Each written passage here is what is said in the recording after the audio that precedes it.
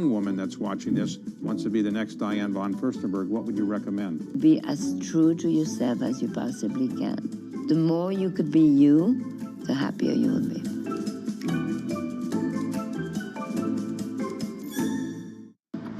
Up front, when your shares are down 20%, it's got to hurt. But talk to us about, well, really what you're seeing.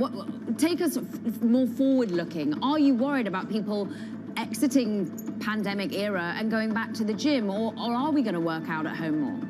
Well, that's actually the advantage that Beachbody has is we have never been a direct competitor with the gym. In fact, what we rely on is our ability to influence the 150 million people in North America specifically who are overweight or obese and haven't made that choice yet. Our job is to influence them with great content and this combination of what we call the total solution: fitness, nutrition, and community, so that they can tap into this incredibly cost-effective solution that is entertaining and engaging right at home so that they get results. That's our job, is to help the new person engage in healthy lifestyles.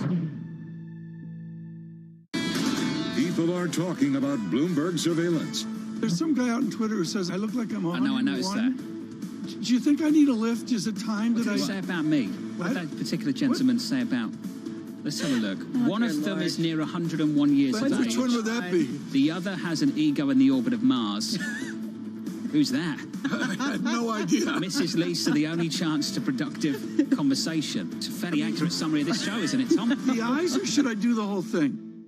How will pricing have to adjust or not as a result of your greener ambitions? We ran a big survey around 32 countries. More than 30,000 people took part. And as you say, there was a big gap between people that were worried about climate and people that were taking action. Well, it's really a reminder, isn't it, just how sensitive the markets are to any commentary about trade. We did see some pressure on the yuan, we did see some pressure on the futures. That is now being reversed.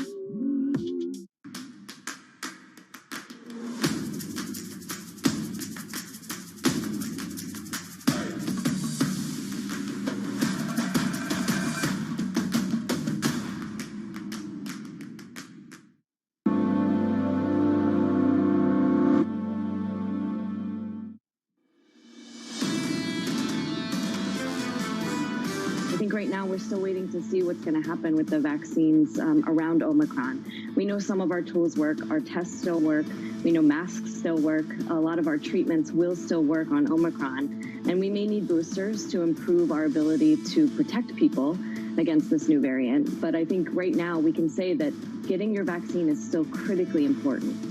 Absolutely brilliant to catch up with Dr. Lawrence Sauer again, University of Nebraska Medical Center Associate Professor from New York City, alongside Tom Keene and Lisa Abramowitz. I'm Jonathan Ferro. Your equity market's up 52, advancing a little more than 1%. This is the bounce back from yesterday's big decline. Yields are higher by 4 or 5 basis points on 10s, getting back towards 150, Tom, at 149. And look out, crude, we're higher again. We bounced back by 4 percentage points to $69 and just short of 10 cents. Very good. This is a really important conversation right now, and this goes to what John Farrell kept harping on yesterday, and I got huge response, John. I happened to be, by chance yesterday, in a liquor store, John Kennedy Just by chance, Wines, Tom. by chance, up on Madison Avenue, and they actually mentioned what you were saying yesterday about Pfizer and particularly about Moderna. Gigi Granville is a person to talk to. That she's out of the biology combine at Indiana University with serious, legit protein chemistry work at Memorial Sloan Kettering, speaks to her work in epidemiology and in the study of all this, and particularly in a global sense of health security. Gigi, you don't want to answer this question, but you're on surveillance. Are the vaccine makers talking their book? Should we listen to CEOs of profit-making companies doing magnificent science about the uncertainty of Omicron?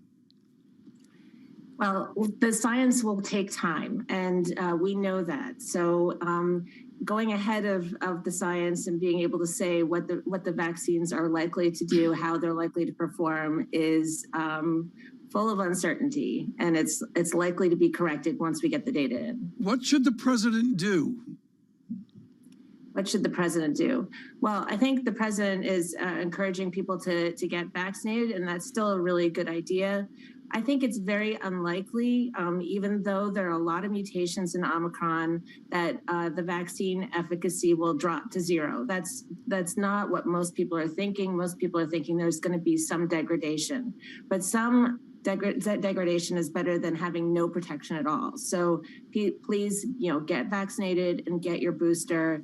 It improves not only the quality of your immune response and also your quantity of your antibodies. So quantity and quality. So Gigi, just to follow up on what Tom was talking about with respect to should we believe the CEOs of these pharmaceutical companies, we heard over the past 48 hours from Moderna's CEO that the existing vaccines probably won't be as effective. We've heard from the BioNTech CEO that they are likely to be effective in preventing severe illness. You've noted that anyone who tells you anything with certainty is trying to sell you something. What are these CEOs trying to sell us?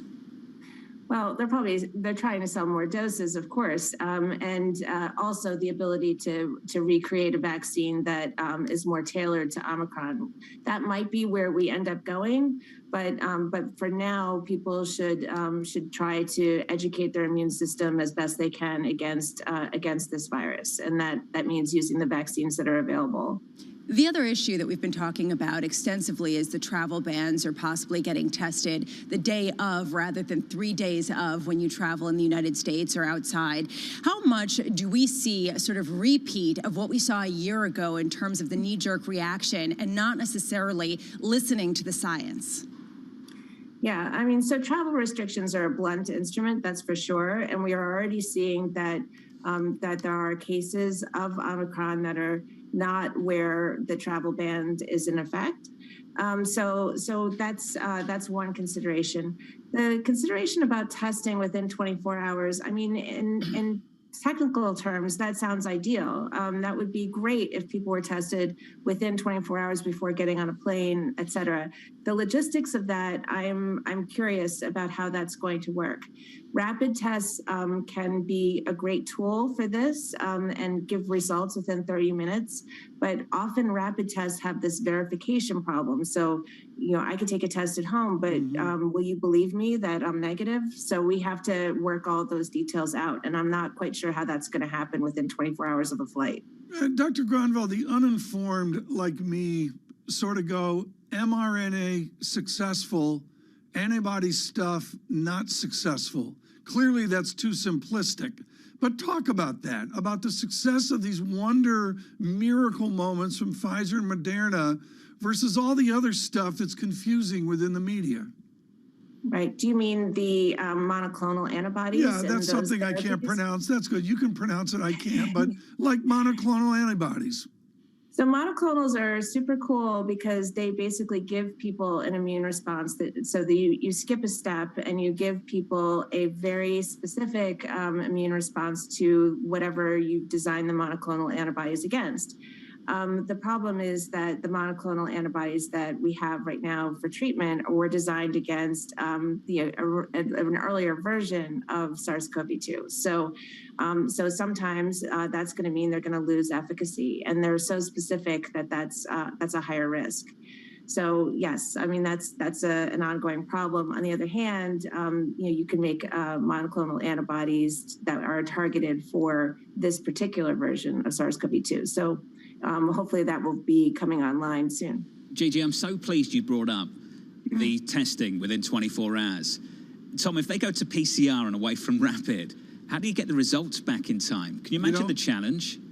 We had and just for me, I fly back on December 26th. That's the schedule, to fly back from London, December 26th. Tom, so am I getting my test on Christmas Day? I'm having 2 meetings. Can you get that back quickly enough? I go out. Yeah. Are they going to stick with rapids? John, we had a family member last night cancel a trip to Europe. Yeah, and I think that's a fact. Many others are going to do the same thing, Tom. We need some clarity on this in the next couple of days. Gigi, thank you. And I noticed the Christmas stockings too. The Gronvall household is ready to go. They're ready to go. Ready to Unlike our house. I've got the advent calendar ready to go, John. Tom. You're making me sick. You're going to get back. You're going to open it up. The advent that calendar. first window. You don't do an advent calendar with the chocolates behind I'm you? Jewish. Lisa. You can still do an advent calendar with the chocolates behind, my kids Lisa. would be very happy, honestly. Hanukkah is not living up to their expectations. Thank you. I could see an Old Testament advent calendar. I think that Does that not work? It'll be like, ethics and guilt. John's is Premier League. He opens it. Oh, Salah. Oh, great. No, it's Lint. It's Lindt. It's a Lindt Advent chocolate calendar. This got awkward quickly, up 58 on the S&P, advancing a little more than 1% on the S&P. Mrs. Yields are Keith higher said, when are we by 4 catching up basis with points. Pharaoh on the holiday spirit? So 148.85. I'm very happy to catch up with Mrs. Keane whenever you like, Tom. Well, no, Would you like me to invite you this time? No, yeah, for what, some eggnog? Okay, great. His eggnog is, I've heard, amazing. It's good. It's good. It's a bit rich, but it's good.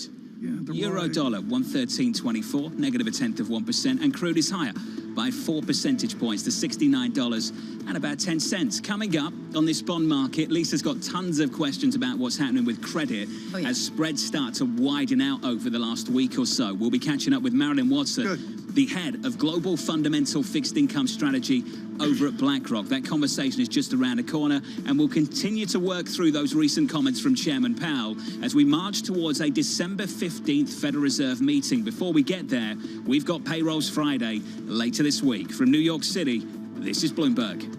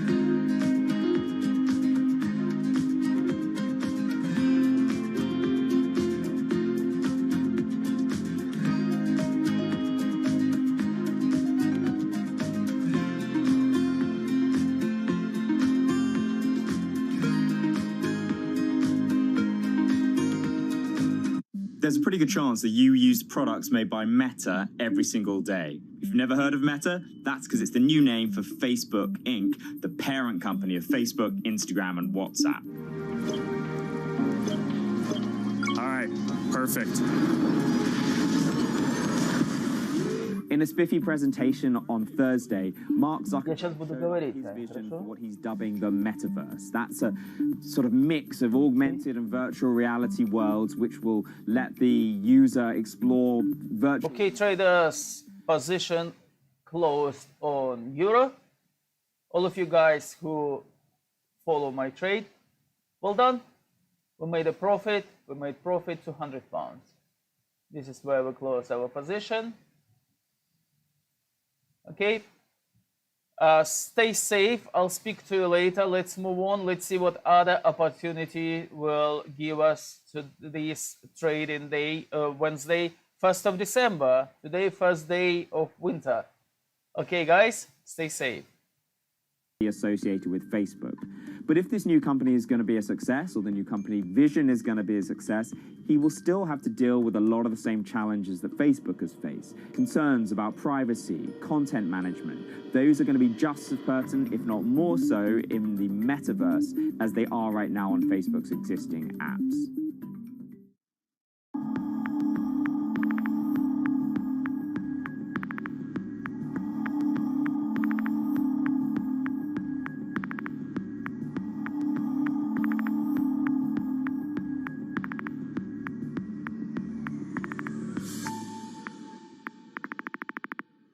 Mercedes-Benz is on a path towards CO2 neutral mobility. So we have flicked the switch there, and really we're going to step by step electrify everything. And what does that mean? Combustion engines get electrified.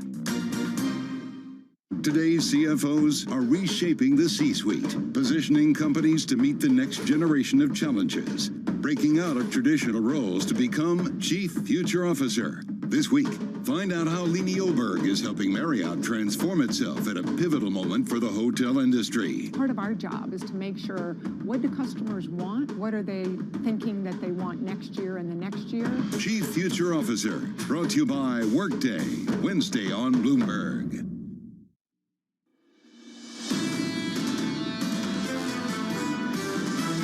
pent-up demand and disrupted supply chains are leading to inflation worldwide. We might even see core inflation at, I don't know, 6.5% potentially in February. We have several scenarios where rates move higher, particularly if inflation turns out to be more persistent. Economic data is going to be hard to trade off at the moment. We're moving in a period like the 60s where we had higher inflation, higher growth.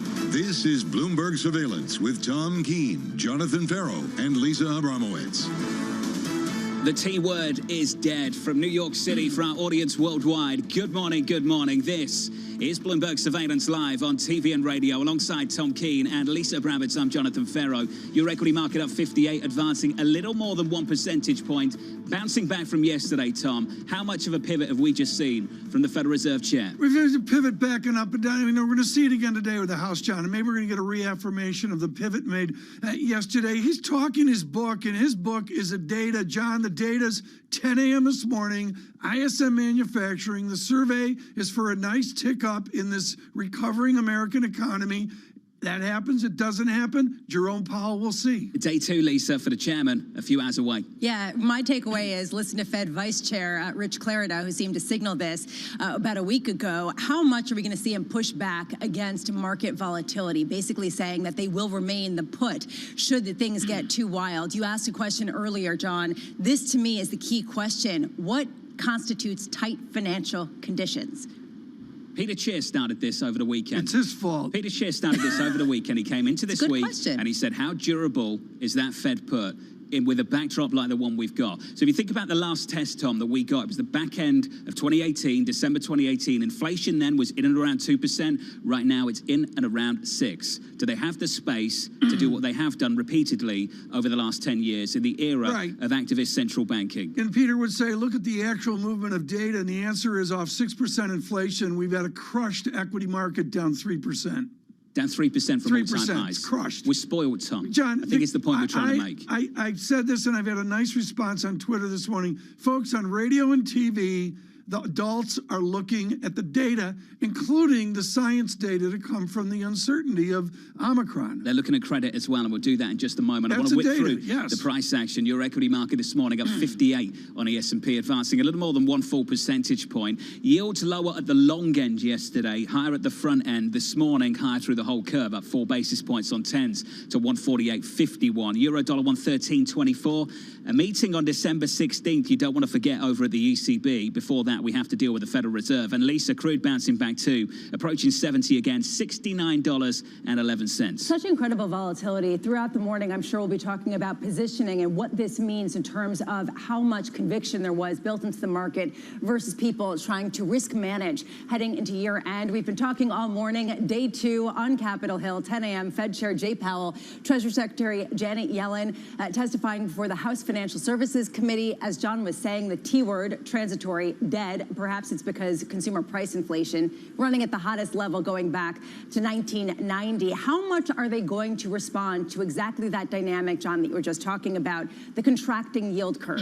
The gap between 5-year and 30-year Treasury yields now the lowest going back to the height of the pandemic, March 2020. Does this indicate a policy error? Is this just people closing out of positions? Today, a slew of data, ADP data ahead of that really important Friday report. Also, U.S. November ISM manufacturing data. I know, Tom, you were looking at this. The expectation is for improvement, but watch the commentary. How much do a lot of executives come out and say, these supply chain disruptions are actually getting worse. We are just managing them and learning how to manage them better. And today we get throughout the day November unit motor vehicle sales.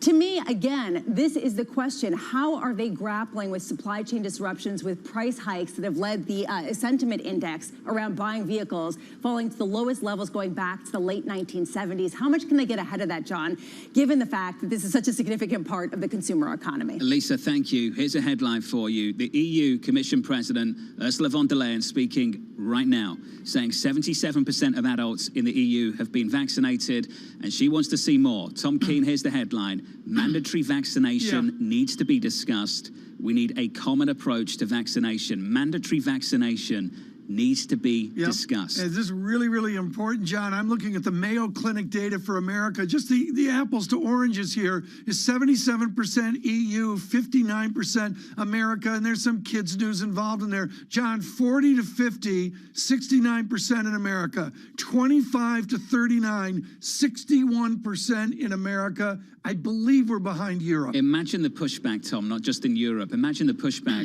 we would get in America if any leader started to have a conversation like the one that the EU Commission President is having right now. There it is. I mean, you know, these are the headlines. And again, these are the politicians reacting to it. And you see it in the deepest market, John, we have, which is fixed income. We heard this from Germany yesterday. Lisa, hearing it from the European Commission President right now. Mandatory vaccination needs to be discussed. And in the United States, you could argue that the private sector has been leading the charge and basically doing the same thing. I mean, I know that in New York City, you have to show your vaccine card to get in anywhere. Increasingly with airlines, there's a similar type of policy. And even then, there's testing. You wonder whether governments will follow or whether the court system won't let them in the United States. Let's talk about this bond market as well. If you're just tuning in, you have got a bond market with yields higher on 10s by 4 basis points to about 148, just short of 150. Joining us now to discuss is Marilyn Watson, Head of Global Fundamental Fixed Income Strategy at BlackRock. Marilyn, let's start with Chairman Powell and work our way forward into this bond market, treasuries into credit. Did you sense a big shift yesterday from the chairman? We did sense a shift. So I think particularly, obviously, at the end of last week, we saw this very much a risk-off tone with the new variant coming through, leading to, a huge amount of uncertainty back in the markets. And I think that led to, investors being obviously a little bit more cautious going into Chair Powell and his testimony. And I do think it did surprise the markets a little bit. I mean, we have been saying for some time that we think, the Fed really is in a position now where they can, accelerate the taper, where next year they can start to even, maybe raise rates maybe 2 or even 3 times, depending on how this new variant shapes out. But I think the market was caught a little bit off guard, just given the volatility that we've seen over the past few days with the negative news, around COVID. But I think in terms of the overall trajectory of the market, that's where it had been heading. I think it was just surprising given the context of the past few days. The QE has been very important for signaling to the broader economy and to financial markets as well. Marilyn, I just wonder what an accelerated QE taper would actually mean for this market. You, Rick Reed, and Bob Miller have made the point repeatedly over the last several months that a lot of this would be cancelled out by the taper at the Treasury. But if we accelerate things, does it have a bigger impact? Well, I think on the margin it has a small impact, but the fact is that when they are still continuing to purchase assets, even as they wind down the amount that they hold, then they're still actually supporting and they're still providing very, very loose accommodative monetary policy. They're still continuing to buy assets. So even if they sort of accelerate this a little bit, we think that the level of accommodation at the moment is so high, and particularly I think yesterday, we did start to hear a lot more caution from Chair Powell around just the very high levels of inflation that, are potentially becoming more persistent. And I think that's a factor that the Fed are now starting to really include in the forward guidance. And I think maybe they're just starting to shift the tone a little bit as we do go into, the FOMC meeting in a couple of weeks' time. I think it will be key for market participants to really see, the timing around the QE tapering, but also the timing around any potential rate increase as well. So I think given the high levels of inflation that we've talked about a lot, given the fact that the tone has shifted around that it could be a bit more persistent than so far we've been hearing from the Fed, I do think it's important. One reason why perhaps Fed Chair Powell feels emboldened is because markets are letting him make these moves, to make these signals without getting disrupted too much. And I take a look at credit, nothing like the taper tantrum going back to 2013, but still, nonetheless, you are seeing money get withdrawn from the high-yield debt market and slowly see yields creep higher, the worst performance for that debt going back to September 2020. Is this a buying opportunity or a warning sign for what's to come? I think potentially if you exclude the current uncertainty around the new COVID variant, it could be a buying opportunity when you think that, of course, as you expect to see, monetary policy normalize a little bit, and we have seen, obviously, the yield on treasuries increase. We're starting to see spreads widen. We are seeing now better opportunities and better valuations in higher quality credit. So we have seen some investors sort of go up the credit quality spectrum We have also, when you're talking about high yields, we're continuing to see investors as well, still continuing to prefer the loan market in many cases, given the floating rate structure. So I think, again, as the market is really starting to position itself for a little bit more normalization, although we're far from normal in this environment, and as we do see these ongoing levels of inflation that are persisting through into next year, then I do think we are seeing more dispersion also in the sectors that are seeing better prices, better valuations. So I think it's a buying opportunity, but I think also investors are being particularly cautious as we go into year end. Liquidity isn't particularly great at the moment, and as we do have this higher uncertainty, as we're discussing around the new COVID variant, around potentially measures to limit restrictions on movement, etc. So there's a lot of unknowns, but there could be potentially buying opportunities. What an end to the year, Marilyn. Fantastic to catch up with you. Send our best to the team as always. Marilyn Watson there of BlackRock, and I'm so pleased, Tom, that Marilyn closed out there with that word normalization. Normal. What is normal this time around? That's what we need to think about a whole lot more. We have three audiences. We have Global Wall Street, which understands Marilyn Watson word for word, and we have a couple other audiences that maybe heard some Greek there.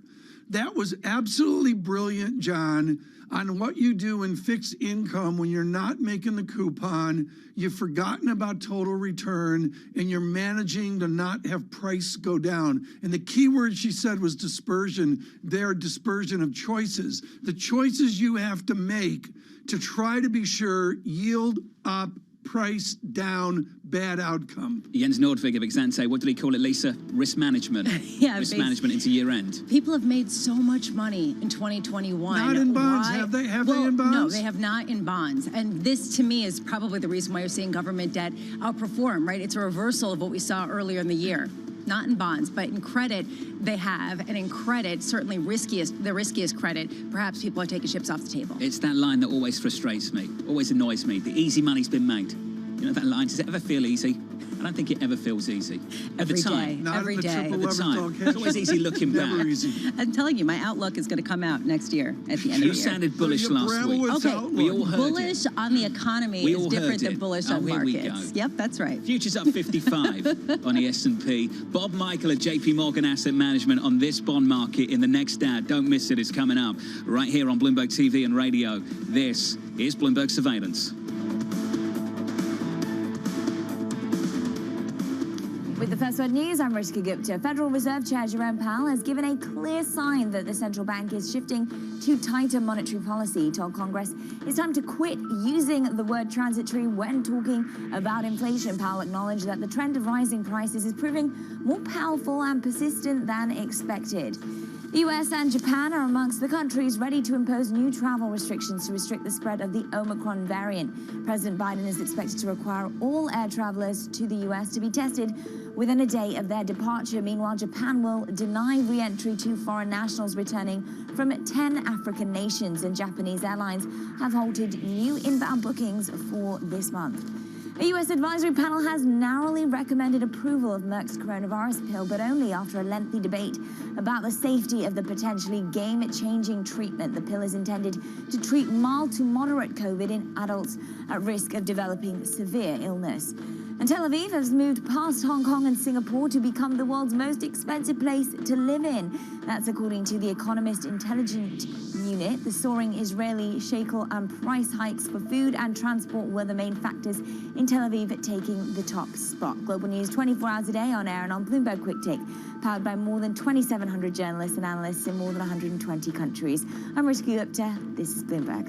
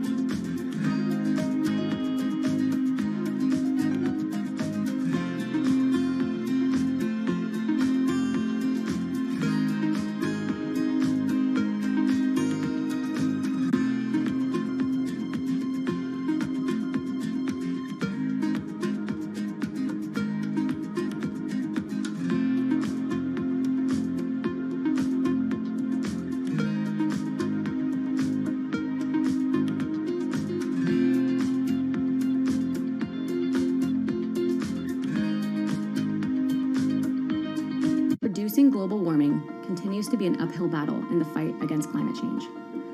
1.5 degrees Celsius. That's the temperature deemed the safe limit for global warming set by the Paris Agreement in 2015. To limit warming to 1.5 degrees Celsius, CO2 emissions would need to be reduced by 45% by 2030. 191 Paris Agreement signatories committed to setting national targets to reduce CO2. But current national targets project a 16% increase in greenhouse gas emissions by 2030, with global temperatures expected to rise to 2.7 degrees Celsius by the year 2100. Among the most vulnerable to global warming are many of the world's smallest and poorest countries.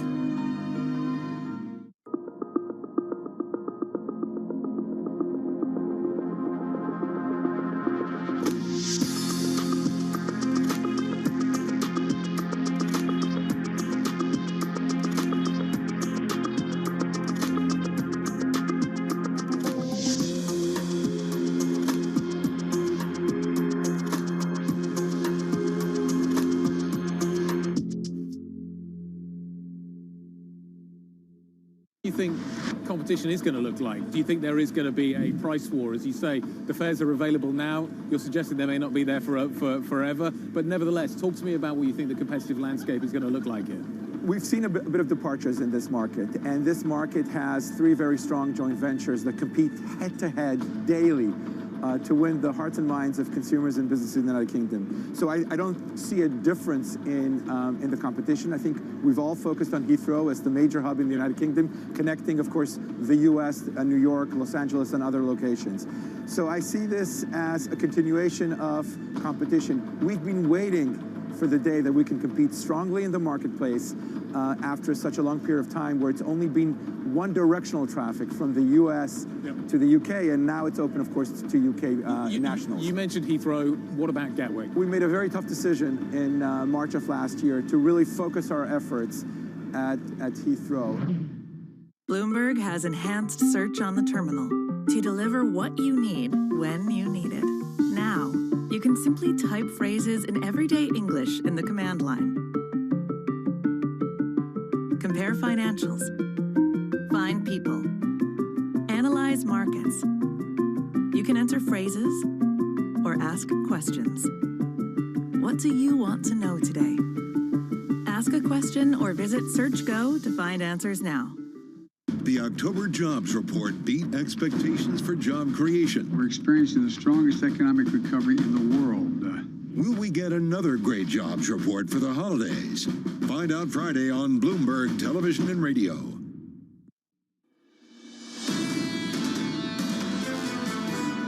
The economy is very strong and inflationary pressures are high, and it is therefore appropriate, in my view, to consider wrapping up the taper of our asset purchases, which we actually announced at the November meeting, perhaps a few months sooner. The word transitory has different meanings to different people. I think it's probably a good time to retire that word and try to explain more clearly what we mean.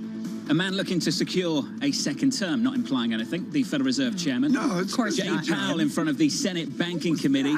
He goes in front of the House a little bit later.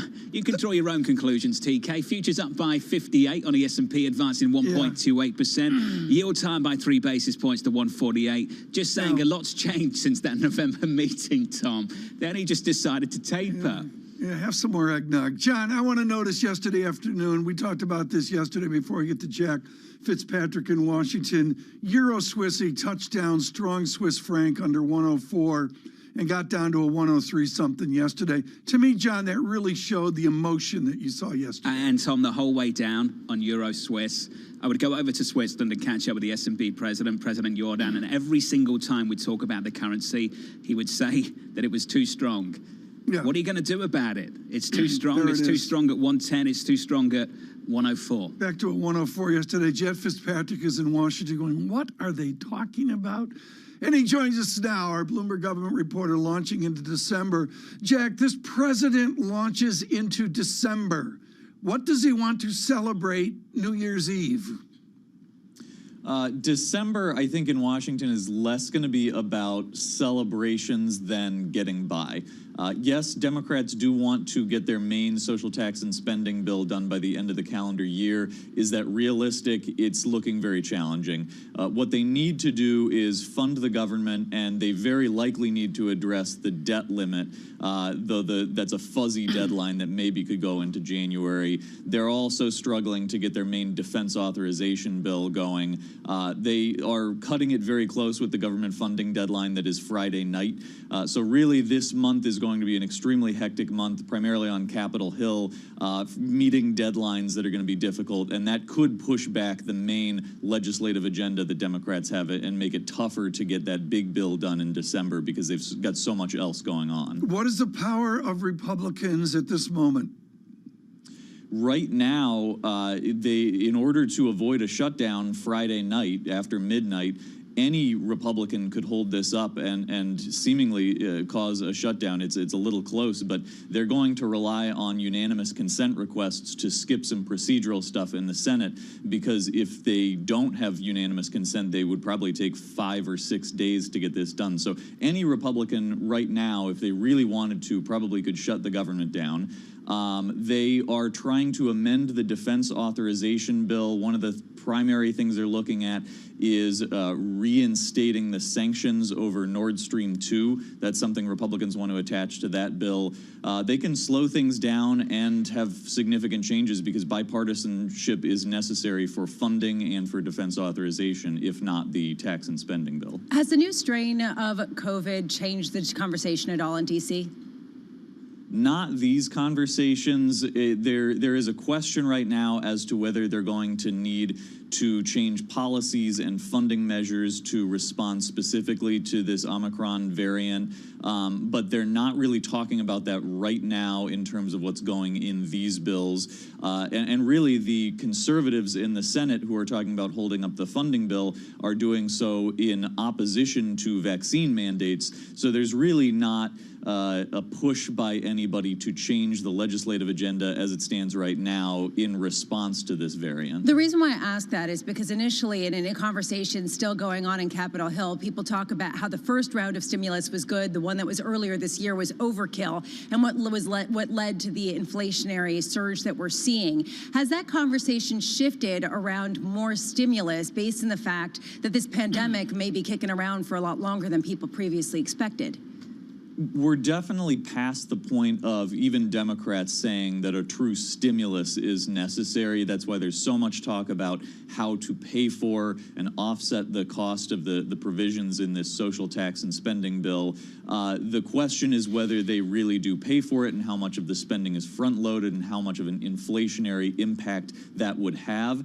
So everything that has led up to this, and including the current concerns about the new variant, have definitely affected the fiscal approach that Democrats are taking. But, you hear from people at Penn Wharton's budget model who say, even as it stands, this bill would probably add a 1/4 point in its first year of enactment to inflation.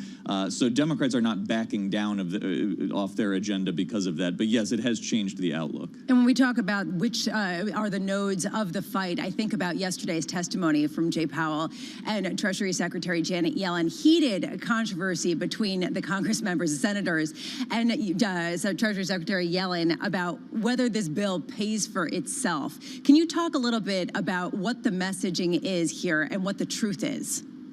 The messaging from Democrats is that it basically pays for itself. That relies on some assumptions that are not concrete and definitely some gimmickry. There are major provisions that would expire that they all plan to re-up in the future. Whether they would pay for those extensions, that usually doesn't happen. So that artificially reduces the cost. Aside from whether it's paid for in this 10-year window that they discussed, though, is the fact that the spending is front-loaded to an extent that, according to the CBO, it would add, I believe, somewhere around $800 billion in the first 5 years, and then the taxes would sort of start to reverse that if they don't extend these measures. So the truth is, yes, there could be an inflationary impact because of how it's structured, and future legislation to build on this would probably exacerbate that. Though, again, there are economists who say this is not the biggest issue with inflation, this one bill. Jack, I take very little satisfaction in asking this question. I have tremendous respect for the Labour economist, Secretary Yellen.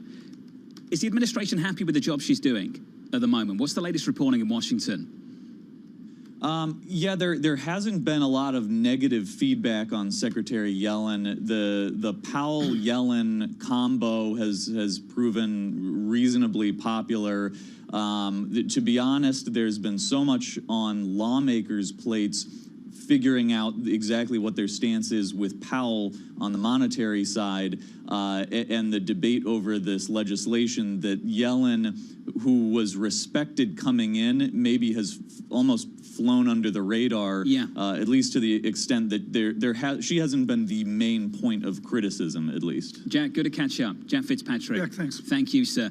Elisa, I asked that question because, of course, that question is being asked, and it's important to address it. And frankly, she came under a lot of heat from Congress members yesterday, from senators basically saying, are you telling us the truth? And there was a lot of disagreement about what the truth was, as you see the dueling messaging kind of in play. The search for the truth. Yeah. So philosophical. Let's talk about the search for opinion right now. That's easy to find, Tom, on the pushback against the transitory debate and the capitulation. Do you want to call it that? Can we call it that yet? No, we cannot call it that yet. The debate's out there. David Rosenberg was on fire on Bloomberg Surveillance on radio yesterday. John, you know, it's Ilarion and Summers, and there's this whole school, the Blanchflower Rosenberg disinflation, called They Are Heated to Get Over It. It's transitory. From New York, this is Bloomberg.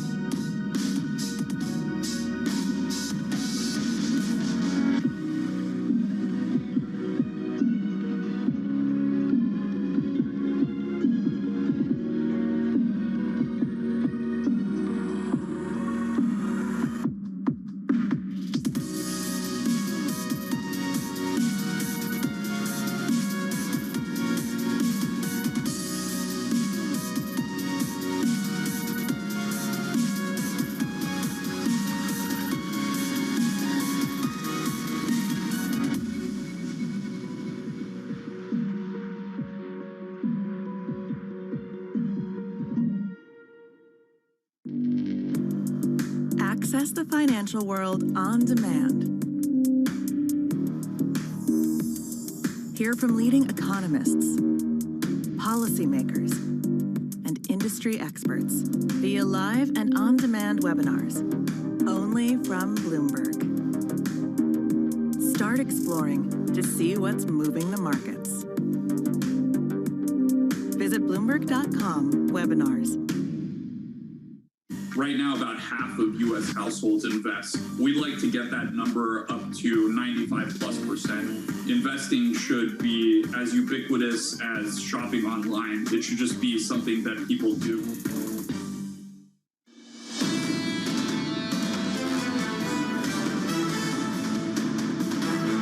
I will keep this brief. We've got some fantastic guests coming up. Great lineup through the next 30 minutes. Going into that, equity futures up 60. We bounced back from the losses of yesterday, up by 1.3% on the S&P 500. Switch up the board and get to the bond market. 2s, 10s and 30s. I want to look at 2s. We've repriced, but we're still south of where we were last week. 65 basis points last week, just 60 right now. Yields are higher by 4 basis points as we start to discuss a faster taper again. And then we reintroduce the rate hike debate, once again, at the Federal Reserve. There is no rate hike debate over here, though. Switch at the board over in Turkey. Dollar lira, Tom. A bit of FX intervention from the Turkish Central Bank. Doesn't do much for this currency pair. A move of about 1% now, Tom. Dollar lira, 13.3. Yeah, buttressed up nicely against where it is off intervention, and we'll see which way that breaks. Thanks to Jens Nordvig of Exante. He was just brilliant an hour ago, John. He was fantastic. Find that interview on the Bloomberg terminal and, of course, on Bloomberg.com, and we'll try and push that out to social too. Dollar lira then 13.32.91. That's the cross-asset price action. Let's get you some movers this morning and say good morning to Romain. Morning, Romain. Good morning, John. Of course, coming off of yesterday's sell-off, I guess the big talk is what's the threshold where people come in and buy that dip? 2% seems to be that threshold. Remember, we've had 5 occasions now this year where the S&P has closed down by 2%, and on the following day, on the previous 4 times, we actually open higher here. That appears to be the trend line here this morning. Apple and most of the tech names leading most of the charge here this morning. Some of the travel stocks also getting a bid. We should point out Apple has actually been a bit of a defensive play. It was one of only 7 stocks in the S&P 500 that was actually higher yesterday, and it's actually been on a pretty interesting run, up for 11 of the past 12 sessions. Today could be 12th out of 13. NVIDIA and some of the chip stocks also being embraced today, and the bank stocks also getting a bid. JP Morgan coming off of 4 straight days of declines, up about 1% here in the pre-market. Flip up the board, a couple individual stories to keep an eye on. Mark Benioff over at Salesforce getting a new co-CEO, but buried, of course, in that statement was, of course, an interesting forecast here for the fiscal 4th quarter that missed most analyst estimates. Tom, Hewlett-Packard Enterprise also providing a forecast that came up well short. Ambarella, of course, the maker of video processing chips, providing a forecast that beat the street estimates. Romain, thank you so much. South Korea, folks, confirms first cases of Omicron, and at the same time, France has 13 suspected cases of Omicron. Those 2 headlines coming across the Bloomberg. We turn to someone who always speaks clearly from the 2nd Congressional District, Arkansas. The Republican French Hill joins us today on a wide set of topics. French, I want to go to the themes that we've done on Omicron in the last 2 hours. And I note the Mayo Clinic has your Arkansas with the arch reality for America in this pandemic. It's the middle group, 18 to 64, only 55% vaccinated in your Arkansas. What do Republican politicians do to get America vaccinated? Well, Tom, it's great to be with you and Jonathan and Lisa today. Arkansas has worked so hard to get our vaccination rates up. Governor Hutchinson's been a good leader on that. He's traveled all over the state to encourage vaccination, and we've made steady progress. And we're particularly pleased that we've made steady progress, but there's more work to do. We noticed when Delta was rampant in the late summer, that really was a spur to get vaccinated. Perhaps the concern over Omicron will do the exact same thing, and we'll get more vaccination rates. But we're out doing boosters now and promoting that, and we're seeing more of the population going for their 3rd shot. How do you respond to Brussels stating in the last 60 minutes a possible mandate of vaccination in Europe? I know that's anathema to so many, including, let's say, Republicans. Do we need a description of a mandate to get this going to catch up? Well, I think in America, we really have nationally a very good vaccination rate compared to the world. And by encouraging people to do that and telling people it's important for their own health and letting them make that decision and letting employers work together with their employees on what the right way to keep people safe is in the workplace, we're making steady progress here. I believe that, a mandated top-down mandate, I can't speak for Europe, but in the U.S. has created some more vaccine resistance in some parts of the country. So we're trying to do this with a carrot approach and an employer-employee approach rather than one big-size decision from Washington. But Congressman, to Tom's point, the U.S. vaccination rate is actually lower than that in Europe, which is facing all of these increases, dramatic increases in case counts, in hospitalizations. Is there any point at which you would change your mind with respect to mandated vaccines should things get severe enough here in the United States? Well, here's my view on that, we have a huge country with a lot of differences in space, concentration, urban versus rural, work conditions, and that all needs to be taken into account. Whereas, obviously, in Europe, you have a much more concentrated, dense urban population, and that has to be taken into account there vis-a-vis some conditions here in the U.S., and that's why I think state-by-state decisions here are the best way to go in the United States. Congressman, you're speaking with us ahead of day 2 on Capitol Hill for Chair Powell and Treasury Secretary Janet Yellen. Is there a question that you have that was not answered with respect to inflation, with respect to the Fed's response, as we heard from Powell?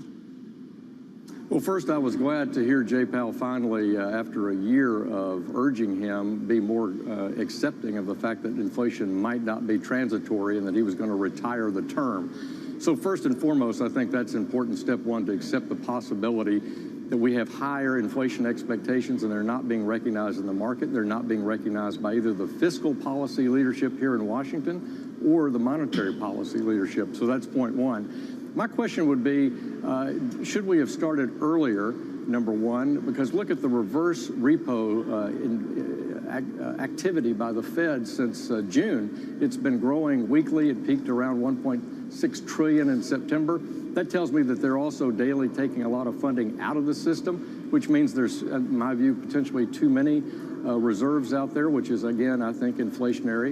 And then secondly, I'd say, Lisa, what is your forecast for inflation, given the fact that it's understated in the CPI and the core CPI are both, in my view, understated for outlook for inflation for 2022? French Hill, you guys own chicken. Good morning to all of Tyson's Foods and the 2,400 farms across Arkansas that frankly feed this country and feed people who now can't afford meat.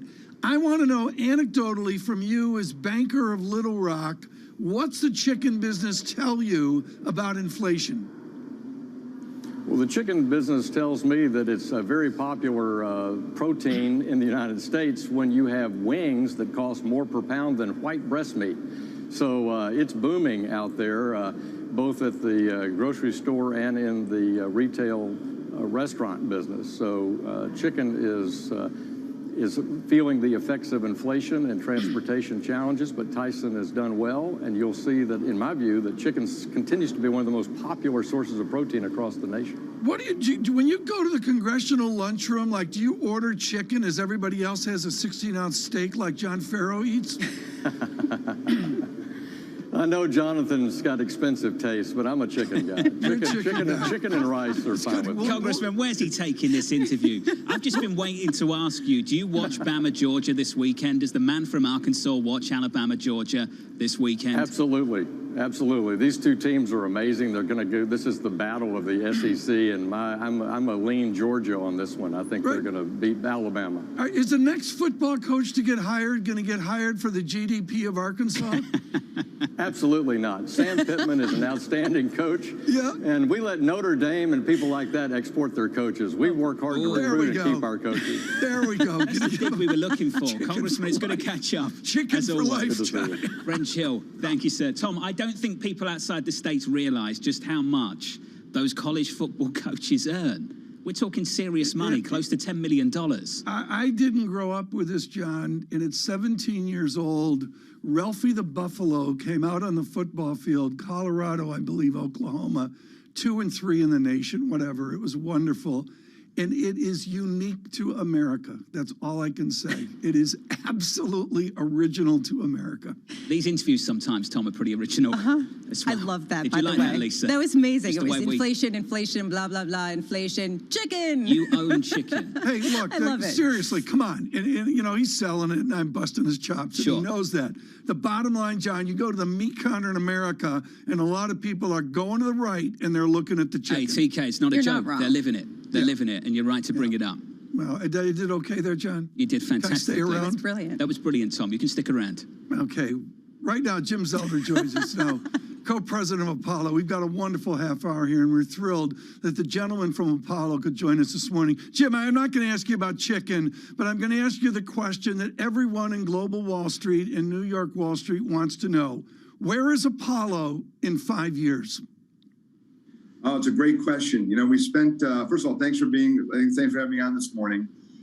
We have an exciting growth-oriented strategy. We've been very focused the last 12, 18 months laying it out. We laid it out at our Investor Day about 6 weeks ago. And for us, it really is, we have a exciting merger that's going to happen in the first of the year between Apollo and Athene, our retirement services enterprise. And we're very focused on platform origination, you know, great high quality credit as the world thinks about low rates. I know you're talking a lot about inflation, but we have a view that rates are going to be probably lower for a lot longer. So we're very focused on large scale platform origination. We're very focused on the democratization of finance in terms of bringing more and more investors into the high quality investments that we're doing. Jim, not to interrupt, Sure. Jim, but we got so much time here, and I know John Farrell wants to get in. I've got one more question. You guys were weaned on IRR, internal rate of return. You are shifting from an IRR psychology to much more of a global, normal banking finance business. How tough is that shift? Well, it's a great question. I mean, certainly for us, our PE business, which has, you know, renowned global great investor for IRR and MOIC, as you said, that's still a key part of our business. It's, you know, 75, 80 billion of our assets, and it's a key asset. But for us, you're right. When we think about our platform right now of 475 billion, our yield business is our biggest, and creating that spread platform, we use our PE mentality, we use our PE playbook on how we approach it. But you're right, it is about creating machines and origination machines. So a lot of intellectual capital used, but we are certainly broadening our playbook of how we operate, both very, very important to us as we grow. Jim, do you think people are starting to realize that? Do you get frustrated when they still refer to you as a PE firm? Well, you know, certainly we do our best to make sure that we're labeled as an alternative asset firm. I think in the last 2 years, in the last year in particular, as we've gone out and broadly put forth our 5-year strategy, I think the market's waking up to it. We have a great group of global investors in our funds, approximately 2,000 of those LPs, but we've got several thousand more that are looking at our business every day. And I think the Apollo Global Management story and strategy is being very much more refined, and as we communicate it very clearly, I think we're getting a much greater, wider reception. So it's a 5-year strategy, and it'll take a long time to communicate that, but we're very focused on getting it out quickly. I want to talk to you about rates in just a moment. I want to talk about the origination strategy as well. We heard a ton about this at the Investor Day. There's been an acquisition this week of Aqua Finance. How does that fit in to all of this, Jim? It's very consistent. We look at great platforms that fulfill niche origination, that have long track records of success, a wide front-end pipeline, and very, very high quality yield with very, very low defaults, and a proven strategy. And Aqua is just one another example. We're in aviation aircraft, we're in SME lending, CRE lending, we're in inventory finance. So it's just a consistent execution of the playbook. Jim, what is it that you're able to do that banks can't, that banks are struggling with? Well, you know, for us, it's really the ability to bring, we finance our businesses and fund our platforms very differently. They have a liquidity challenge in terms of how they fund with deposits, as we all know. We fund with long-term liabilities. So our ability, what we bring to the equation as a competitive advantage is the duration of our capital. We're not taking credit risk. We're really doing an appropriate asset liability match when we think about our liabilities. So it's a different playbook. We apply it in the same areas, but it's a very different playbook. Okay, Jim, I got like 6 questions, but I got one more here because I think it's just so important. If you tell me that you've got long-term expertise in financing, you've got to borrow short to do it. What is your risk here of the yield structure moving higher? Do these transactions get crushed if we see a higher yield regime 3 or 5 or 7 years out? No, Tom, to your question, our liabilities are long-term. We don't short-term finance really any of our facilities. Now, certainly there are a benefit of some shorter-term financing on some of the higher quality assets we have, but we run a very, very tight asset liability match book.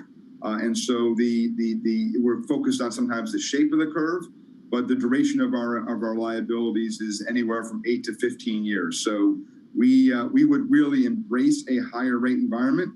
There's no one that you interview that would love higher inflation, and a guy who's running a credit portfolio than myself. Been doing this for 37 years. I'm a little bit skeptical we're going to see that. I think there's a lot of conversation about inflation right now in the global focus on momentary information and in the moment.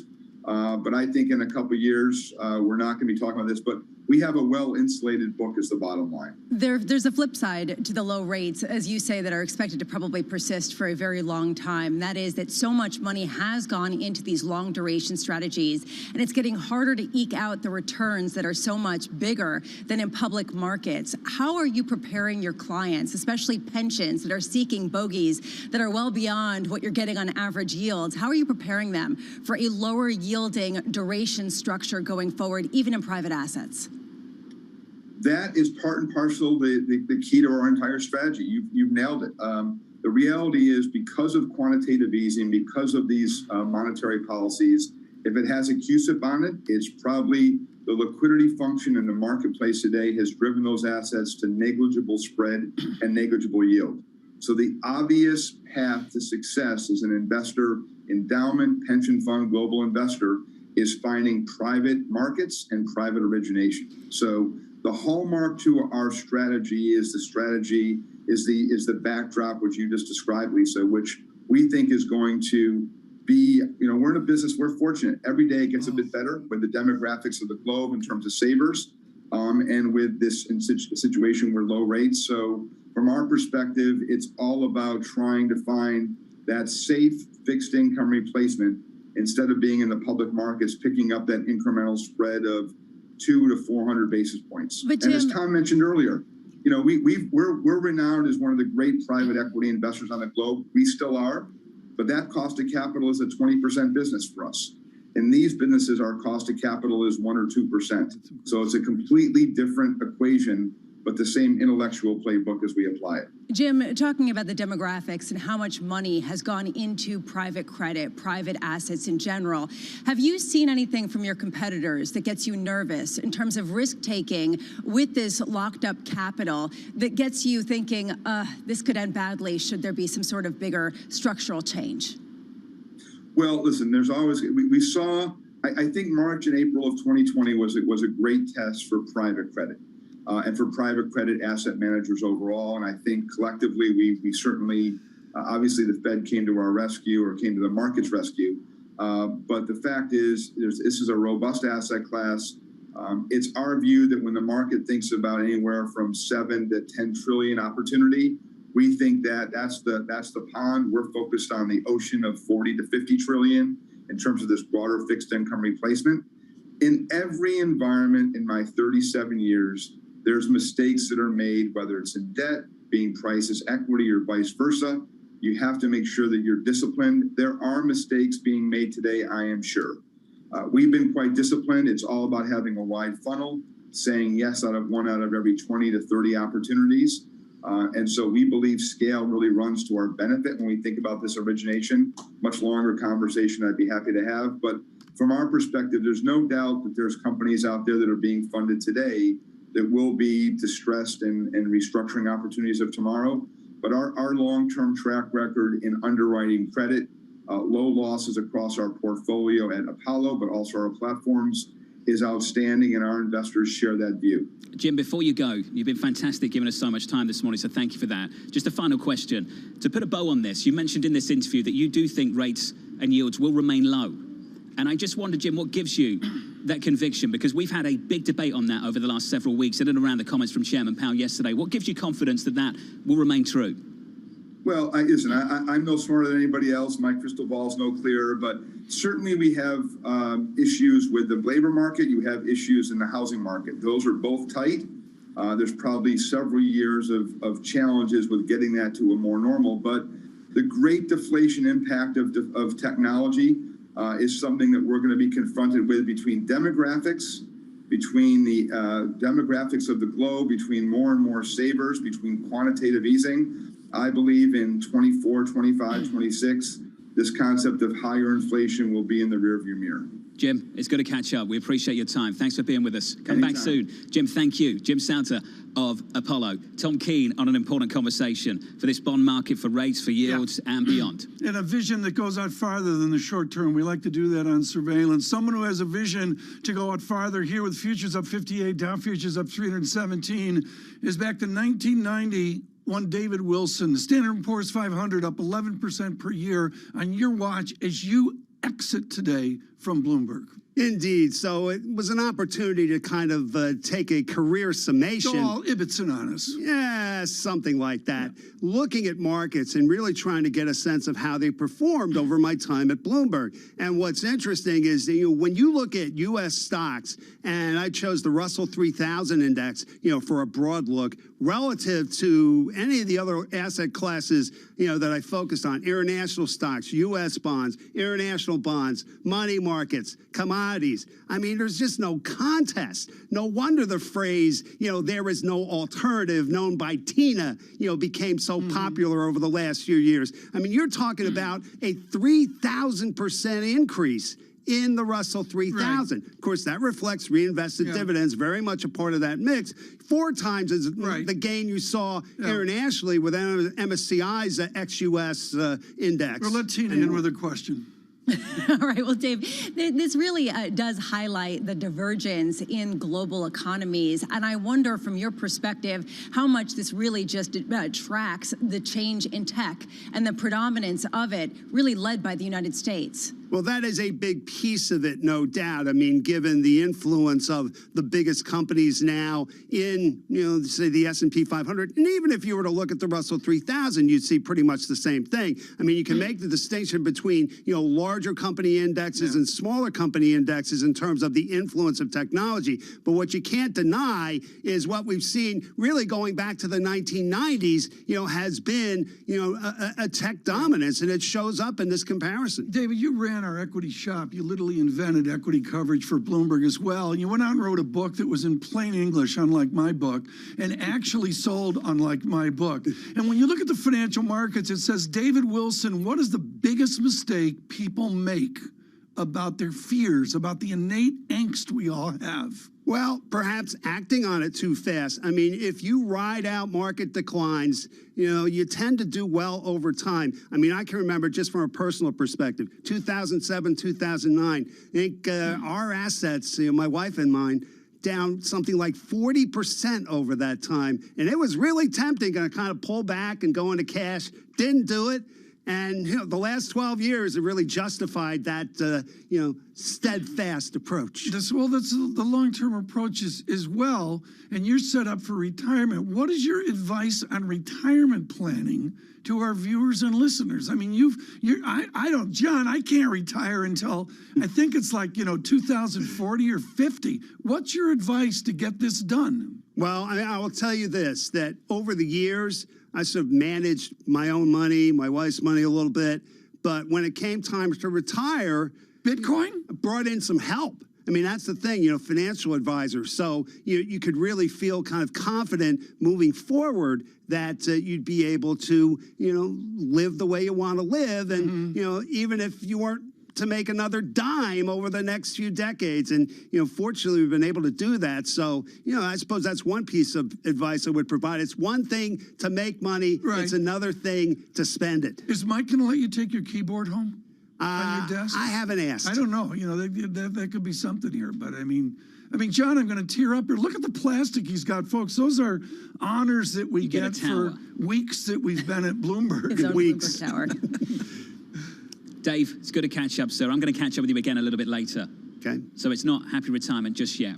We've got one more hit to do. One more hit. You got a message for, you're gonna for be, Dave, Lisa? Yes, he has been a stalwart of Bloomberg, and we so appreciate what you've done for us. Thank you. Thank you, Lisa. That's from a bond person. She did bonds. I know you never met her in print. Yeah, that's right. She did bonds. Yeah, we met a few times. They have a coupon. You make no money in them. Well, yeah, I understand it. Remember, my chart has bonds in it, U.S. and international. So I Very know good. a little. David Wilson, thank you so much Thank you, for Dave. just Love it. 31 just killer years. John, you know, we're looking at this market, and I'm sorry, there's a different persistency today to the up than what you and I witnessed 2 days ago. There's a change from what we saw yesterday morning, which is this drift higher in the front end from yesterday after Chairman Powell into this morning as well. And I think that's the conversation we've got to have with Bob Michael of JP Morgan Asset Management, Tom. This disconnect in the bond market right now, this belief that if rates do go higher, they'll peak at 175. Below the peak that we had in the previous cycle, Tom. And that's a disconnect a lot of people in fixed income have picked up on. It's a conversation that we're all having. We partitioned it with Blanche Flower and David Rosenberg versus, say, what Summers or Dr. Alarian are talking about. And, you know, John, it'll sort out in 3 or 4 years, I guess. And someone will look very silly, Tom, at some point. You know, over the next few years. And let's be clear, this Federal Reserve were just way off on their inflation forecast for this year, Tom. Yeah, well, Way yes, I think that's fair to say now. But I would suggest, John, we'd have to learn from David Wilson, which is you got to figure out how to manage the fears that we address each and every day. And stick with it. The faith to believe that everything's going to be okay. Dave, everything's better than okay for you, sir. You've been an absolute legend around here for 30 years, 30 plus years. Best wishes, sir, on your retirement. From New York City, this is Bloomberg.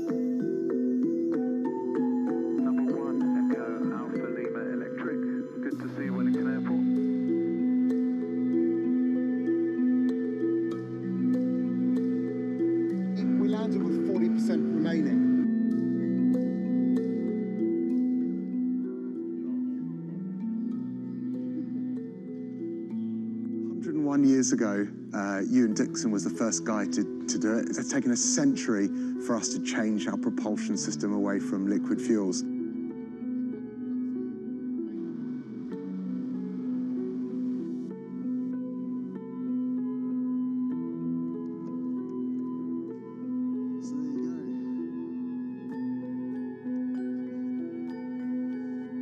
There are dozens of international companies in that airframe size who have realised the opportunity, are in a race to get those commercial aircraft out there at that scale. It's an area that can be served by hydrogen, which we're well placed with, through fuel cells.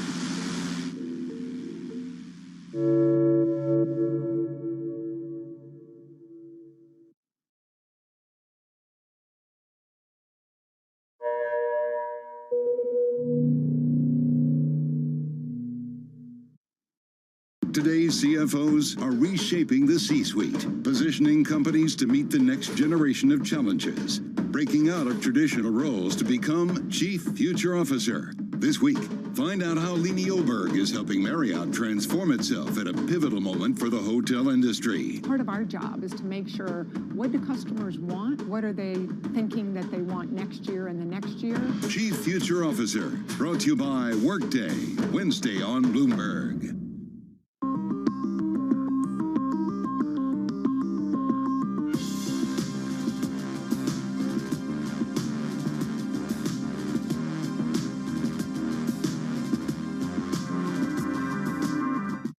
Market that over the past few weeks has made it clear it wants to go higher. It got a little spooked by the idea that geopolitical tensions are rising.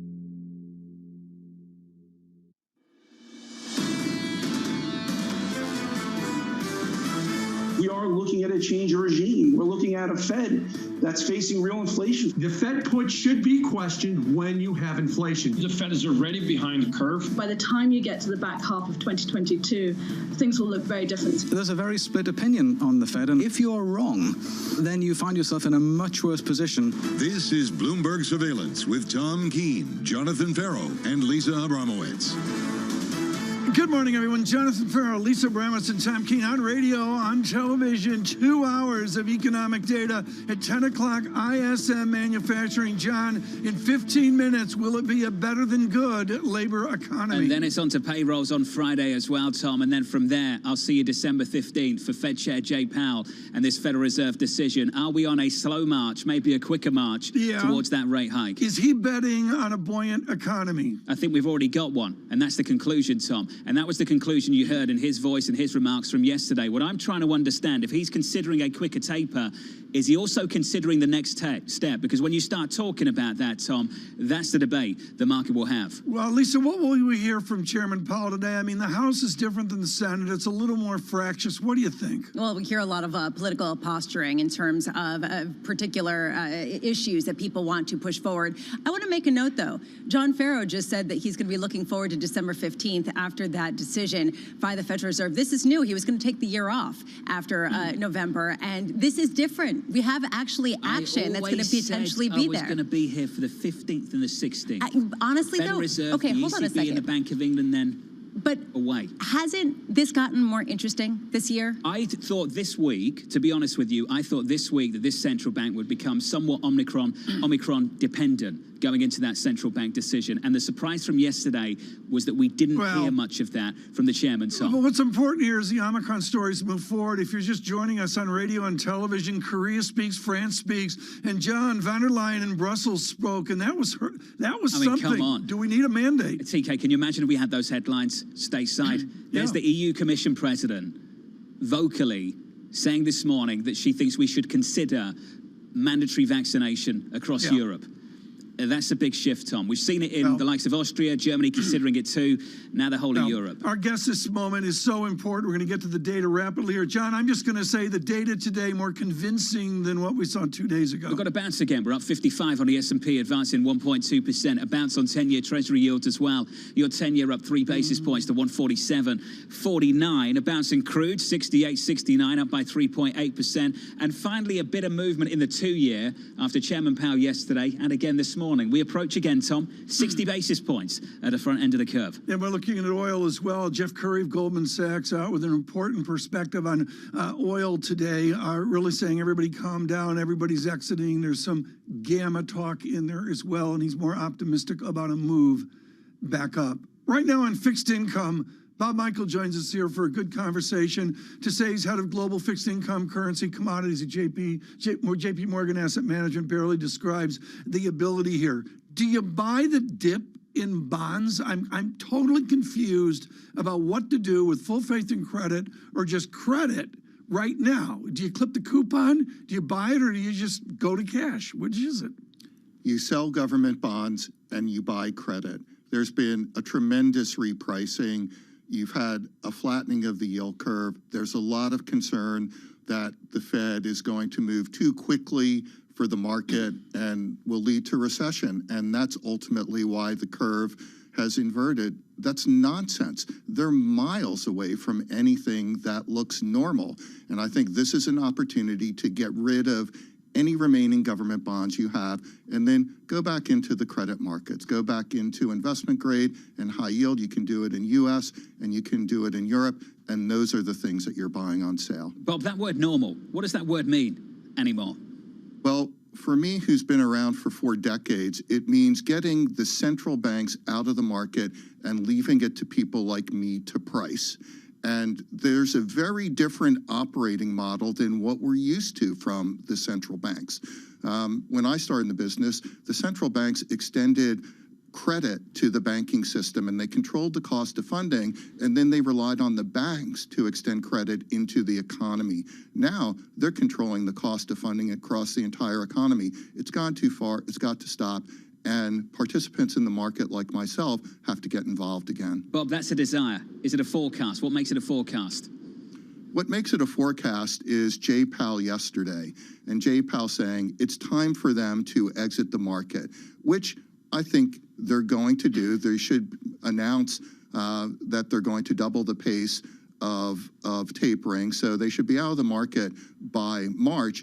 And then we should see rate hikes pretty soon after that. So they're going to start that journey to normal, and we're going to help them on that path. All right, you're going to help them on that path. So completely courageous of you. I do wonder, though, when you say it's a buying opportunity for credit, particularly riskier credit, why this is a good entry point, given the fact that we are still so vastly below where we were before the pandemic when it comes to yields. Why is this an opportunity at 4.8% coupon on a junk bond? For a number of things. For one, corporate profitability still remains very high. Companies have a lot of financial flexibility, and the companies we're talking to don't see any significant drop-off in aggregate final demand, so their top line's going to grow. They do see the input cost pressures, and they're starting to pass some of those along. And by the way, they've been raising dividends and buying back shares. They can dial that down a bit if they need to. But right now, we're looking at a consumer that's flush with cash, that's out there spending. Yeah, there may be some headwinds from the Omicron variant. We'll see over the next couple weeks and couple of months. But for now, corporate profitability looks pretty good. I want to be a part of that. Bob, do you really think central bankers will ever get out of this market and let people like you truly price it? Or is there sort of an implicit put that if things get volatile enough, they'll step right back in? Well, that's the debate. I start off by saying I'm used to one model, but when I look around our trading floor, a very large percentage of the people only know the current model, which has existed since 2009, where central banks do intervene in all sectors of the bond market. So, no, I think it's a tool that they've learned to deploy. It's not going to go away anytime soon, and they're going to have to gauge that with all the other tools that they have. And yes, financial conditions indicators are one of the reasons that you buy dips in risk assets. As long as they look at those things, they're backstopping the markets. Bob Michael with us, JP Morgan here on radio and television. Bob, I'm not going to get you in trouble on China. Somebody else at JP Morgan had some challenges this week on China, but I am going to ask you about the Pacific Rim and about the great miss. Our David Wilson notices in equities, internationals failed. What do you do with international paper right now? I don't mean Turkey, but what do you do with the JP Morgan opportunity in international fixed income? You go for it, and we've had a lot of conversations about emerging markets, specifically emerging market equities, and how earnings for companies across Asia in particular have come in higher than anyone anticipated a year ago. The stocks have gone nowhere. They've even drifted down compared to the double-digit returns in the developed markets. Next year is probably the year that stock prices catch up to earnings, but earnings are still going to look pretty good. So yes, we're also buying credit across APAC, in China, and across the emerging markets. Is Europe a piece of that as well, Bob? Yes, and in fact, we were looking over the last couple of days of going back into the European bank sector, particularly the additional Tier 1 securities and the lower Tier 2 securities, so the bank hybrid securities. So we do see some opportunities there as well. You're not afraid of some speculation, so let me finish with this question. What did you think of Chairman Powell making that move a week after securing renomination, Bob? Did that stand out to you at all? Well, the easiest path for him would have been to do nothing and coast through the hearings on his reappointment. And to suddenly start the tapering process, disrupt the markets, to me is taking some risk. What I want to know is what changed from Monday to Tuesday and what's going to change today from yesterday. Yep, I couldn't agree more. Tom, it's been a month since they announced tapering, and now we're having a conversation. What's changed in a month for him to say, you know what, maybe we should accelerate things? What you see here is a grizzled pro like Bob Michael getting right down to the nitty-gritty. What changed in 24 hours? And that's a whipsaw for people who are not in the game on this. John, we're all talking about the market action. We're forgetting about the losses earned and made over the last, say, 48 hours. 5 days. I really wonder what the carnage is out there. So my final question to Bob Michael, Tom, is usually football related. So we'll keep it consistent and remain on that theme. Not Alabama and Georgia, right? Not Alabama, Georgia this weekend. Bob, confidence levels, I want to understand from your perspective. 10's back to 2 or another championship for Liverpool?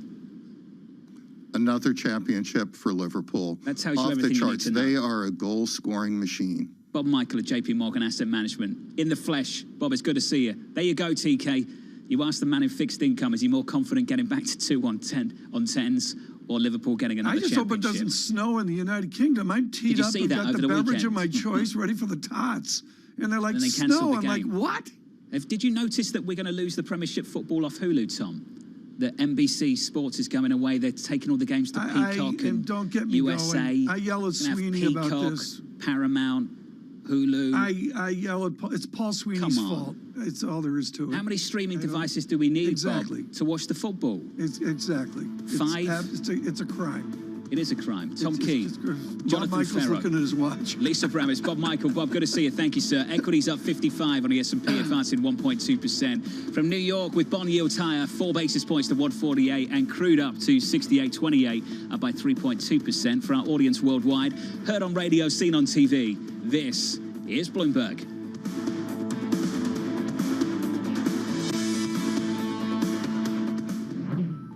With the first word news, I'm Ritika Gupta. Federal Reserve Chair Jerome Powell has given a clear sign that the central bank is shifting to tighter monetary policy. He told Congress it's time to quit using the word transitory when talking about inflation. Powell acknowledged that the trend of rising prices is proving more powerful and persistent than expected.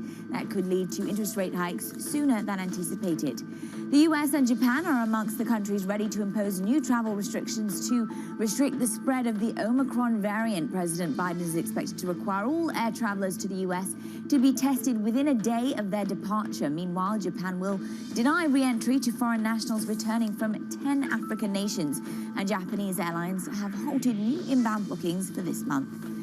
A U.S. advisory panel has narrowly recommended approval of Merck's coronavirus pill, but only after a lengthy debate about the safety of the potentially game-changing treatment. The pill is intended to treat mild to moderate COVID in adults at risk of developing severe illness. And once again, Vladimir Putin is accusing the U.S. and its allies of threatening Russia. He told foreign ambassadors that, quote, the threat on our western frontier is really growing. The issue has to do with a buildup of Russian forces near Ukraine. Tomorrow, U.S. Secretary of State Antony Blinken will meet Russian Foreign Minister Sergei Lavrov in Stockholm. It will be the highest level talks in weeks. And Match Group has agreed to pay $441 million to settle all claims related to the 2017 evaluation of Tinder. A trial was being held in New York. The issue, whether Match and its controlling shareholder IAC Interactive cheated Tinder executives out of billions by lowballing the dating app's valuation. Global news 24 hours a day on air and on Bloomberg. Quick Take, powered by more than 2,700 journalists and analysts in more than 120 countries. I'm Ritika Gupta. This is Bloomberg.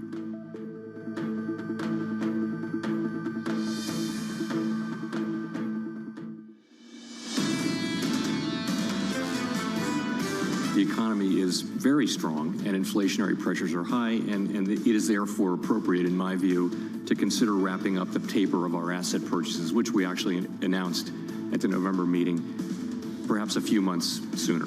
Chairman Powell shaking things up in this market in his testimony to the Senate Banking Committee yesterday. Goes in front of the House a little bit later this morning. From New York City this morning, good morning.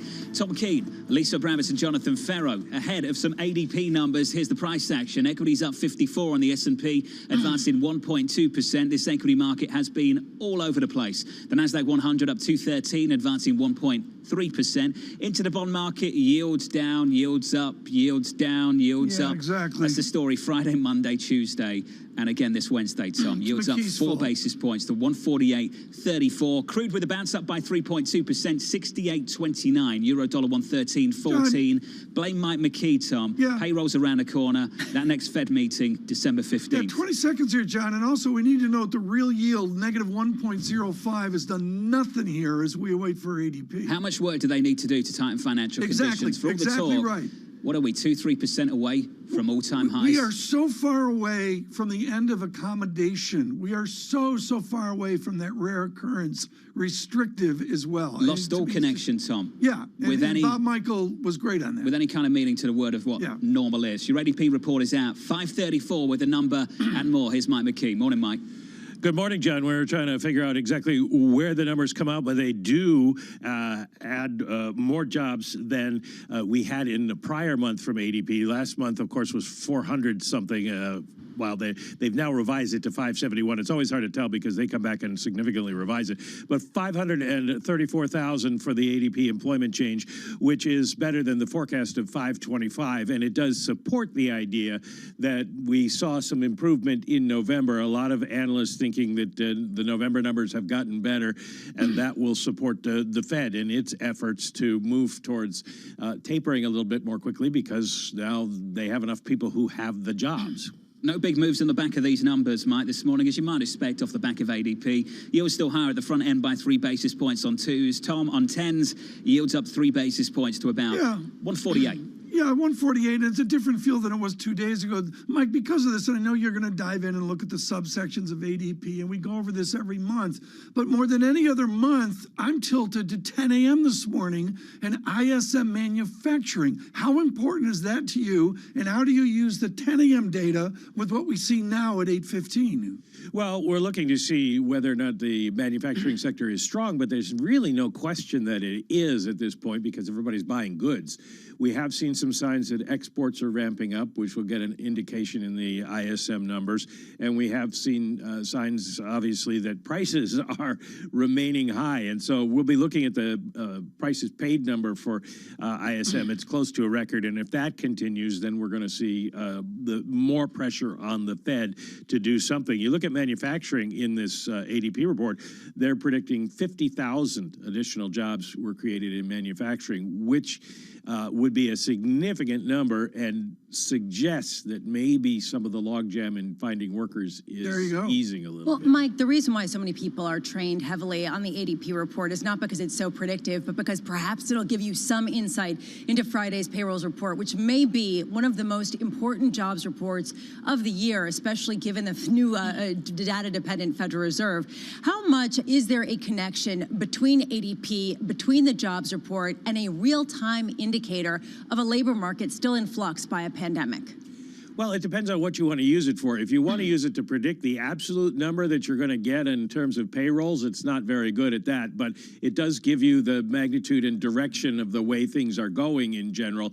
So it will add to the idea that we are seeing additional job gains and maybe lead some people to, adjust their forecasts a little bit. The question is, for the payrolls report, though, is how many people are coming back into the labor force? Are we seeing that logjam I talked about break? And Mike, I want to dovetail things here, and we're going to do this in honor of David Wilson looking at the equity market. You've got your economic regime. You're going to listen to Jerome Powell today.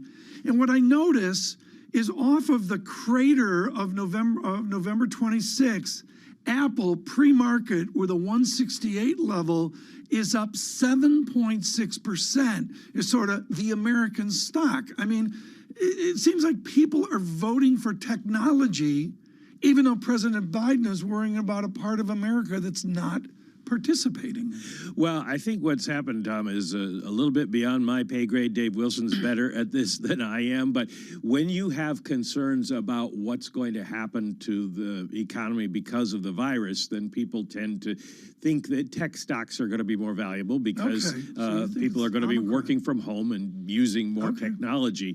So that may have something to do with it. The issue that came up this morning, somebody asked me about, was the reaction in the markets to Powell yesterday. Obviously, there was a big reaction in bonds and stocks. They both sold off. But today they seem to be coming back, which would be good news for the Fed, basically telling them that we're not going to have a major taper tantrum, that the market accepts the idea of the Fed changing its mind. Mike, thank you. Just reading this headline from Mayor Bill de Blasio. Time for a total vaccine mandate for all air travel. Tom, just the opinion coming from New York City Mayor Bill de Blasio there. Time for a total vaccine mandate for all air travel. Incidentally, Tom, it's going to be interesting to see what the administration does tomorrow if they unveil new travel restrictions for testing, how they draw a distinction between what's required from people who have been vaccinated and what's required for people who haven't. And if there's not a distinction between the two, given their push to do this, we've got to ask why. No, we're all living it. It's December. Everybody's moving around, and it seems like people want to move around. Lisa mentioned that earlier. And I think all the politicians, including the exiting de Blasio, are saying, look, let's go. That seems to be the theme, John. He's discussing, of course, a mandate for all air travel in Europe. They're discussing a mandate just more broadly, Tom. Broadly. For vaccination. That's the discussion in Europe this morning. We have a mandate to get historical perspective, and we can with Elaine Camargue joins us now, senior fellow at Brookings, her magnificent book on how presidents screw up. Elaine, let me cut to the chase as the president speaks daily trying to right the ship. How has President Biden screwed up? Well, I think that there was one screw up, which was Afghanistan, and that began a slide down. But I think basically he's coping with a very complicated situation. You know, if you haven't read it, have a look at Stu Eisenstadt's book on the Carter presidency. The chapter on inflation is just heartbreaking because there's not many policy levers that presidents have to deal with inflation. You know, the Fed has some, and the president can jawbone, et cetera, but price controls, right, a disaster, right? And so a president facing an inflationary cycle is really in a mess with no good options. And I think that the most important thing the president's doing now is acknowledging that there is inflation happening, hoping that it is transitory, as Krugman and some of his economists have indicated. You own the high ground on a compare and contrast to the 70s. When people say we risk the dismal 70s, how do you respond? Well, I don't think we can quite compare it. I think we can compare the political angst that was going on in the 70s. But we can't quite compare it because we do have this unique situation of the pandemic hanging over us. We do have all the disruption. We have the supply chain problems, et cetera.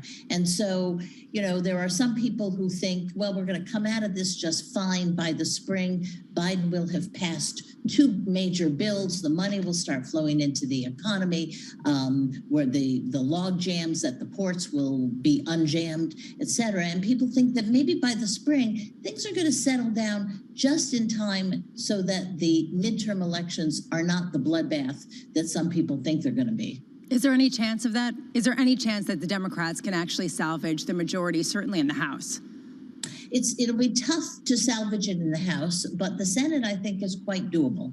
And so you may see a switch. You may see a narrow Republican majority in the House and a Democratic takeover in the Senate. So as long as there's one House, I think that the president will be very pleased. And also in the House, the one thing people are forgetting is that what the census showed us was that every single, almost 90% of the counties that voted for President Trump have lost population. And the areas that voted for Biden, the suburbs, the urban centers, they gained population in the last 10 years. So there is it's glacial, okay, but there is a mammoth demographic shift going on here, which makes it easier for the Democrats to avoid at least a terrific bloodbath in the midterms. When we talk about demographics, I have to go to some of the controversy over travel recently in light of the pandemic, and many countries are becoming more closed. I'm wondering, from an election standpoint, how this is being translated to the public for both the Democrats and the Republicans, this knee-jerk response to close borders at a time when the science really says that this virus goes beyond.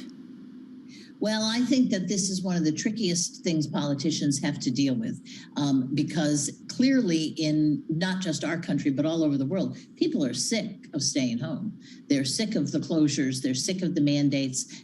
And all sorts of paranoia is arising around the mandates. I mean, this bizarre notion that somebody floated the other day that somehow in South Africa, they decided to help Joe Biden with the midterms by deciding to have a new COVID variant. I mean, you know, there's all sorts of craziness going on out there. And I think that politicians have a tough road because they want to keep the spread down. Obviously, they get blamed if the spread gets out of control and the hospitals are overrun, et cetera.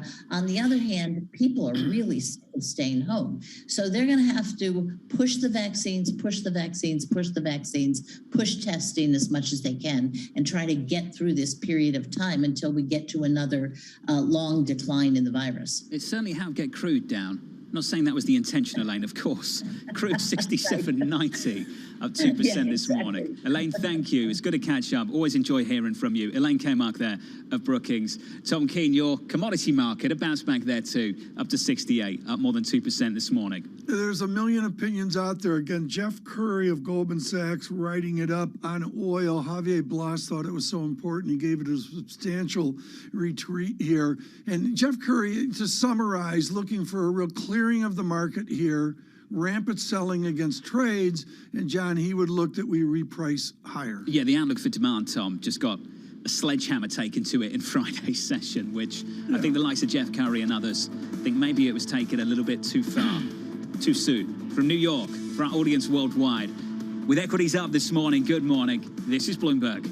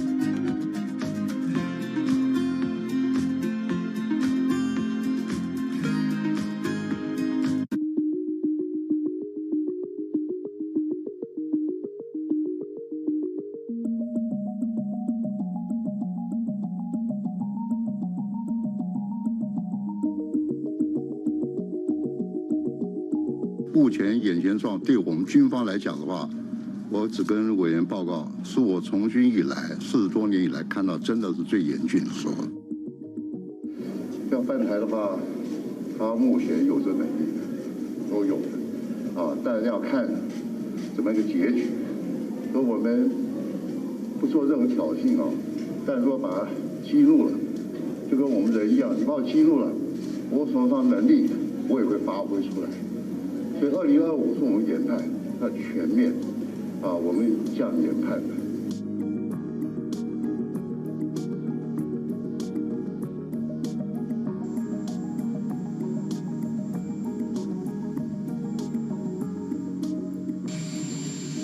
China has, I've spoken with Xi about Taiwan. We agree, we'll abide by the Taiwan agreement. That's where we are. And we made it clear that I don't think he should be doing anything other than abiding by the agreement.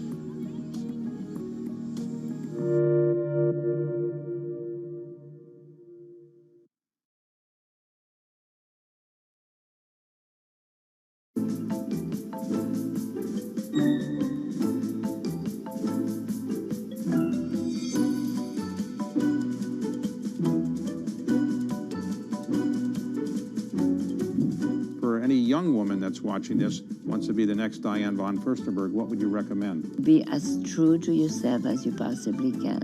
The more you could be you, the happier you will be.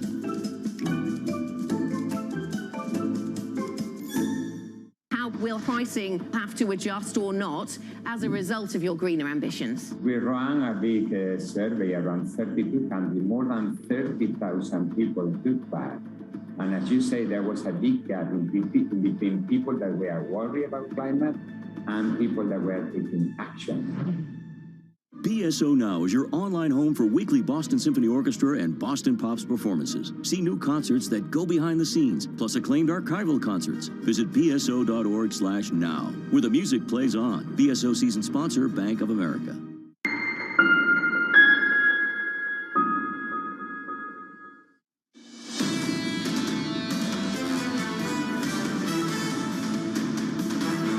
The ADP report out moments ago, 534. That's an upside surprise. Your number on Friday, the median estimate, 548. Let's call it 550. Going into all of that, into the opening bout this morning, up 52 on the S&P 500, advancing a little more than 1 full percentage point. It's the bounce you were looking for after the bounce of, what was it, Monday, and then the decline of Tuesday. Hard to keep up, Tom. Yields up 2, another bounce there, up by 2 or 3 basis points. This move fades a bit, 146.98 TK on 10s. Very good. Let us get right to it right now. And with the data churning as it is, as we go into claims tomorrow and then on to jobs report on Friday, we get an important briefing here from Julia Coronado, founder and president of Macro Policy Perspectives. Of course, wonderful work at the Fed over the years and iconic work at BNP Paribas in the tough part of the 2007 crash as well. Dr. Coronado, I want to go back to first principles, was the Hicksian ISLM model, and I want to look at what nobody talks about, which is the IS curve. There is a major bet by David Blanchflower at Dartmouth and David Rosenberg in Toronto that we're going to see disinflation X quarters out. Does that come from that IS curve shifting so hard, from there being dramatic growth changes that change investment and change output? Well, so you're talking about like a productivity boom that would be, lower the inflation temperature because supply capacity would expand. That's one possibility. We have seen investment is running incredibly strong, and we do know that the pandemic has pulled forward a lot of business transformation projects that, especially in a tight labor market, the incentives are to invest and reduce your labor input, and that would be productivity enhancing. So I think we definitely can expect as a baseline forecast that the productivity performance this cycle will be better than last cycle. Everything points to that. So that would be part of it. I think one of the things that Blanchflower has been looking at, though, on a more negative light, has been the decline in consumer sentiment and whether that will weigh on spending. That would be a much more negative sort of decline in demand. We haven't obviously seen that in the data. Consumers' sentiment has fallen off for a couple of months. Delta, inflation, et cetera, but consumers are powering ahead and reporting the best labor market they've seen in decades. But can you inform us on the arch bet that if we get productivity, we don't get wage growth that is the great fear of those worried about high interest rates? Well, no, the thing with productivity is you can get wage growth, right? You can get, I mean, that's the story of the 90s. We had some of the strongest real wage growth, which was just fine because productivity was delivering that.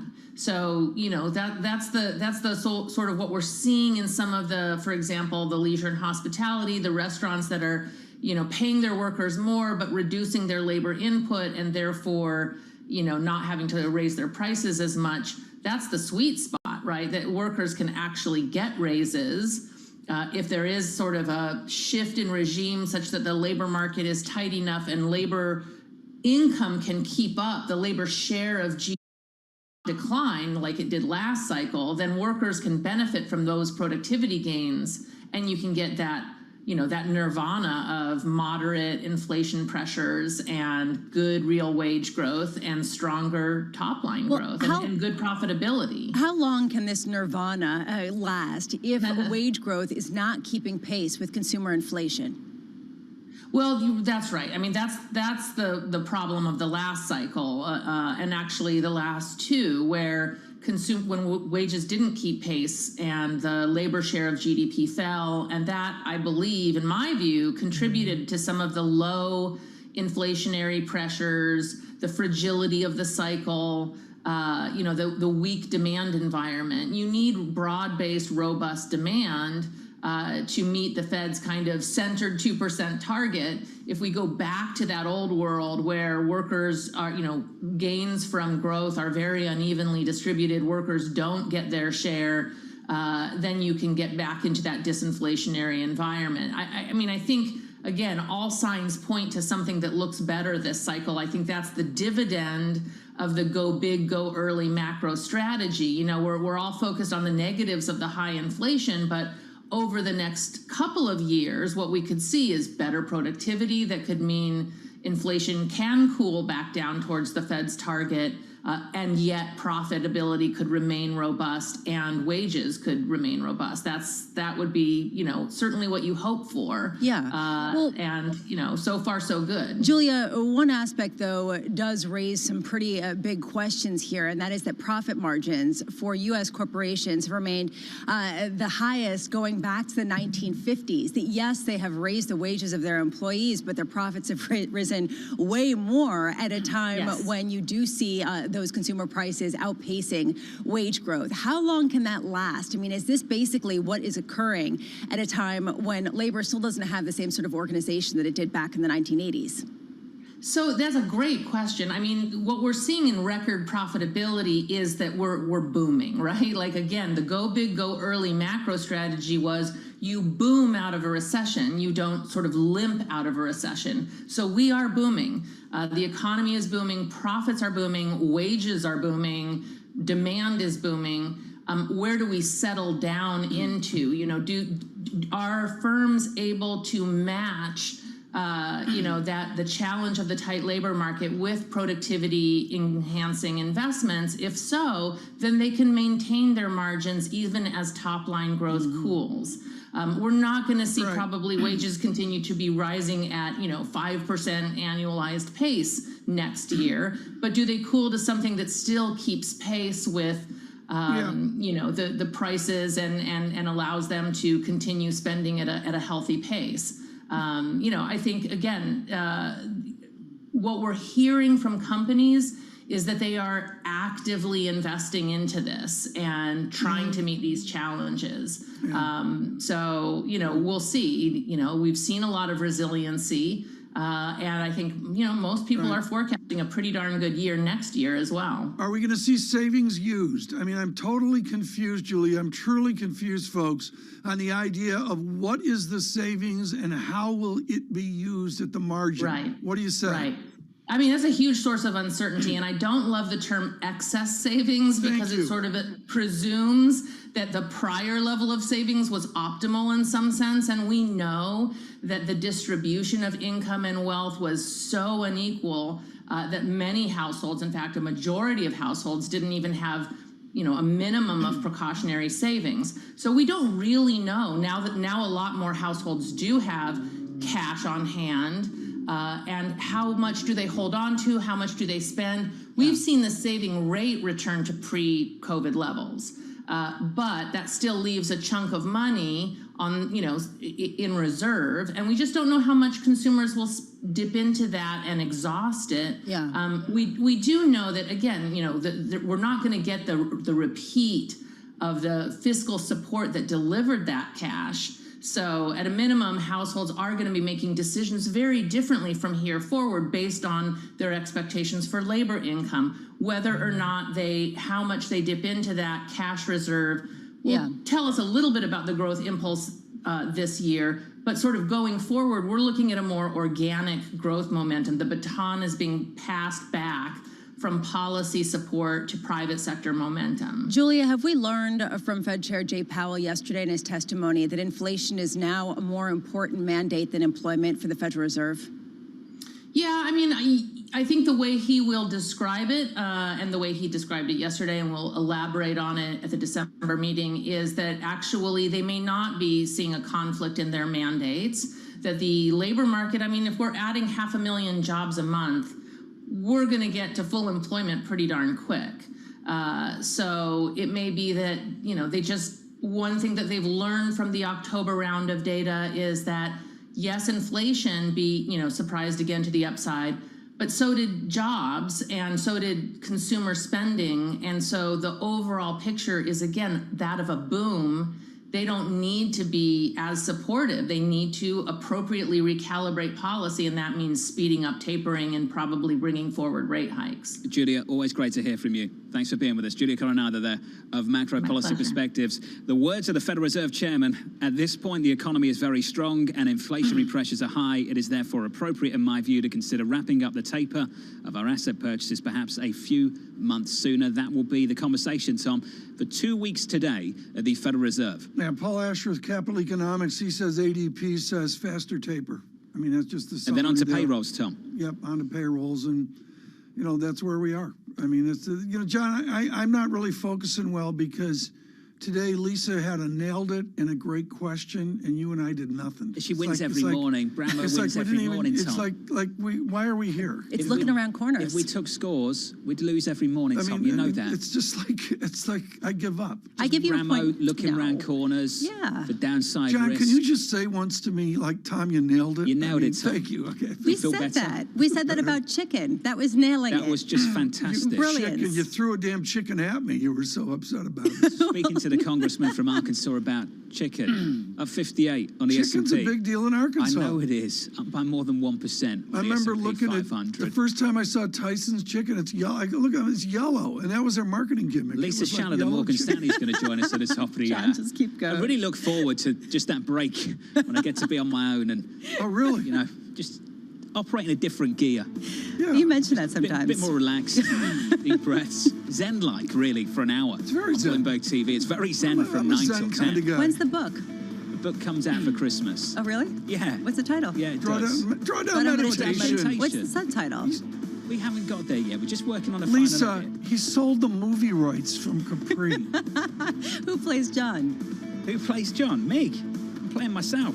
All right. Look for it. Theaters near you. It's like Stallone in Rocky. He wanted to play himself. Oh, boy. The tale of a hero. Was it in Philadelphia or something, right? Equities up by 1% from New York. I'm going. This is Bloomberg. With the First Word News, I'm Rishka Gupta. At the U.S. Supreme Court today, it's the most consequential abortion case in a generation. Justices will listen to arguments on Mississippi's ban on abortion after 15 weeks and consider getting the landmark Roe versus Wade ruling. A decision upholding the Mississippi law would give states the okay to curb access to abortion.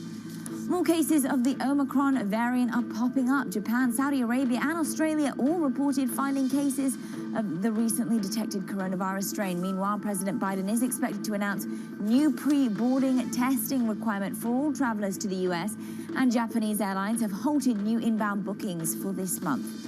In Turkey, the central bank is struggling to shore up the lira. It's the bank's first intervention in foreign exchange markets in 7 years. The lira has been in free fall since President Recep Tayyip Erdogan renewed his push for lower interest rates.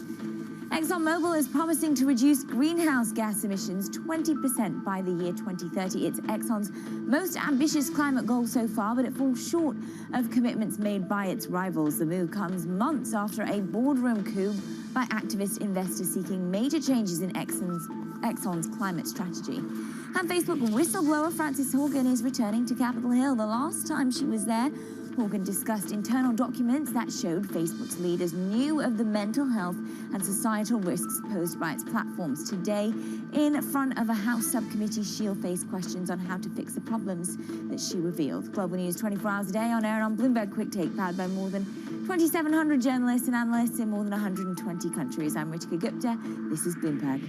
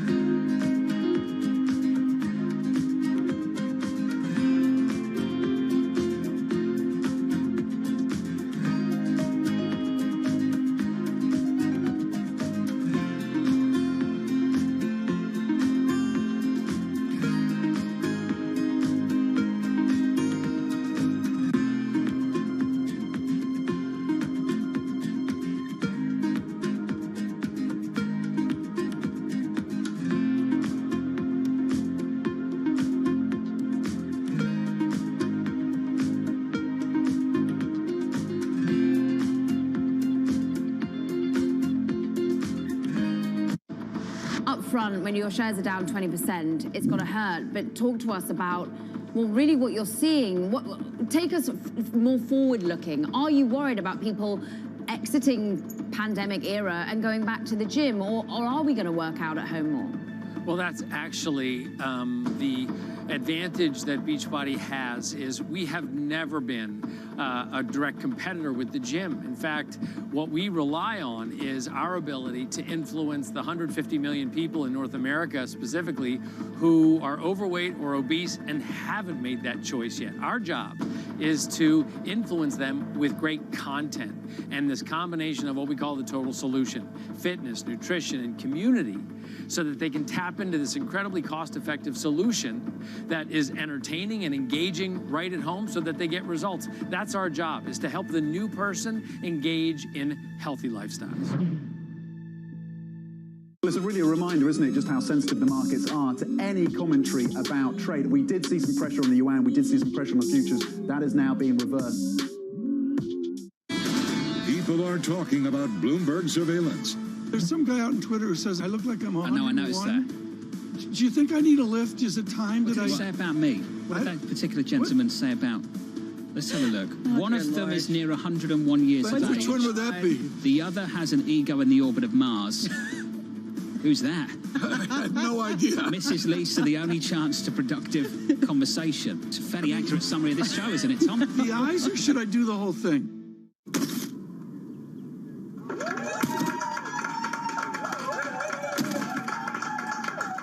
When you put the garbage inside, there's a little sensor that detects the garbage and speaks out.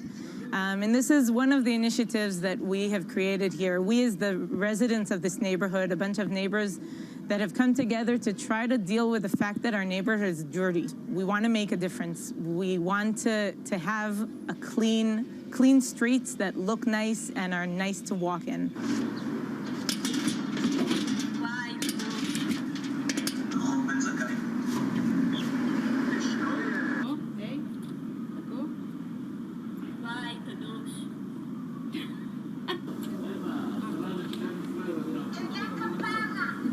בבקשה.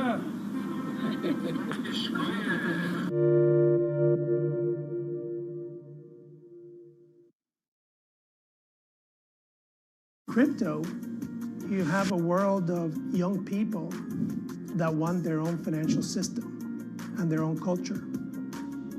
And it is very powerful, and I'm a big believer in it.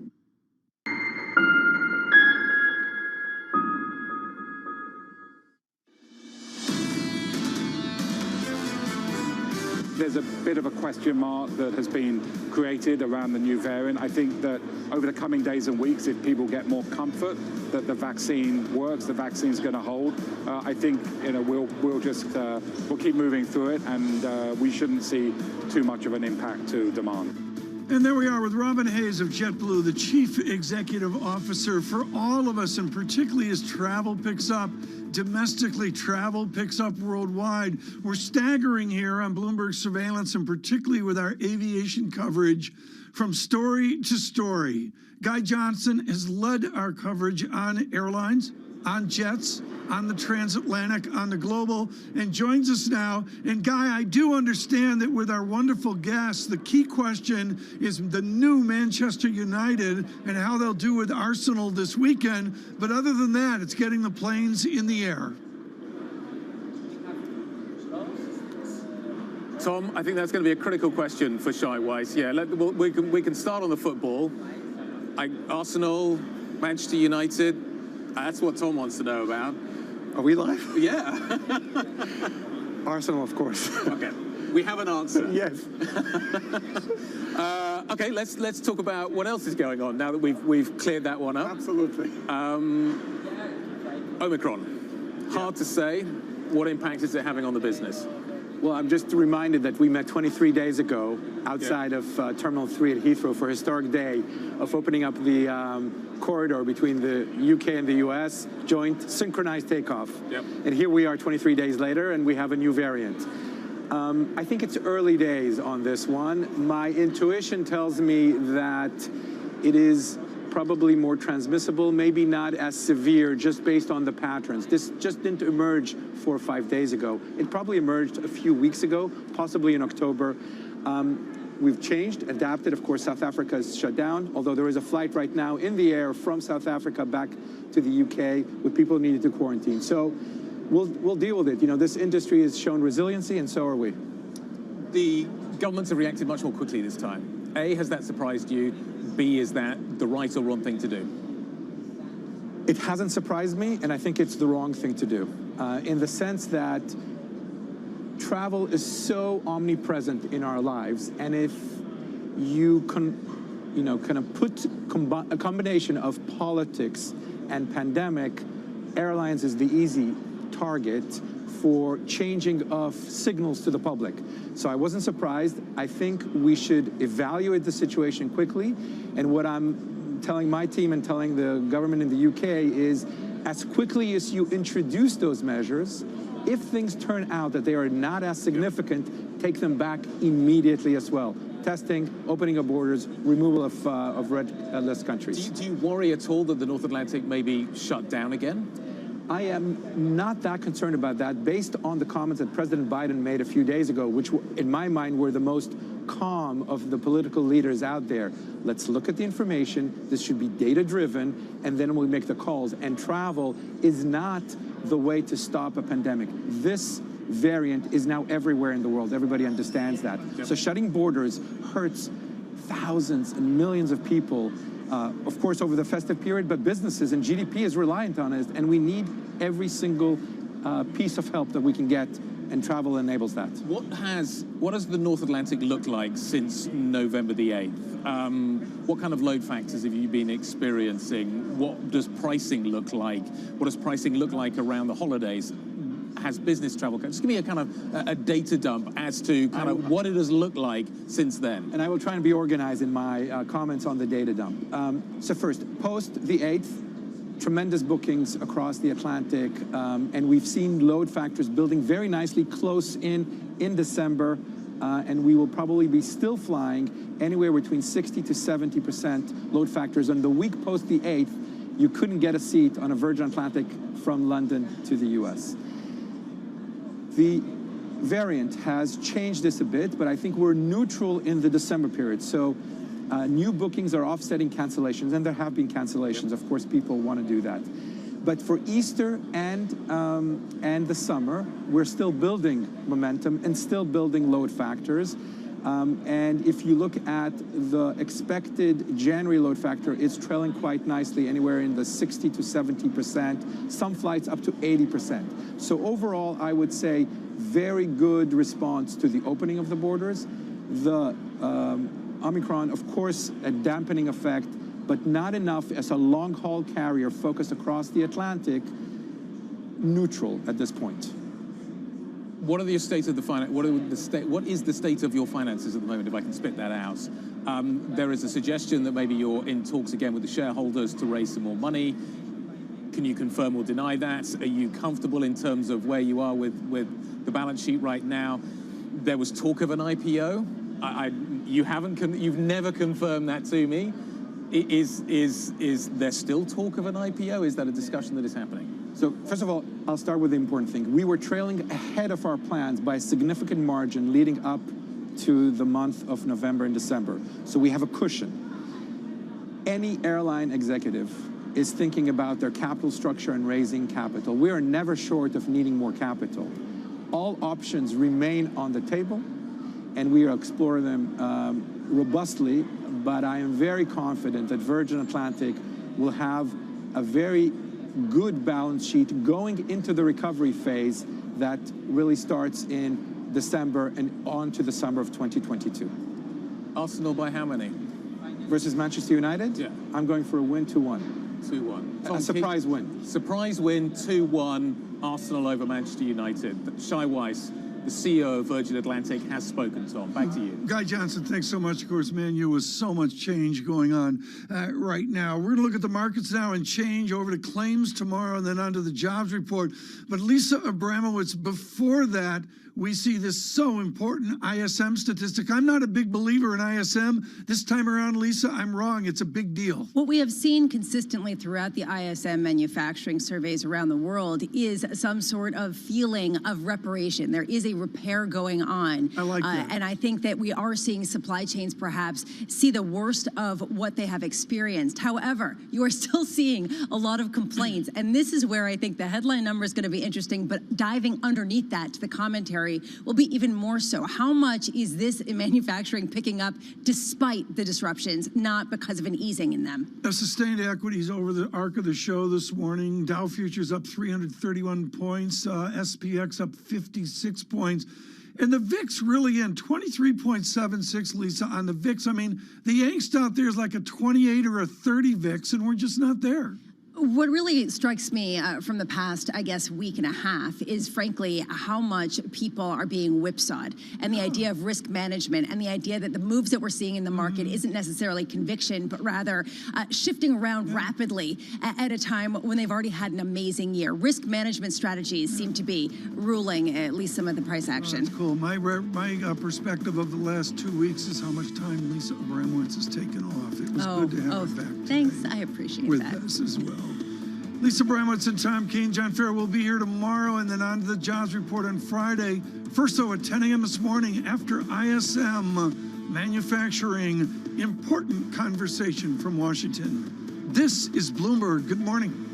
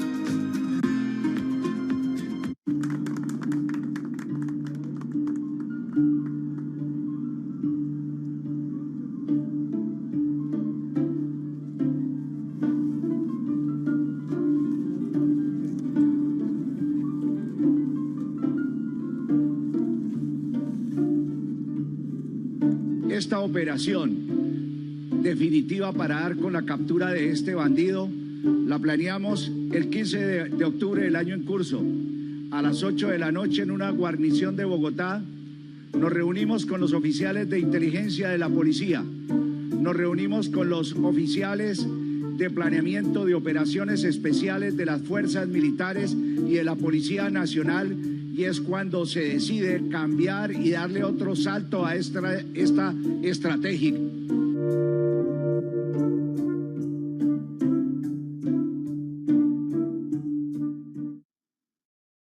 Today's CFOs are reshaping the C-suite, positioning companies to meet the next generation of challenges, breaking out of traditional roles to become Chief Future Officer. This week, find out how Lini Oberg is helping Marriott transform itself at a pivotal moment for the hotel industry. Part of our job is to make sure, what do customers want? What are they thinking that they want next year and the next year? Chief Future Officer, brought to you by Workday, Wednesday on Bloomberg.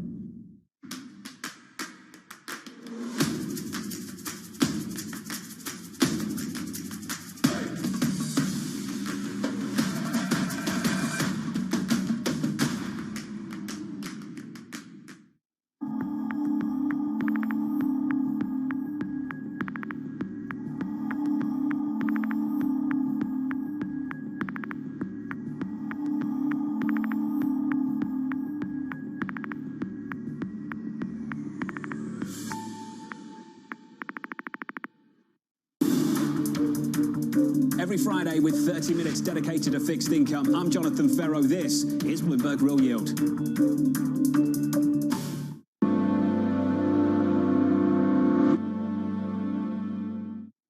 Looking for a bounce this morning from New York City for our audience worldwide. Good morning, good morning. Your equity market up by 55, advancing by more than 1%. The countdown to the open starts right now.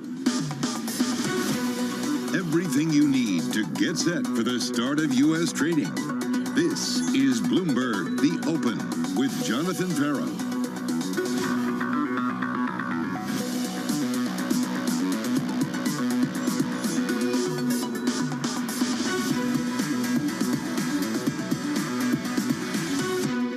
Live from New York City, we begin with the big issue, questioning the Fed put.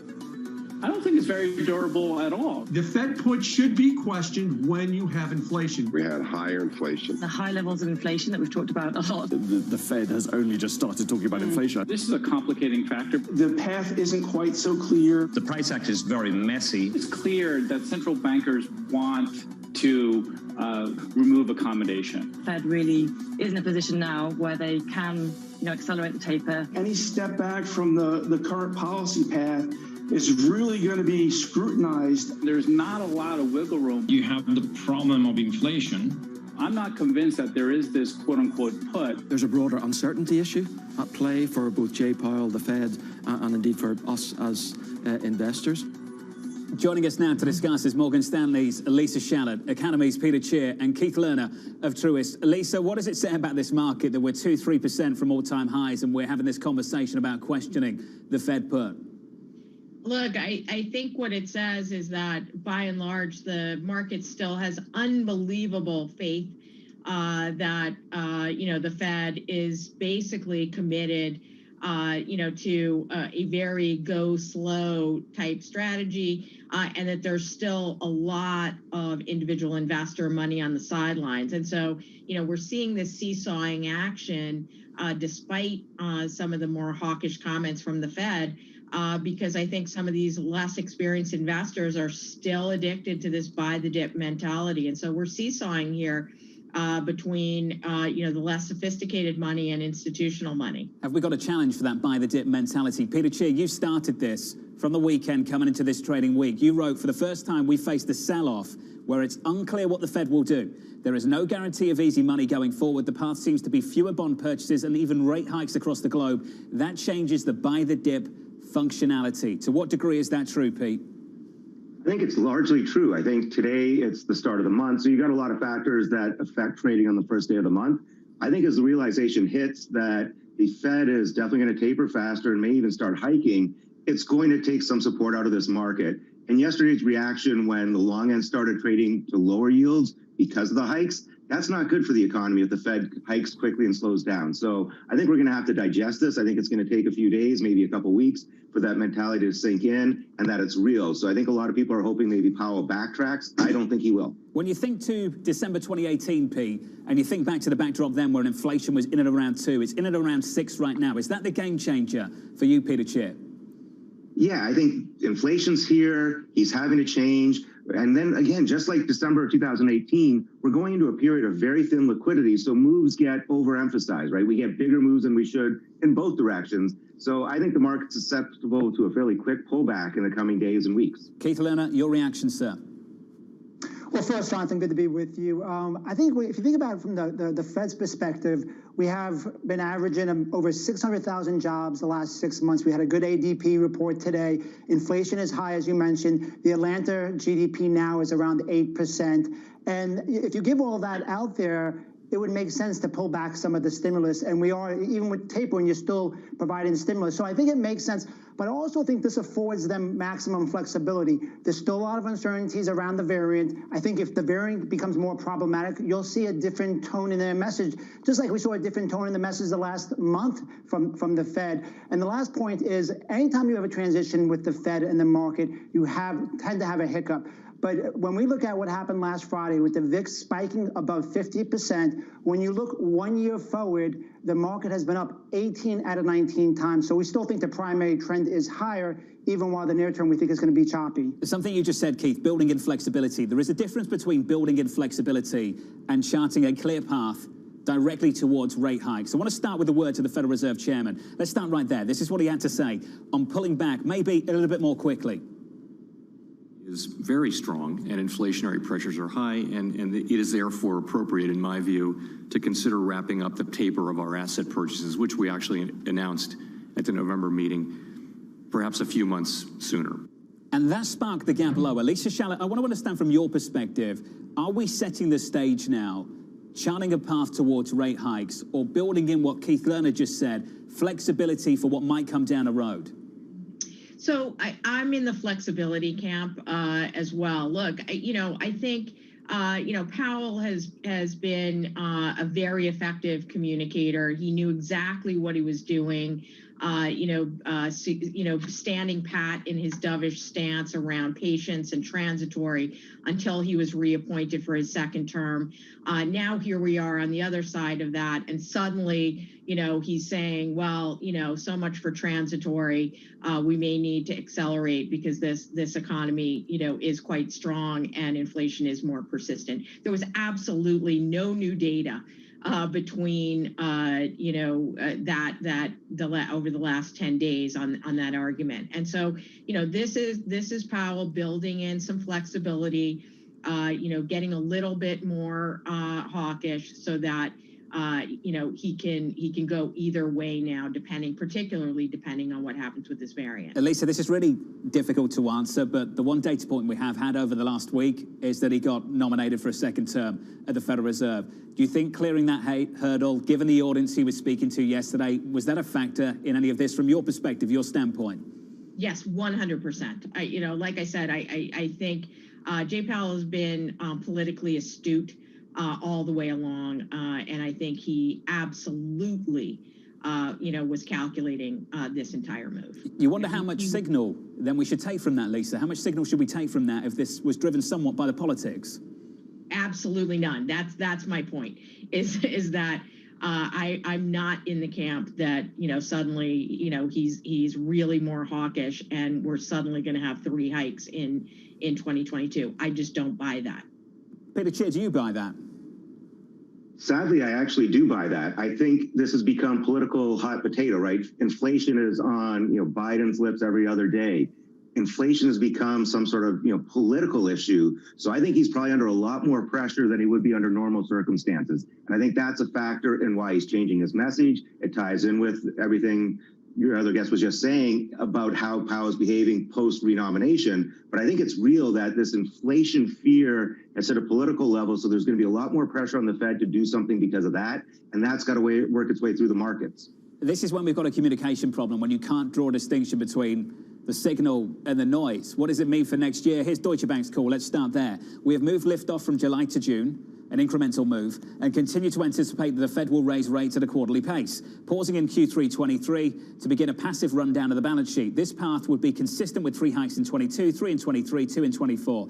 Nice glide path there from Deutsche Bank. So we've got one view on either side of the debate right now, Keith Lerner, one from Lisa, one from Pete. Where do you come down on it? Probably somewhere in the middle, Jonathan. You know, I think this market has somewhat of short-termism. You know, think about how much this has evolved as far as what people thought about what the Fed's going to do just the last couple of months. Now, let's think about 6 months forward. 6 months forward, we're likely to start to see some of these inflation readings at least come down from elevated levels.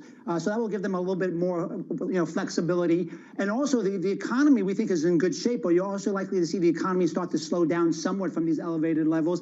And if we do get a movement more from goods to services, you should also see some easing in the supply chain. So, at this point, I think the market is gaining too much confidence that the Fed's going to move too fast relative to our expectations, that likely we'll have 1 or 2 hikes next year. So we got Keith sitting on the fence. Lisa saying there's no signal here. Pete saying there is some signal. Pete and Lisa, I want to understand from your perspective then, how you would invest differently. Pete, you think there's signal here. What does it mean for your capital allocation? Let's start there. I think you've got to be a little bit cautious in the coming days and weeks as we read through.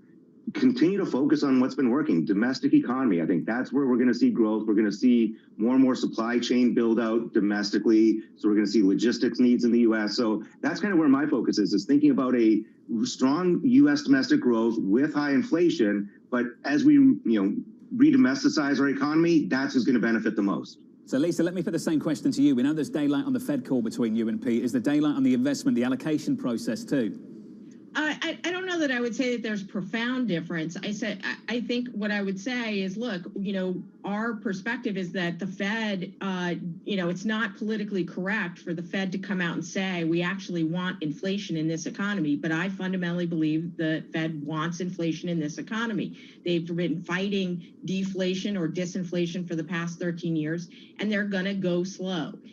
As a result, we think that, the pathway for cyclical stocks and for a gradual rise in nominal rates as well as real rates is very, very strong. And so we like the CapEx call. We like the cyclical call. We like financials, industrials, energy, some of the mining materials that we've been talking about. And we think that the runway for those names, it may be longer than the bond market is currently signaling. The cyclicals, financials, industrials, energy, mining.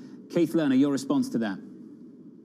Well, first thing, Jonathan, I think, we've been on this show and very positive over the last 20 months, and we're still positive next year, but we're realistic that what's happening with the Fed, what's happening with this COVID trends, is just going to create a bit more volatility and obviously expect some more modest gains. As far as sector position, we think more of a barbell approach makes sense. Earlier in November, we upgraded technology after being neutral. It broke out of a 1-year relative price range. And we think when people get concerned about COVID, they'll go back to tech. But we're pairing that with financials and energy as overweights as well. And because we do think the economy is still on solid footing. And I think it's important that the Fed isn't the only thing that's important for the market.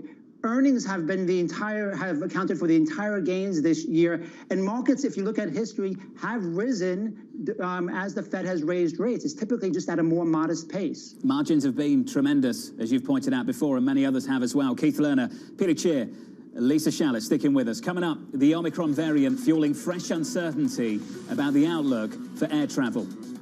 Obviously, there's a bit of a question mark that has been created around the new variant. I think that over the coming days and weeks, if people get more comfort that the vaccine works, the vaccine's going to hold, I think we'll keep moving through it, and we shouldn't see too much of an impact to demand. That conversation coming up next from New York. This is Bloomberg.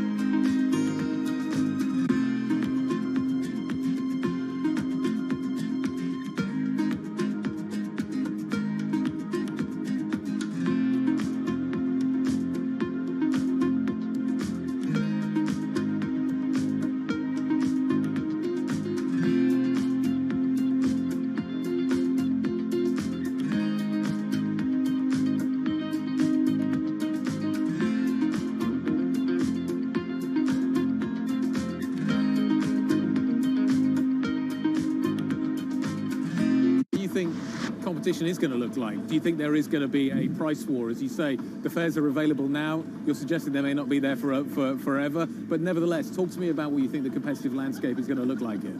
We've seen a bit of departures in this market, and this market has three very strong joint ventures that compete head-to-head daily to win the hearts and minds of consumers and businesses in the United Kingdom. So I don't see a difference in the competition. I think we've all focused on Heathrow as the major hub in the United Kingdom, connecting, of course, the U.S., New York, Los Angeles, and other locations.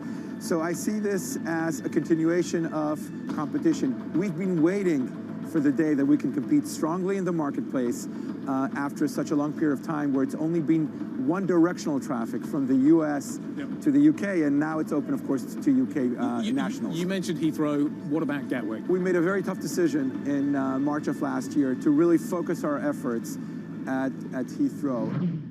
This is a market that over the past few weeks has made it clear it wants to go higher. It got a little spooked by the idea that geopolitical tensions are rising. Mercedes-Benz is on a path towards CO2 neutral mobility. So we have flicked the switch there, and really we're going to step by step electrify everything. And what does that mean? Combustion engines get electrified.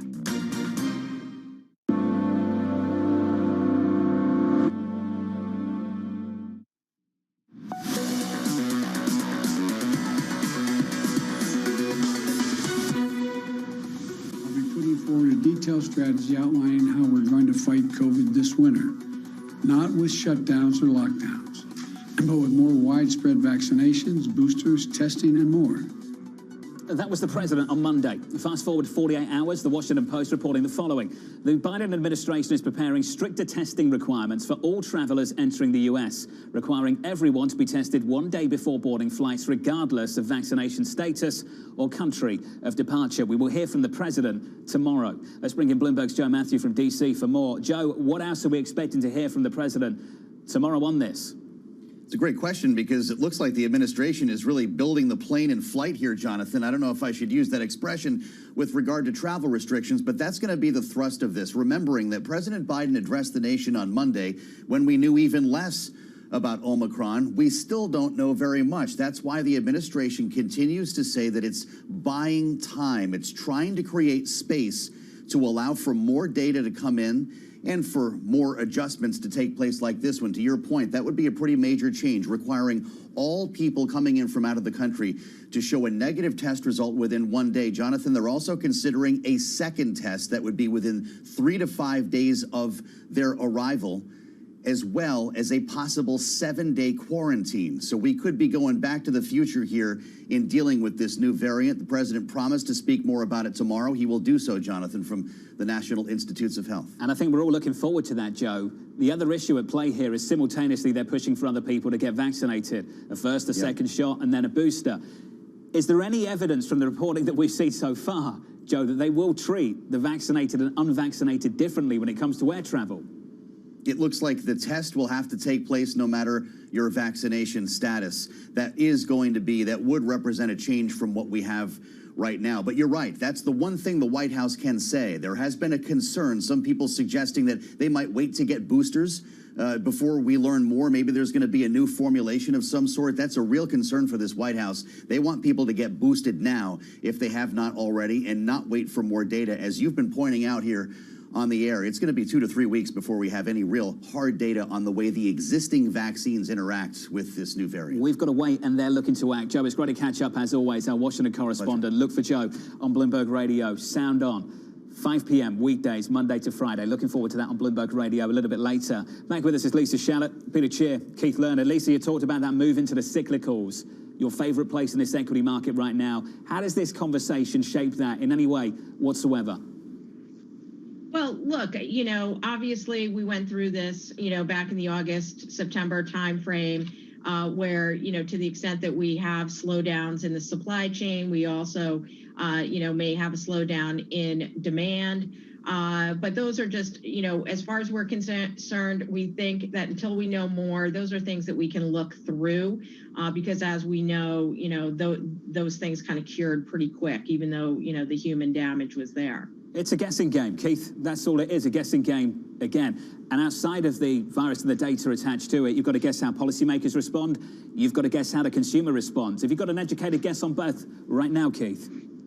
Well, Jonathan, we always work in an uncertain world. It's always about relative opportunity. To Lisa's point, you know, some of the cyclicals, they're trading at, you know, a 20-year low relative to the market. So that's probably why, you know, some of this is being discounted.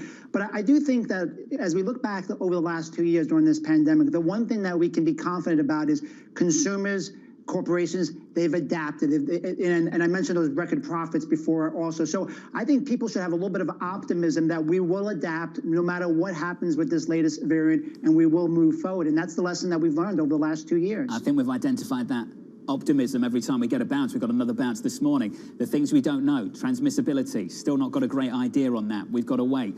On severity of disease, got an early picture of that, but not a full picture. We've got to wait.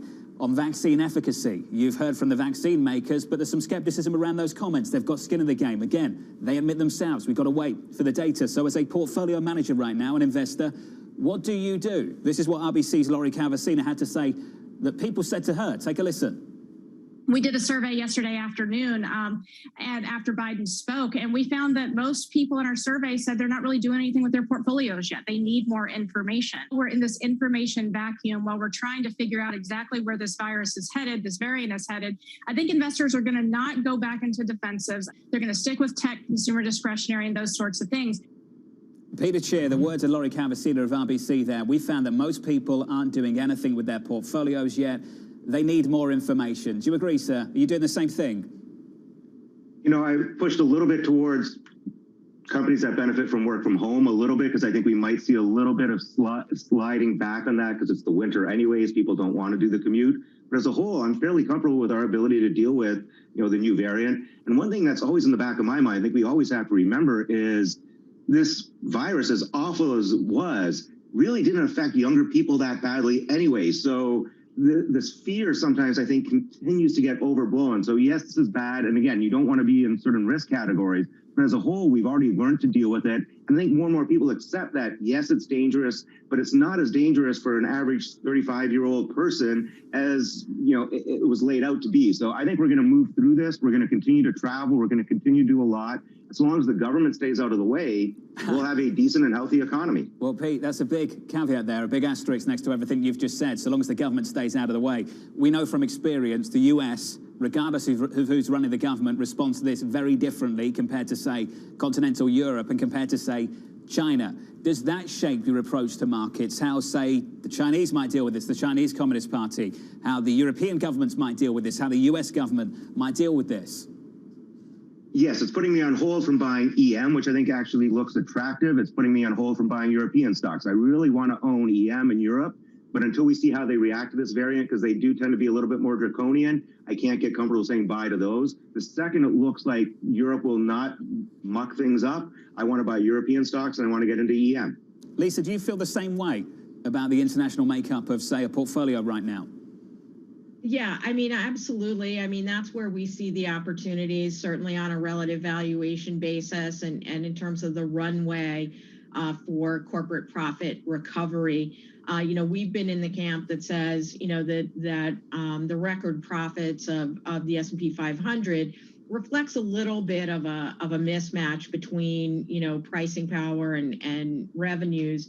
And actually accounting for what we think are going to be rising costs. So we're in the camp that says, you know, the S&P 500 has seen maximum operating leverage and maximum profit margins, therefore, and where there are still margin opportunities around the global recovery is outside the U.S. I mean, I think one thing where I would maybe differ from my colleagues is on China. I do think that we might see somewhat of a more mild response from the Chinese government, given the fact that the actions that they have taken, the absolute zero tolerance, have created unbelievable supply chain problems, but have also weakened growth in their own economy at a time when they're pursuing you know, obviously, you know, their reform programs around you know, economic equality.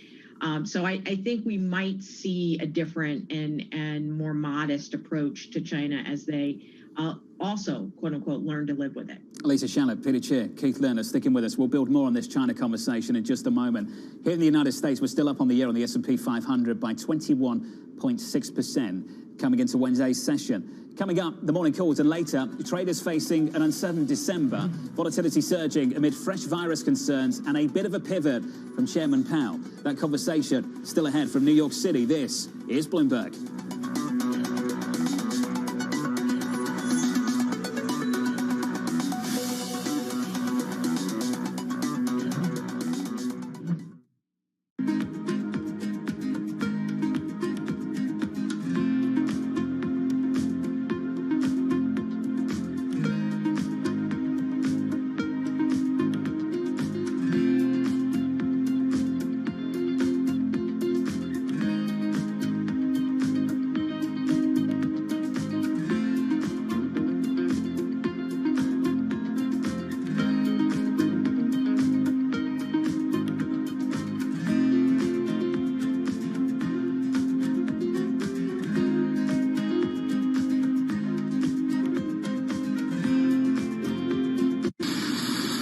We represent 5,500 forecourts, which is roughly 65% of all service stations in the UK. Of the ones that we were able to survey yesterday, roughly 1,500, 27% said they didn't have any fuel, 21% said that they had one fuel type or another, so that's either petrol or diesel, and 52% said that they were fully stocked. Northern Ireland, Wales, Scotland seems to be okay, but we still are seeing, like your reporters are seeing, some stock outs at sites around London and the South East, I'm afraid. When do you feel confident that this will 100% be in the rearview mirror?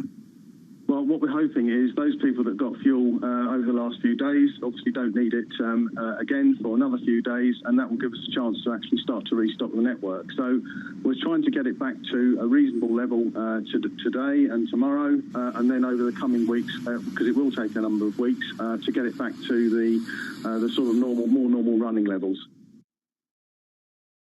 The October jobs report beat expectations for job creation. We're experiencing the strongest economic recovery in the world. Will we get another great jobs report for the holidays? Find out Friday on Bloomberg Television and Radio.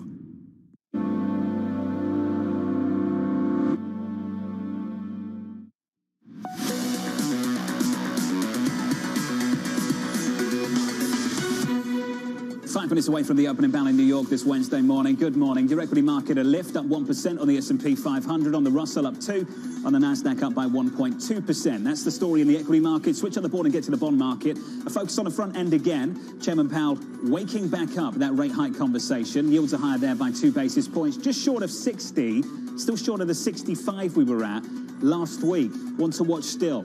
Anchored going into Chairman Powell's testimony and then waking up again. That's the story in the bond market. Here are your morning calls. First up, Goldman downgrading D.R. Horton to neutral, forecasting limited upside with near-term tailwinds reflected in the stock's valuation. Cowen naming General Dynamics one of its best ideas. The analyst seeing a number of catalysts potentially fueling earnings growth of up to 10%. And finally, BED upgrading Capital One to neutral, highlighting the stock's appealing valuation with shares underperforming throughout the second half of the year. That stock is up by 2.9%. Coming up, China's big tech crackdown looking far from over. More on that conversation coming up. Your opening bell is next. From New York, this is Bloomberg.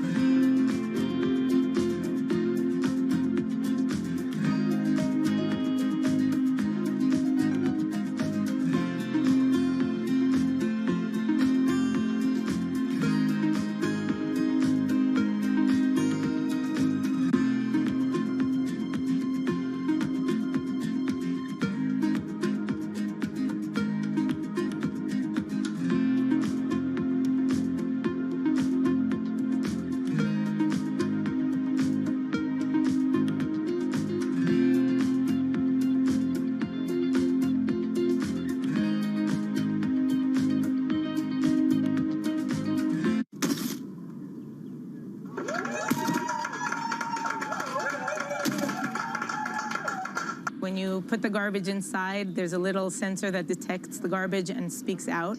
And this is one of the initiatives that we have created here. We, as the residents of this neighborhood, a bunch of neighbors that have come together to try to deal with the fact that our neighborhood is dirty. We want to make a difference. We want to have a clean streets that look nice and are nice to walk in.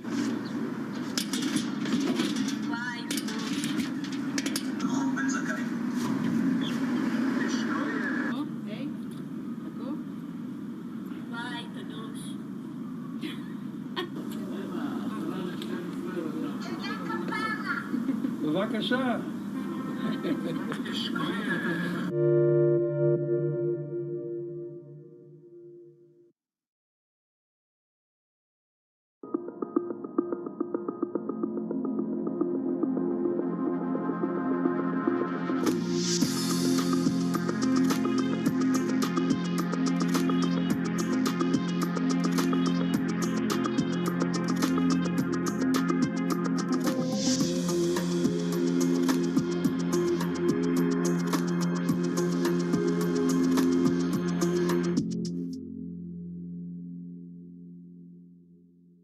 Right now, about half of U.S. households invest. We'd like to get that number up to 95+%. Investing should be as ubiquitous as shopping online. It should just be something that people do.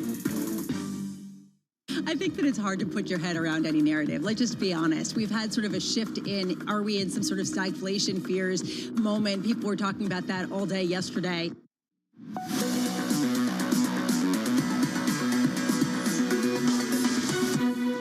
24 seconds away from the opening bell in New York. Good morning to you all. At least it's not boring. That's all I can say. It's a messy end to the year as we enter the final month of 2021. Futures up 55, up by 1.2% on the S&P. On a Nasdaq up 193, up by 1.2% on the Nasdaq 100. There's the opening bell. Switch on the board and get to the bond market. The state of Treasury is just as messy as the state of the equity market. Yields up, yields down, yields up. 4 basis points to 148 on 10s. In the FX market, unchanged on euro dollar at 113.44, and crude bouncing back too, up by 3.3% off session highs, trying to get back to 68.34. In the equity market, we open higher on the S&P 500 as we advance just a little bit on the benchmark. The story of the equity market over the last few days, we were lower on Friday, higher on Monday, lower on Tuesday, and higher this Wednesday on the S&P by 1.2%. The volatility for all to see. Here's JP Morgan's Jack Caffrey on just that. Volatility is going to be large and more substantial over the next 6 to 9 months. We're talking a lot about the economy. We're talking about the Fed reaction function. We're talking about the Omicron variant. When I look at high expectations across credit, across yield investors, across equity investors, we don't have as much room for error as we might have had in the past. Back with us around the opening bell, I'm pleased to say, Lisa Shallett, Peter Cheer, Keith Lerner. Pete, you've made the point that maybe we should be doubting the Fed put. Does that imply, at least from your perspective, that we should get ready for much more of what we've seen over the last few days? More volatility? Absolutely. I think over the next... I'm sorry. I'm sorry, go ahead. That's all right. Peter Cheer, go for it. Yeah, I think we should expect that coming into year end. It's volatile. People were caught chasing returns. Credit markets have been a little bit heavy. We've seen high yield, struggle a little bit. So there's a lot of things to work out. I think ultimately you're going to want to be long and you're going to want to take risk. I think where you take it's going to be, again, as we talked earlier, cyclicals makes a lot of sense to me. I want to be in Europe. EM once the tide turns. But I think we just have to get through this period. I think it's going to be a little bit rougher than currently is being priced in. Lisa Shallett, your view, please. Yes, absolutely. Jonathan, as you know, and many of the clients of Morgan Stanley know, we do believe that we're going to go through this period of volatility as we make this transition in policy. And we've been calling for a 10 to 15% correction at the index level. That being said, we think that there's still a lot of stock picking to do around the edges in those cyclicals, financials, and industrials. Lisa, why has it been so difficult to get that correction through the index when we've seen the degree of churn that you expected beneath the surface? Yeah, no, so that's a great point, Jonathan. And this has, been something that has, been a challenge for us. We continue to believe that a lot of this has to do with the concentration in the S&P 500 index itself. We've talked about the fact, that the top 15 names at various moments have accounted for as much as 40% of the market cap of that index. And those primarily technology and consumer discretionary names are massively over-owned. They're very crowded, and they're owned, both by retail and institutional. And we know that they have been the favorites of new flows, that have come in off the sidelines from those individual investors over the last 2.5 months. So that's been those flows have been a powerful support to that index. Keith, it's felt really, really difficult, yet we're 2% away, within 2% from all-time highs on the S&P. What do you make of that, Keith? Well, I think it just speaks to the resiliency. There's also been a tremendous amount of fund inflows this year. And then to Lisa's point on the composition of the S&P, it's a beautiful balance between growth, cyclicals, and defense. So money hasn't been leaving the market. It's just been rotating from one area to another. I think that's very healthy. But I do think as we move into next year that we should be braced that the shallow and infrequent corrections we saw over the last year will become a bit more frequent and a bit deeper. But listen, volatility is not just a negative, right? Because volatility provides opportunity, and I think we'll have more tactical opportunities next year, where the last year really, for the most part, is being long the overall index. 4 minutes into the session this morning, advancing 1% on the S&P. It's a broad-based rally with a cyclical tilt. Energy, consumer discretionary, industrials, materials, financials, leading, lagging, real estate, healthcare, information technology. A rates play embedded in that as well. A China aspect to the discussion this morning too. Planning to restrict companies from going public on foreign stock exchanges, one of Beijing's biggest steps on cracking down on overseas listings, including the likes of Didi, Alibaba, and Tencent. For more on those names and more, let's bring in Abigail Doolittle. Morning, Abby. Good morning, John. And this is super interesting, of course, exclusive work by some of our Bloomberg colleagues, this idea that going public for foreign entities in China, that it will be restricted by closing a loophole that has been used so far called variable interest entities. Now, this is a way for foreigners to own stakes. So this, of course, is going to stem the tide of capital to Chinese entrepreneurs and also for Wall Street banks. Relative to companies listed under this structure right now, they will need to make adjustments to their ownership structures, including Alibaba and Didi. And of course, Didi's under pressure to delist from the U.S. exchanges anyway. But that is just another level of uncertainty. Now, there will be an exception for companies using this structure, this variable interest entity structure in Hong Kong with regulatory approval. But the Hang Seng Enterprise Index at a fresh 2021 low. So not a lot of comfort here for those investors. And speaking of Alibaba and Didi, Alibaba, of course, one of the biggest IPOs ever, going public back in 2015 or 2014. It is now on pace for its worst year ever since that time, down 45% year to date. Didi down about the same amount, both losing $315 billion this year. Really brutal. All of this causing the question to resurface: is China, are those companies, these shares, are they investable? Are they investable? Yeah. That is the number one question. Abby, thank you. Thank you for that. Two issues at play here, the listing issue one, and then the more broadly, the opportunity in and around Chinese equities. Peter Chia, I want to come to you on the politics of China just quickly. It is interesting to me that after debating this for years about the listing rules of Chinese firms here in the United States, the debate has almost been exclusively taken by US politicians, working out what they should and should not do. And Pete, it's the Chinese Communist Party that's come out and made the decision for them. What do you make of that? This has been one of our themes almost for 2 years now, is this re-centralization of China. China is reestablishing the Communist Party. They are pulling back. They have stopped the Jack Ma's of the world from being public figures.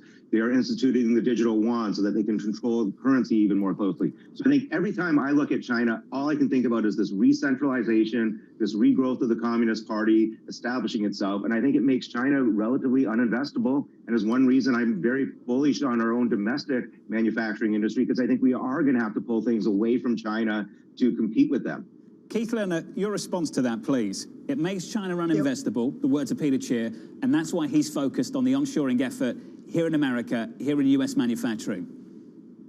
Yeah, I don't know that it's uninvestable, but I will say it's very unattractive in our view. We went significantly underweight emerging markets. We think there's a structural shift. China by itself accounts for about 34% of the emerging market index. Before the regulatory crackdown, the profits were underwhelming. Now you have this regulatory crackdown, and the profit trends are only going to get worse. You don't know what multiple to put on this, because is it a publicly profit-motivated company, or is it a private company? And also, Jonathan, if you look at some of these recent corporate reports from the Chinese technology companies, their main points they're talking about isn't profits. It's about we're looking to do more regulation. We're more focused on common prosperity. That may be fine from an economic standpoint, but from an investor standpoint, that's a negative. We would say negative short-term and long-term. And if you have kind of mean reversion bounces, we would use that to get more underweight. I'm happy to play market maker and give you the number of Jay Pawlowski, because he disagrees with you both. The man from TPW had this to say. Take a listen. Bullishness is now shifting to Asia. I think both Japan and China are very interesting. Buying technology in the United States right here will prove to be, over the next 6 to 12 months, a massive mistake. I think the opportunity is to go and look at things that have already been beaten up and buy those, and that's China. With all this uncertainty, China barely moved. China will be on a glide path in 2022. Lisa, we'd all like your view on this. Your response, please. So look, as I think Jonathan, we would take the other side of the negativity. We're bulls on China. While we understand in the very short term, this is a very tough blow for a lot of American investors. The reality is that we think China's playing the cards that they have to play. And that is, moving towards this program of common prosperity allows them to sustain the promise of delivering another 300 million people to an emerging middle class of consumers, delivering that to the world. That is China's growth proposition. That's what it's been, for the last decade, as they moved away from being a pure exporter and manufacturing and infrastructure-driven economy. And so I think they need to do this. We're investing in China, where a lot of this bad news, as has been said, is discounted, but we're doing it through A shares, because we do think that the Communist Party, quote unquote, gets the joke, and they want capital flowing into their economy. They just want Chinese citizens to get rich from their companies, not American investors. Lisa, you went straight to the economy. Optimistic, constructive on the economy. It's not quite the same thing as being optimistic and constructive on the equity market. I want to build a little bit more on what you had to say at the end there. Why you still want to get allocation to the equity story in China. The economy is set to be good. I get that. They're going to work on it. Hopefully they deliver more gains. We all want to see people come out of poverty and go into the middle class and beyond. But when it comes to the equity market, can you get that exposure more safely, given the worries we've had about getting exposure to those equities, when you can wake up one day and that party, that government can just change the story for you just like that? I agree with that. I think the way you want to approach investing in China has shifted, and using those multinationals as a way of getting exposure to that growth is certainly one part of the story. But we do think that there are going to be companies that are winners in China that can be accessed increasingly in that A-share market, who are going to be technology leaders, who are going to be, category killers in their own right, whether they're supported on their journey to get there through state-owned enterprises or not, remains to be seen. But we do think that the profit potential is there. Pete, can I just get a final word from you on all of this? I know you don't like the story. Do you like it from a diversification perspective at all? Because that argument's been made a lot through this year. I just think there's so much uncertainty around China, Chinese policies, how they're going to treat Taiwan this year, that I would stay away from that. I think there's other opportunities. You can look at other areas that have been beat up, whether it's Latin America, even Europe, and that's where I would rather invest. I just think the risk of China continuing with this centralization and reinforcement of the Communist Party is too risky to really invest in. Peter Chair, it's good to get your thoughts, sir. Keith Lerner to you as well. And Lisa Schaller, always fantastic to catch up with you too on this equity market as we advance this Wednesday morning. One stock that is not advancing is Moderna. It is down 7.5%. That one's taken a bit of a beating this morning, down 7.5%. The vaccine maker Moderna there. getting hammered in early trading. We've been whipsawed over the last week or so. One currency in particular has been whipsawed even more, the Turkish lira. Turkey directly intervening in foreign exchange.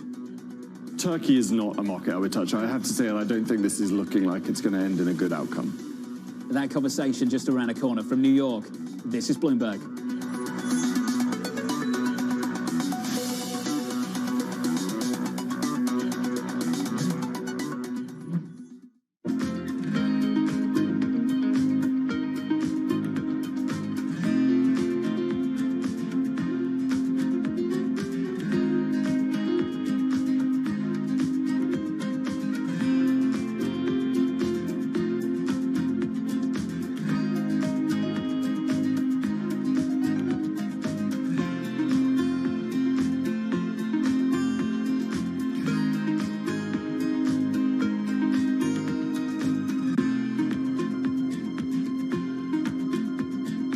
Bloomberg has enhanced search on the terminal to deliver what you need when you need it. Now, you can simply type phrases in everyday English in the command line. Compare financials. Find people. Analyze markets. You can enter phrases or ask questions. What do you want to know today? Ask a question or visit SearchGo to find answers now. There's a pretty good chance that you use products made by Meta every single day. If you've never heard of Meta, that's because it's the new name for Facebook Inc., the parent company of Facebook, Instagram, and WhatsApp. All right, perfect. In a spiffy presentation on Thursday, Mark Zuckerberg showed off his vision for what he's dubbing the metaverse. That's a sort of mix of augmented and virtual reality worlds which will let the user explore virtual ecosystems. Much of what he showed isn't yet available. It's really his vision. In that sense, it was more like the sort of presentation Elon Musk does, where he looks at what he hopes might happen one day, than what Steve Jobs does, or Steve Jobs did, which is showing off products he already has available. He also, in the course of it, announced a name to Meta. The company will be called Meta from now on. Our mission remains the same. It's still about bringing people together. That's an effort partly to show the vision for the future, but also a way of casting adrift some of the toxicity associated with Facebook. But if this new company is going to be a success, or the new company vision is going to be a success, he will still have to deal with a lot of the same challenges that Facebook has faced. Concerns about privacy, content management, those are going to be just as pertinent, if not more so, in the metaverse as they are right now on Facebook's existing apps. Access the financial world on demand. Hear from leading economists, policymakers, and industry experts via live and on-demand webinars, only from Bloomberg. Start exploring to see what's moving the markets. Visit Bloomberg.com/webinars.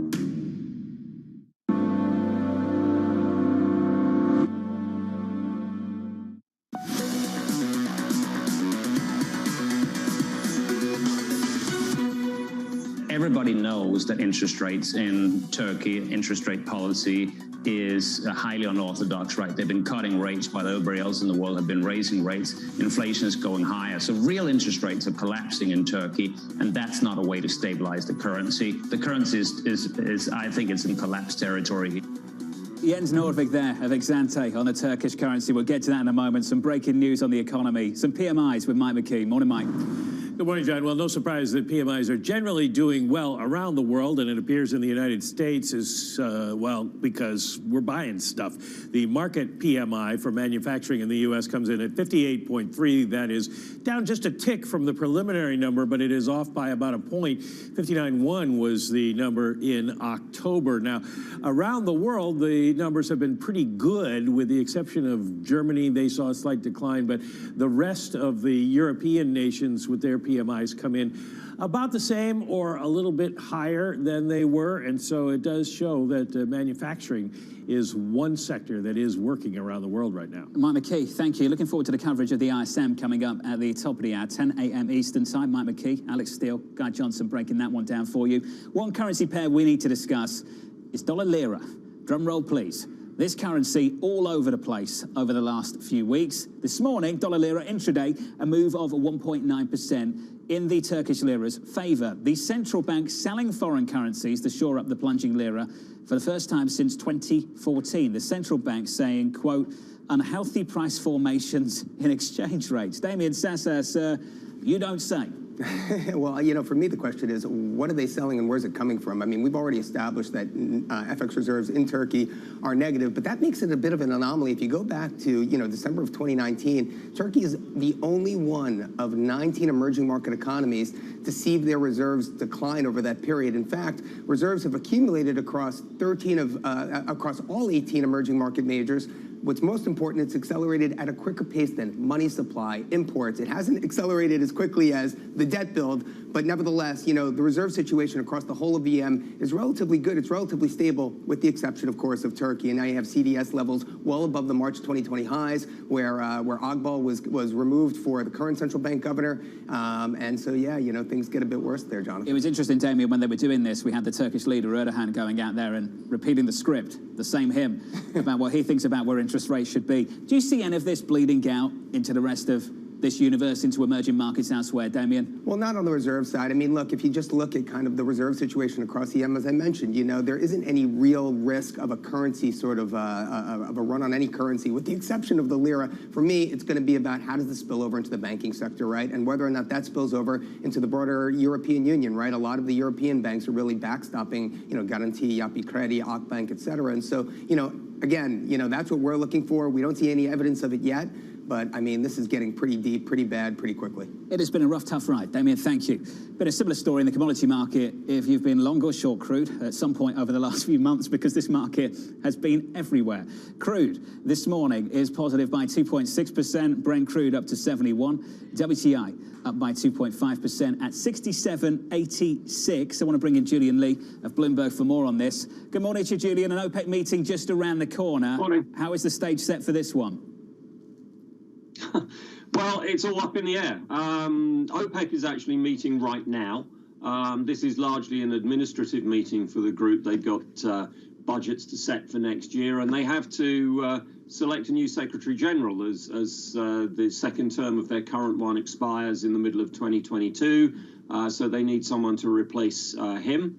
But then once that meeting's concluded, we're going to start on a series of technical meetings where they will start to look at supply-demand forecasts that have been put together by their analysts, and this will all lead up to the main OPEC Plus gathering, all 23 ministers meeting remotely to discuss tomorrow afternoon in Vienna time what they will do with production for January. At the moment, the default position is to add another 400,000 barrels a day, but there's a growing swell of opinion that they will decide at the very least to pause that for January, perhaps for longer, and perhaps even consider a reduction in supply. Unreal turnaround. Of course, that position they had was $15, $20 ago, which was about a month or so ago.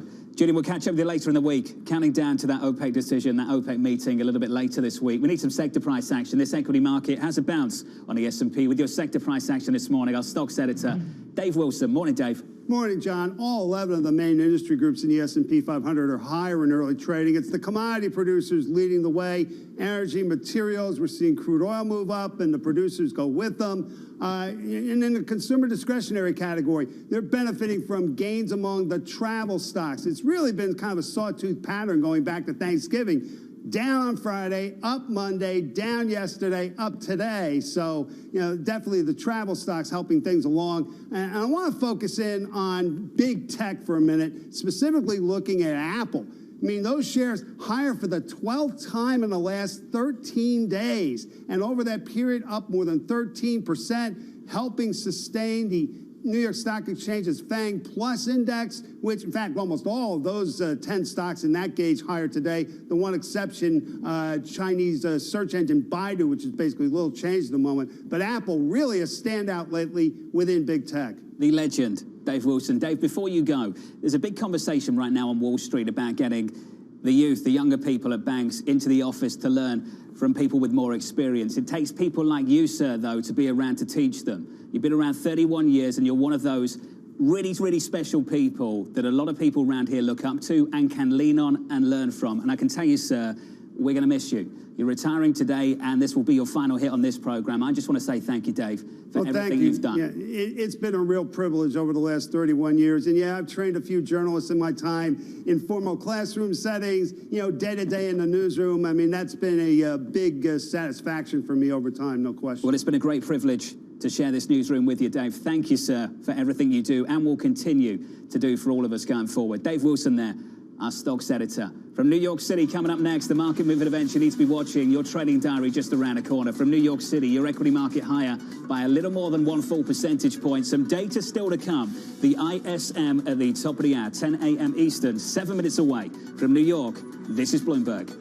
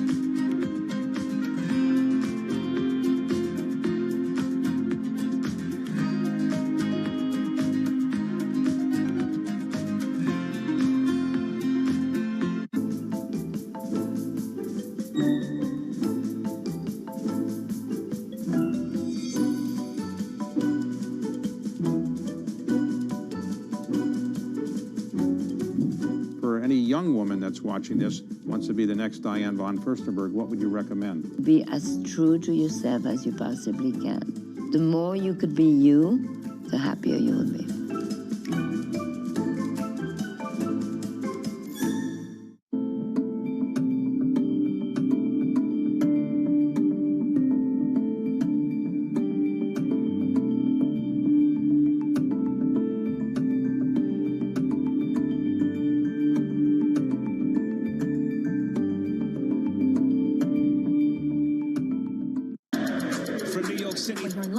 In San Francisco. 9 a.m. in Beijing and Shanghai. Good morning, everyone. Have a great evening. So recap the headlines. You do not want to miss this story. How are you thinking about those dynamics?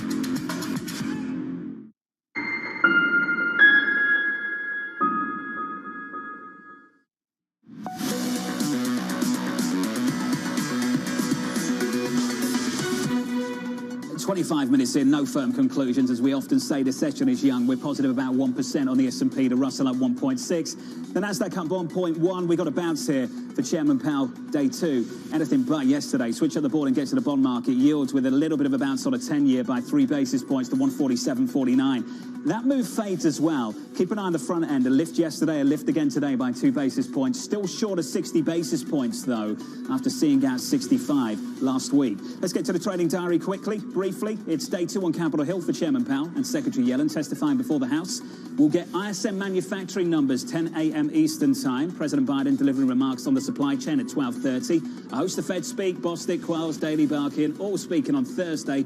Another round of initial jobless claims as well. And wrapping up the week on Friday with Payrolls Friday. Your median estimate at the moment, we keep tracking it, 548. Your high estimate, 800K. Your low, 375. From New York, thank you for choosing Bloomberg TV. This was the countdown to the open. This is Bloomberg.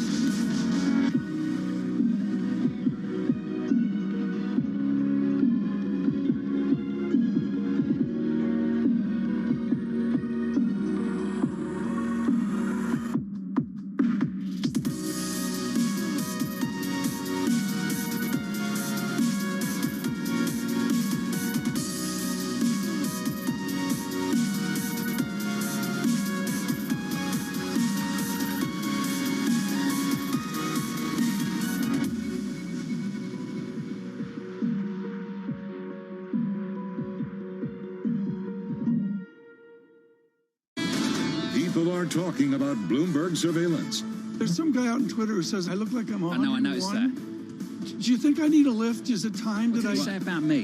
What did that particular gentleman say about... Let's have a look. One of them is near 101 years of age. Which one would that be? The other has an ego in the orbit of Mars. Who's that? I have no idea. Mrs. Lisa, the only chance to productive conversation. It's a fairly accurate summary of this show, isn't it, Tom? The eyes, or should I do the whole thing? On the supply chain, are you starting to see things improve? And if you are, where specifically, sir? Well, this year we have been mostly affected by the semiconductor situation. And we believe that the Q3 was the quarter that was most affected.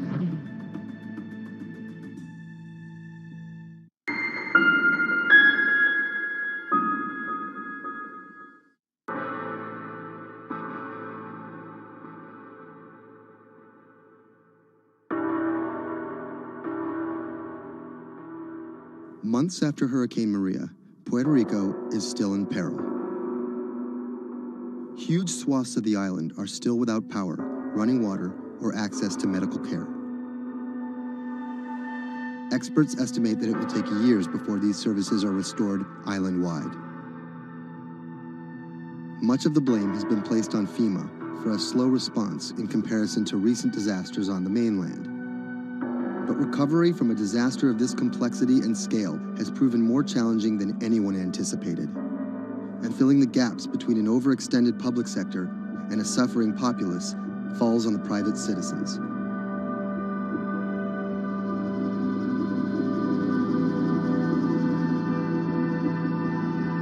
Robert Anderson is a Puerto Rico resident of 4 years. The eye of the storm came in south of El Yunque, swept up towards San Juan, and out to Arecibo. Everything on the right-hand side is what we call the dirty side of the storm. This isn't his first time in a disaster zone. With a military and telecom background, Anderson worked on repairing damaged cell phone towers in New Orleans after Hurricane Katrina.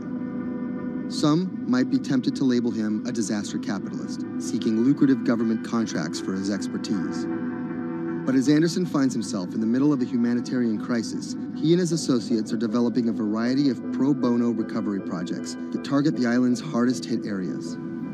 I see two Puerto Ricos. We're here in San Juan. They have telecommunications restored. They may or may not have power, but basic services are in place. They're able to get food. They're able to buy things. They're surviving. And when you look outside of the San Juan area, you can go 15 minutes from here and find areas that are devastated. I'm working on the devastated side. Today, he's put together a boots-on-the-ground mission to provide medical care to some of the island's most isolated and vulnerable residents. Steve Berenbaum is one of Anderson's business associates. He offered an extra car and a set of hands. So we received an initial report from a nurse that was out in the area. We're headed to the northeast region of Utuado for some people that are in need of urgent medical assistance.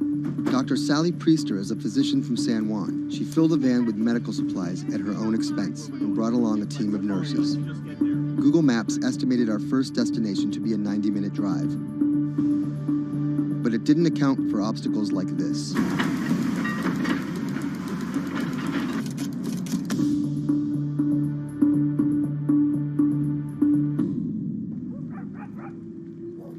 Our first stop was the home of an 82-year-old blind Vietnam veteran.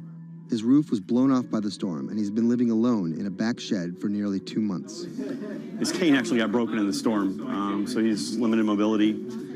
He has a number of medical ailments. Dr. Priester's having a look at him. We called the VA. They're going to get him set up with what he needs, get him stabilized so he can then be transported either to an evacuation center or off the island. It's when the chain gets broken, when those families that are connected to them leave the island or take off. These guys get left at the end of the road, and it's tough. FEMA was not officially part of Robert's team, and their arrival caught everyone by surprise. Their job here was to survey and report back to their superiors, and did not come with medical aid of any kind. People think that FEMA is there to hand out bottles of water, and it's not what they do. FEMA has a role to play. They have a very specific role. They bring in ships, they bring in airplanes, they bring in tractor trailers with pallets of things. But they're a big machine, and there's gaps in that thing. And you're seeing one of the gaps here, and we help fill that role.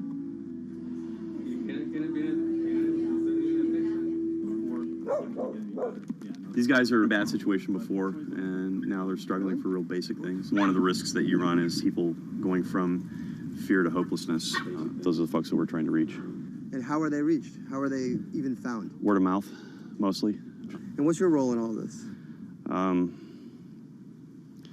Ghost in the machine. I'm lucky enough to be able to communicate with folks in FEMA, the state of Puerto Rico.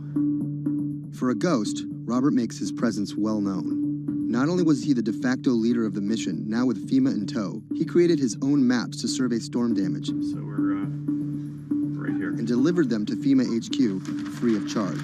I have pretty good reach. Perhaps that's how he managed to earn himself a coveted FEMA badge without actually working for them. And it's these relationships that allow him to operate more efficiently than an NGO or a government agency. We're able to resolve problems at a different level. Our next stop was on a mountaintop, a family of 11 struggling to care for their special needs brother in what was left of their house. Probably we are the first health team to come and visit this family. Muy bien, todo muy bien. The patient has Down syndrome. He is all day in bed. The difficulty with this is the patient cannot be alone. The most important thing is that you need to take care of the chronic disease besides disability, because they have been not going to a doctor, and no doctor has come in here yet. So we need a refill of this medication. After maybe 54 days, it's not getting better. And the only way that you can be able to see that is coming to the ground, drive, and see the people and talk to the people. You can see San Juan from here, but you can't get there. It's like the Emerald City.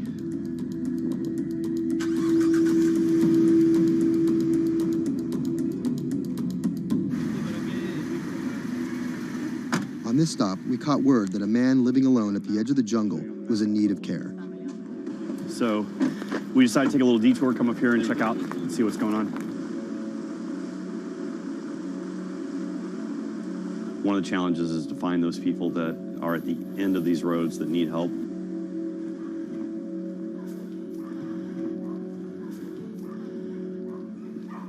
¿Pero por qué estás solo? ¿Por qué estás por acá tan solo? I'm asking about why he's alone right here. He says things of life happens. Yeah, I'm here by myself. So ¿dónde vive acá? En la parte de...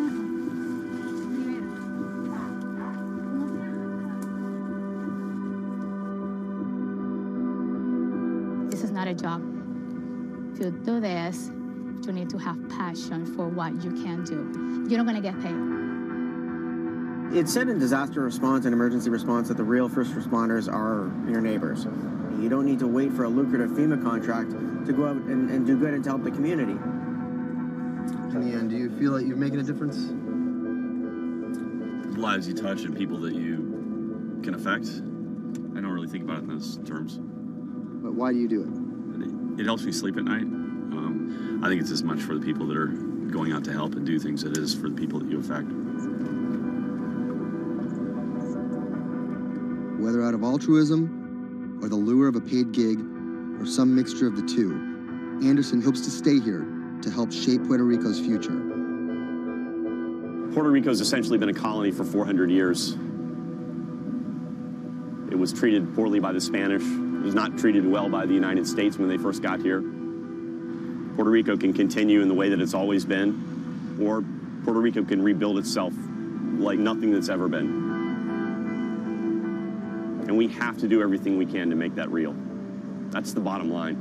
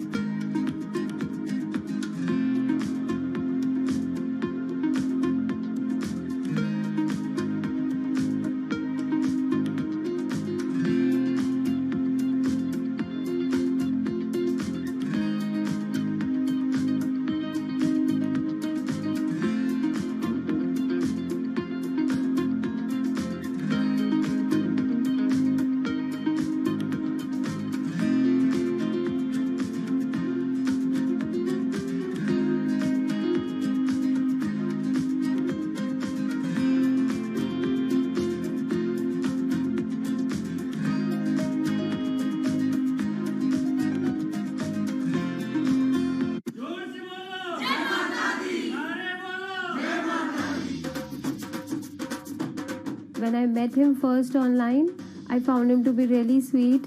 I think I was the one who was talking for an hour. He was just listening. When we met, I saw her. She was beautiful, intelligent, and kind, which was, something that I was looking for.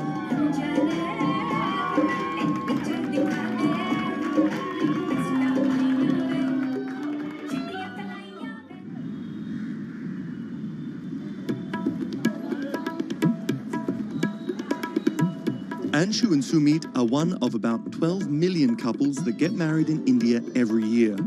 Unlike their parents' generation, they're not from two close villages, but from two cities on opposite sides of the country. And their love didn't start through community matchmaking, marriage brokers, or classified ads in newspapers, but began online.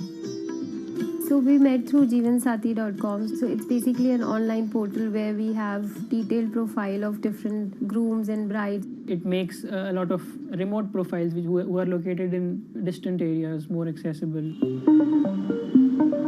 Thanks to growing internet and smartphone usage, matrimony websites and apps in India are starting to disrupt the matchmaking industry. More and more people are finding their partners at the click of a mouse. jeevansathi.com, where Anshu and Sumit met, is one of the biggest players. Young Indians looking for love set up profiles including their caste and horoscope, but their criteria for choosing spouses appears to be changing. We have seen the shift from, traditional caste community conservative parameters to something which is more focused on education, employment. Anshu and Sumit's marriage was initiated by their parents, but modern Indian couples like them have more input than previous generations. We looked up to them to agree for the proposal, but it was primarily our decision that we wanted to be with each other. So what's the emoji you use the most to send to each other? So there's a bear, which basically we use for indicating a hug. Yeah, that's our language basically. Bear icon for a hug.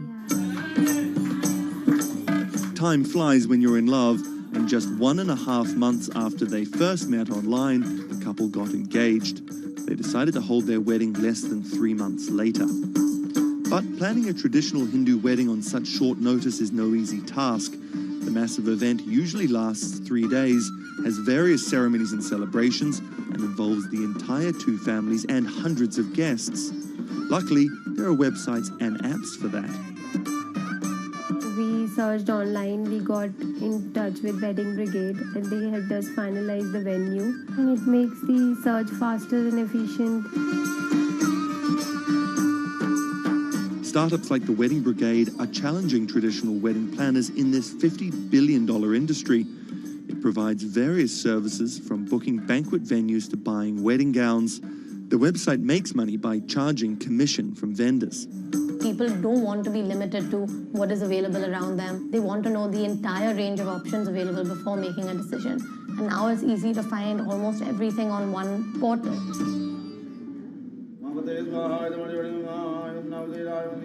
Anshu and Sumit are officially married in a ritual that has gone on for thousands of years, but their love started in a very new way. Technologies might be changing the way couples meet, date, and get married in India, but they're definitely not changing everything. The technology was only the first level help that we could get to find each other. Everything else was very humanly and emotions and feelings based.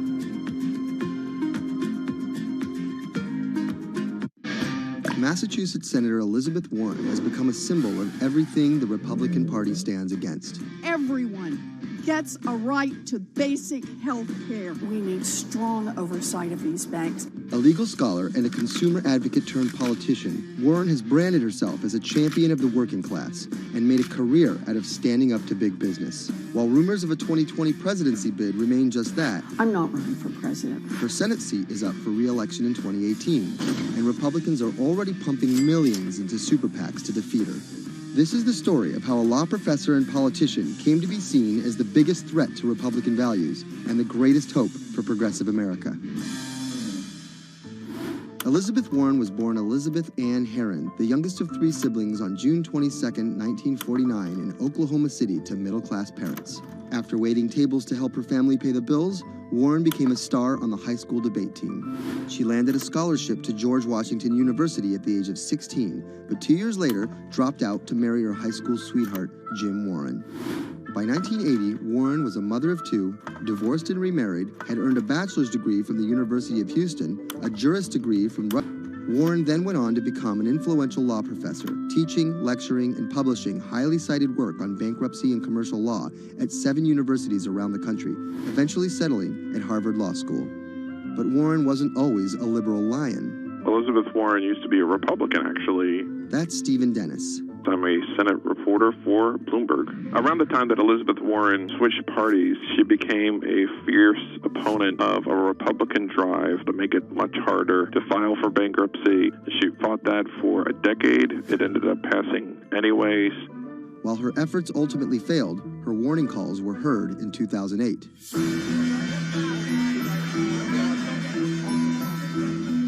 We're in the midst of a serious financial crisis. Our entire economy is in danger, and without immediate action by Congress, America could slip into a financial panic, and a distressing scenario would unfold.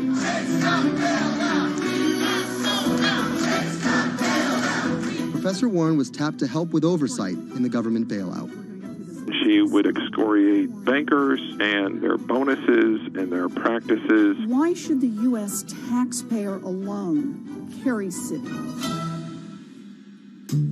She proposed a series of tough regulations, which became the basis for much of the Dodd-Frank financial law that we have today. That sort of catapulted her to national stardom, particularly among the progressive left.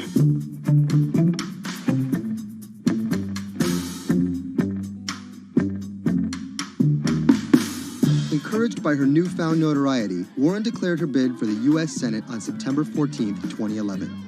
During the race, her opponent Scott Brown tried to derail Warren by accusing her of falsely claiming Native American heritage, a controversy that earned her the nickname Pocahontas.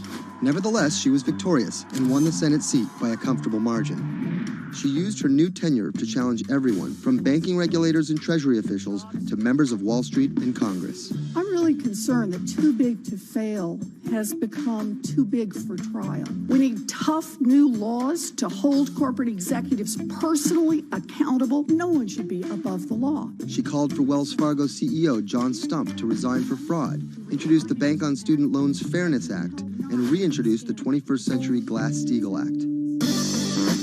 In 2016, after staying silent during the Democratic primary battle, Warren finally endorsed Hillary Clinton and had some harsh words for candidate Trump. Donald Trump is a loud, nasty, thin-skinned fraud who has never risked anything for anyone, and that is just one of the many reasons he will never be president of the United States. But she was wrong. The forgotten men and women of our country will be forgotten no longer. Warren wasted no time resisting Trump's agenda. Have you ever managed or overseen a $1 trillion loan program? I have not. How about a $1 billion loan program? I have not. In the Donald Trump era, Elizabeth Warren has been playing defense and trying to prevent Donald Trump and his cabinet appointees from rolling back protections that she helped enact. Warren actually found herself rebuked by Mitch McConnell for reading a letter by Coretta Scott King about Jeff Sessions' record on racism during his confirmation. She was warned. She was given an explanation. Nevertheless, she persisted. That moment became something that's on T-shirts, bumper stickers, slogans, and that really galvanized a lot of support for her. It's been very hard for Republicans to get much of anything done this year, and that's at least in part to this resistance movement that Elizabeth Warren has helped champion. We are here to fight back. Enough of Elizabeth Warren. Like you. Millions of dollars are being funneled to defeat Warren in the midterm elections in 2018. But it's the rumors of a 2020 presidential bid that has further prompted powerful donors to fund her opposition, often using the same playbook of constant and ruthless ad campaigns that many believe helped Trump win in 2016. It's anyone's guess if she will endure what Hillary could not. You know, the question for Elizabeth Warren is whether she can go from being a liberal firebrand to somebody who can regularly get 60 votes for initiatives in the Senate and 218 in the House and drive an agenda, and whether she can bring together coalitions for political victories. That's the challenge, and we'll see what happens.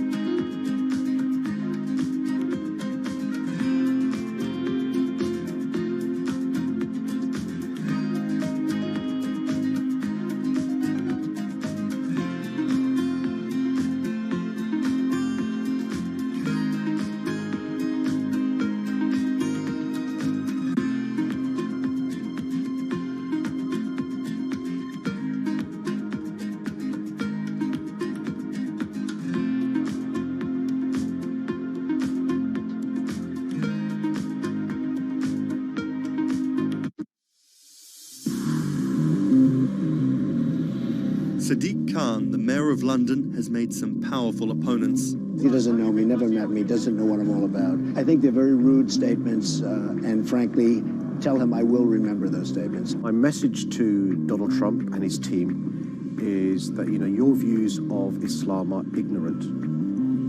He's the first Muslim mayor of a major Western capital and proud of it. This is how Sadiq Khan went from the son of Pakistani immigrants to a lawyer, lawmaker, and now the mayor of London. Khan's parents emigrated from Pakistan. His father was a bus driver, his mother a stay-at-home seamstress. The 10-strong Khan family squeezed into a 3-bedroom flat in South London. He wanted to be a dentist, but TV in the 1980s convinced him otherwise. Objection! LA law with its swagger and ill-fitting suits caught Khan's eye. He graduated in 1991 with a degree in law from North London University and joined a human rights firm. Khan worked a number of high-profile cases, often clashing with London's Metropolitan Police Force. But he had bigger political ambitions. This is what being a new MP is like, squatting on a bench in the absence of an office, dealing with letters from constituents. Reports are just coming in of an explosion here in London. And there's just explosions, and then it was just smoke everywhere. Everyone's just asking what's happened. Only 2 months after Khan entered the Commons as a Member of Parliament, London was attacked by Islamist extremists. That day will stay with me for the rest of my life. He spoke out against the attacks both as a London MP and as a Muslim.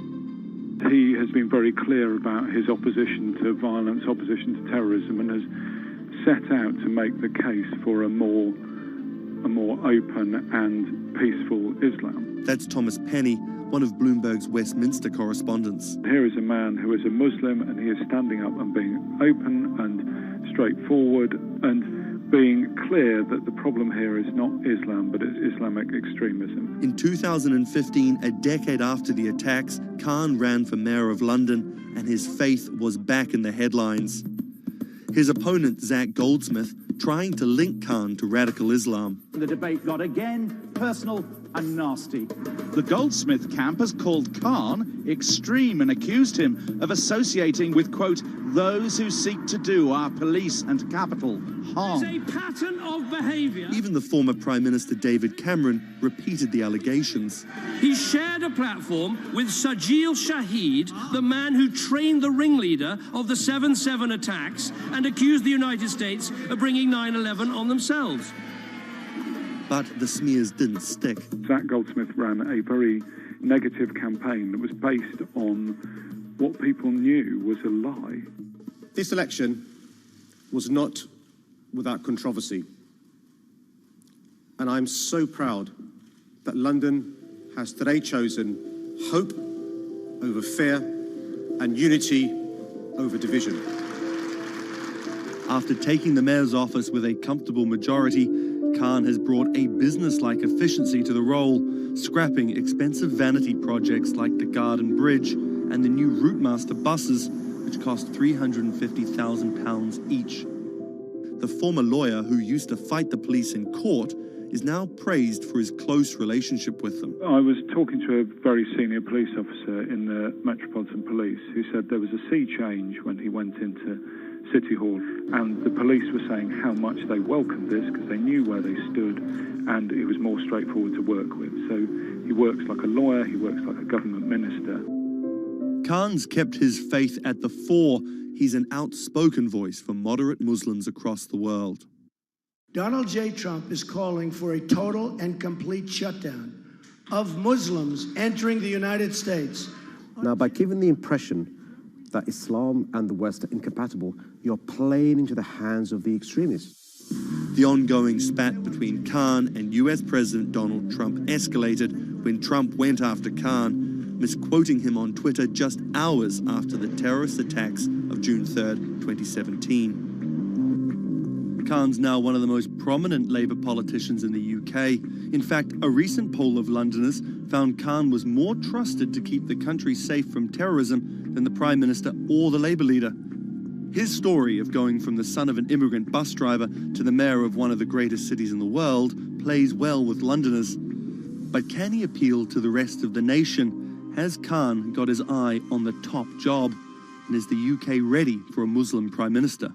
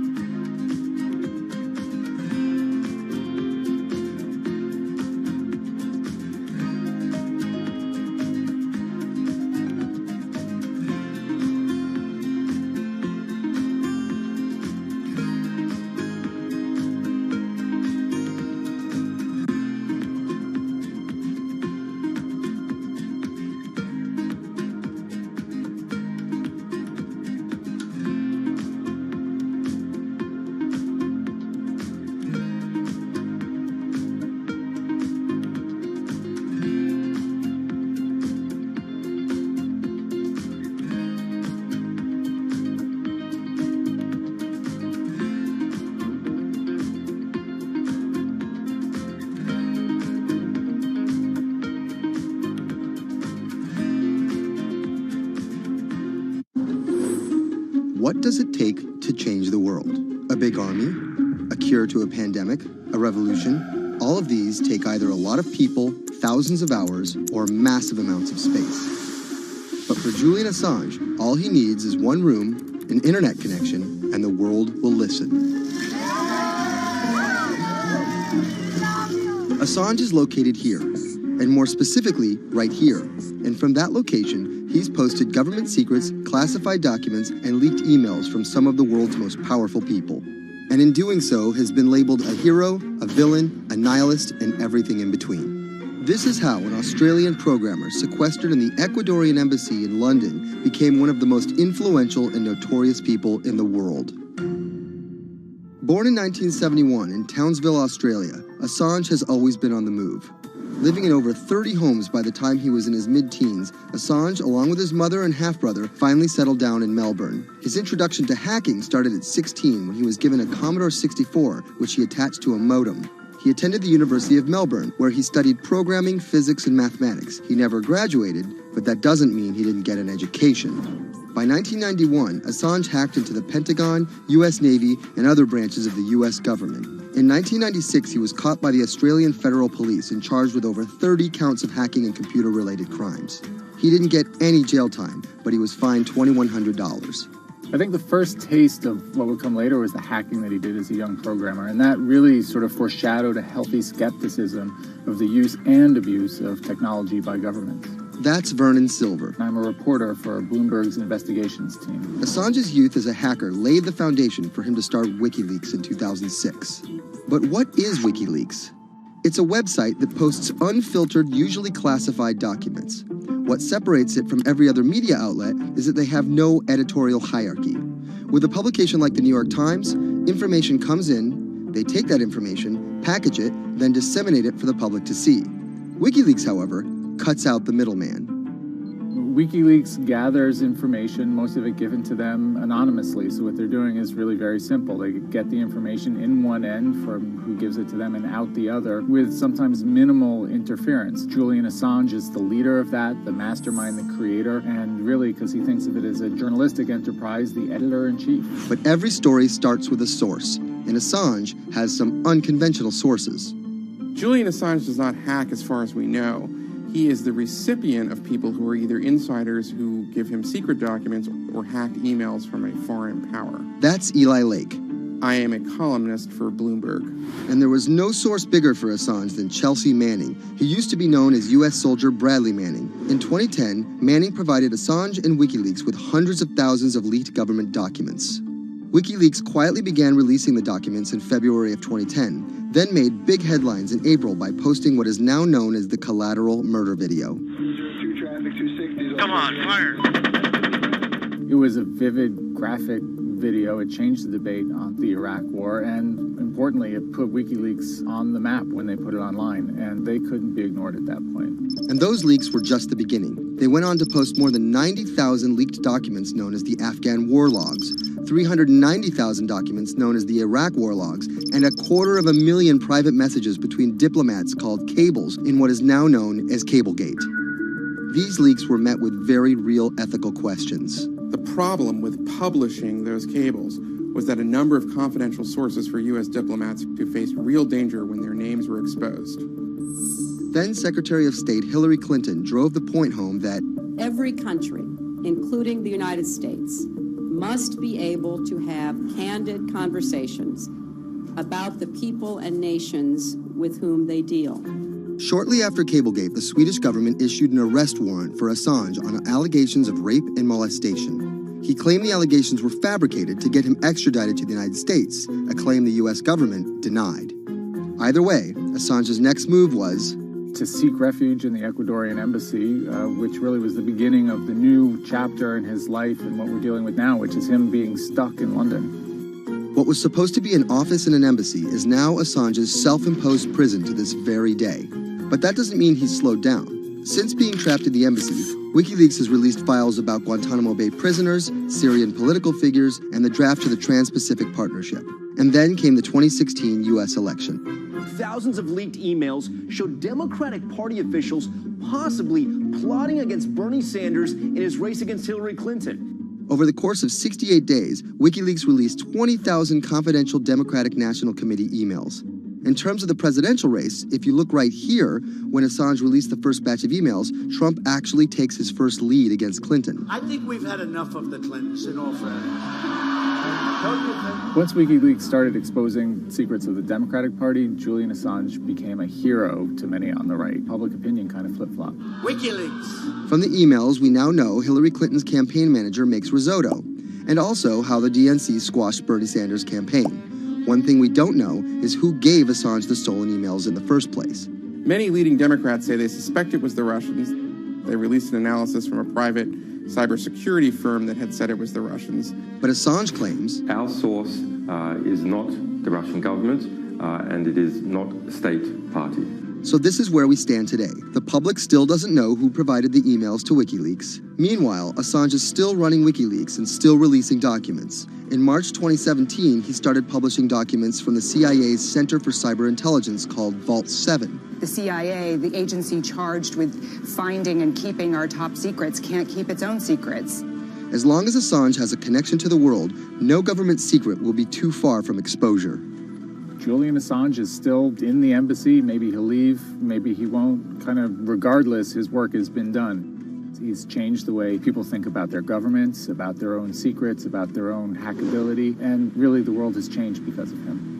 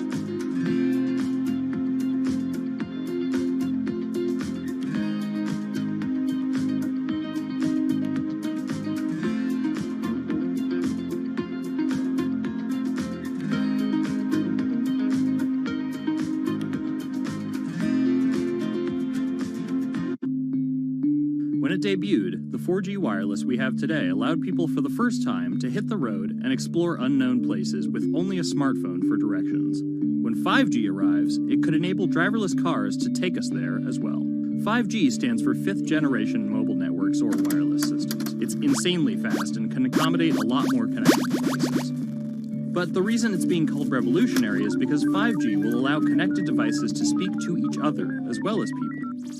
Right now we're living in a world where really it's a one-way experience. That's Bloomberg tech reporter Ian King. The network talks to your phone, you look at your phone and access data, then you send something back to the network. What we're being told about 5G is that really for the first time we're going to see machines communicating with each other over mobile networks in a meaningful way. 5G could end up being 100 times faster than what we have now, with speeds that could reach 20 gigabits per second. In plain English, that means downloading a full-length HD movie in seconds. 5G will also increase total bandwidth, which we will need in order to accommodate the growing Internet of Things. We're talking about the class of devices like internet-connected refrigerators, thermostats, dog collars, but 5G will enable many, many more. Things like your utility network, factories, where machines are just sat there not connected at all. Suddenly they're all going to be connected. Suddenly we're going to be able to have real-time monitoring. Other things like cars, like utility poles, like your light, the light poles. But perhaps the biggest advance will be a huge reduction in communication lag time, known as latency. A network of driverless cars will need the speed of 5G to ping each other multiple times per second to avoid collisions. Near instantaneous data transfers could allow doctors to perform surgery remotely with a robotic scalpel. So how will all this work? First, you need to improve network density. And that's just a fancy word for saying you put more towers out there. What we're being told is that's not actually the case with 5G. The idea is 5G will not only use the existing mobile spectrum, but also tap into higher frequencies called millimeter waves. Millimeter waves can carry more data, but only travel short distances. This may mean you'll see a lot more of these base stations around town. And the new towers may have as many as 100 antenna ports, compared to about a dozen on 4G cell towers. So when will we get 5G? Getting 5G ready is expected to cost providers $275 billion over 7 years in the US alone. Look for the first 5G service to pop up in big cities sometime in 2019.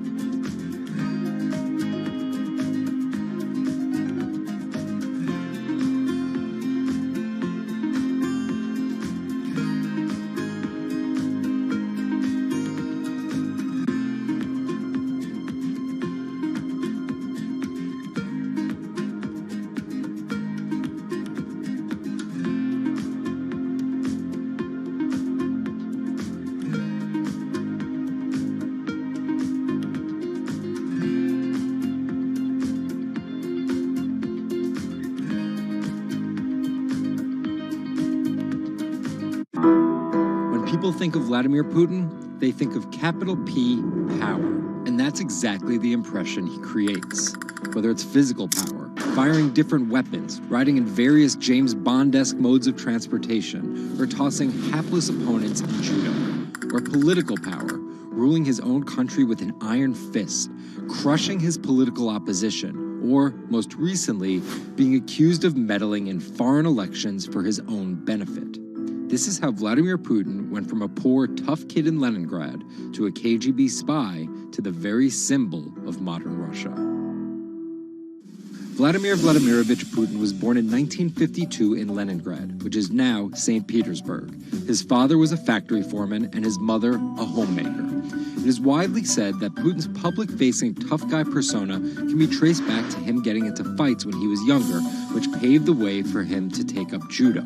After getting a law degree from Leningrad State University, Putin joined the KGB Foreign Intelligence Service.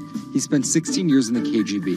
When Putin returned to Russia, he began his political career. He went to work for Anatoly Sobchak, who was then the mayor of St. Petersburg. That's Leonid Bershidsky. I'm a columnist at Bloomberg View. Putin thrived in Sobchak's administration because he was sort of considered pretty efficient city official at that time. He was very loyal to Sobchak. So loyal and efficient that he was noticed by Yeltsin's close circle.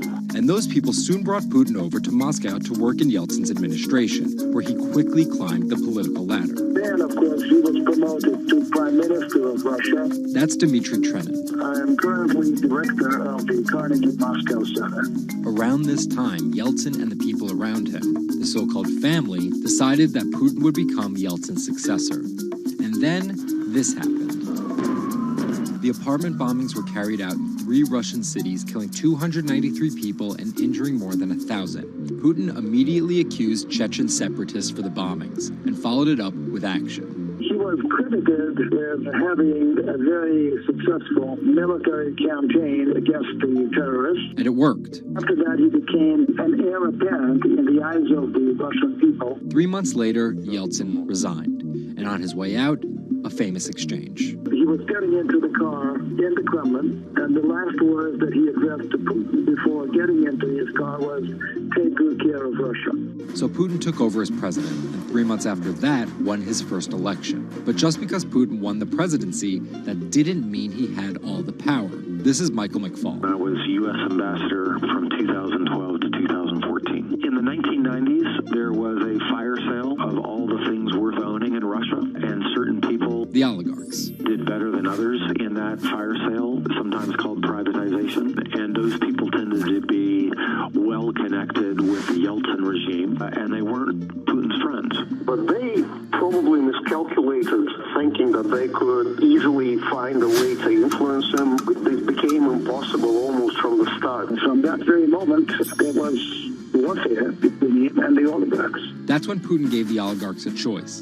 Putin's way? Some of those people from the 90s managed to figure out a new way of dealing with Putin and have survived.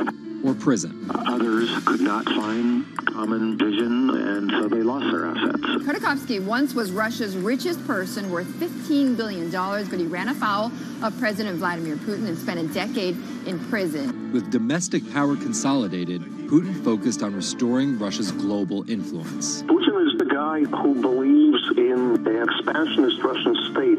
Georgia and Ukraine and all the other Soviet republics that split off when the Soviet Union fell apart, he still believes that they're traditional Russian satellites. A lot of his strategy is about keeping them in the orbit. That Yeltsin line, take good care of Russia, that's how he understands it. And he used annexation and invasion, as well as oil, gas, and trade to keep former Soviet republics in Russia's orbit.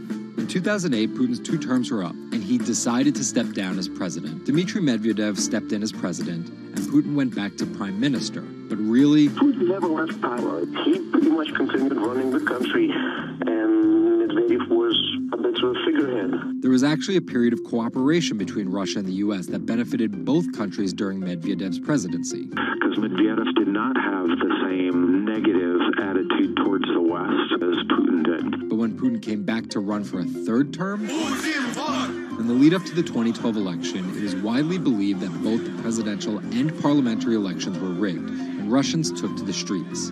Putin blamed the protests squarely on America, and more specifically, Secretary of State Hillary Clinton. He believed that she had sent, and this is his words, a signal to demonstrators. Still, Putin won by a huge margin and set about crushing the protest movement immediately upon his return to the Kremlin. Over the next few years, Russia's economy tumbled. Putin annexed Crimea, leading to sanctions. The price of oil fell drastically. The ruble hit a new low, and America played down Russia's influence, with Obama calling Russia a regional power. Despite all of that, Putin's approval rating remained sky high, and then an opportunity for payback. I think I'd get along very well with Vladimir Putin. In 2016, there was one candidate who called Vladimir Putin very smart. Trump exhibited tolerance towards Putin's actions annexing Crimea, and similar views on NATO and sanctions. Secretary Clinton didn't support any of those views. Even though Putin denies any wrongdoing, U.S. election. Yes. the U.S. has accused Russia of being behind the leaking of 20,000 Democratic National Committee emails, which many say helped Trump beat Hillary Clinton in the presidential election. Which leaves us here, with the possibility of a President Putin until 2024, positioning Russia to be the world power he always imagined it should be.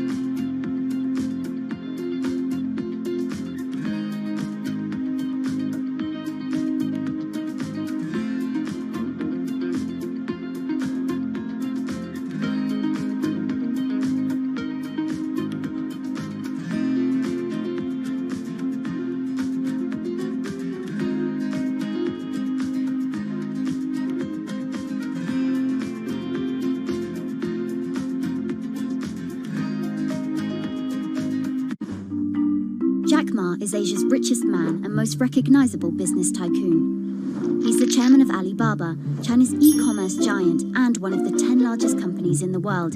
Yet he still wants more. We know where we're going. We want to be the 5th largest economy. Big words from the man some call Asia's Jeff Bezos. He's confident, he's charismatic, and he's definitely not the average CEO.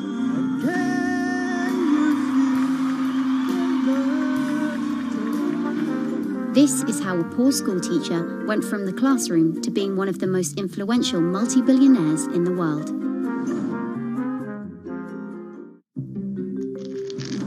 Ma was born in China's southeastern city Hangzhou in 1964. His parents were traditional musician storytellers. As a teenager, he started to learn English from foreign tourists after China opened up in the late 1970s. And then for 9 years, Jack Ma hung around outside the Hangzhou Hotel, which is now called the Shangri-La. He would get up at 5 a.m. to talk to travelers. That's Bloomberg technology reporter Lulu Chen. And I cover China Internet for Bloomberg. Ma failed China's National University entrance exam twice before being admitted to local teachers' college.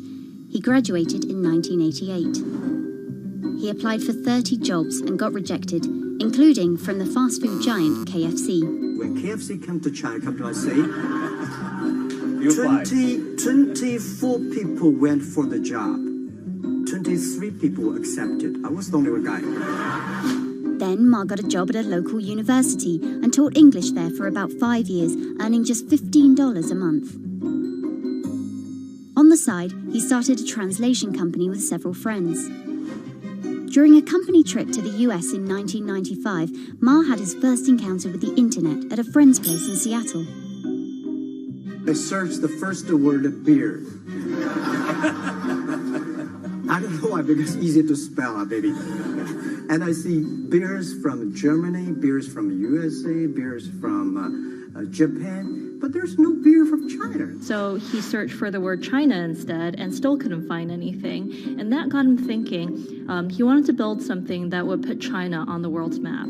He started China Pages, a Yellow Pages-like website, but it didn't take off. Then Ma joined a government agency in Beijing to help set up a website.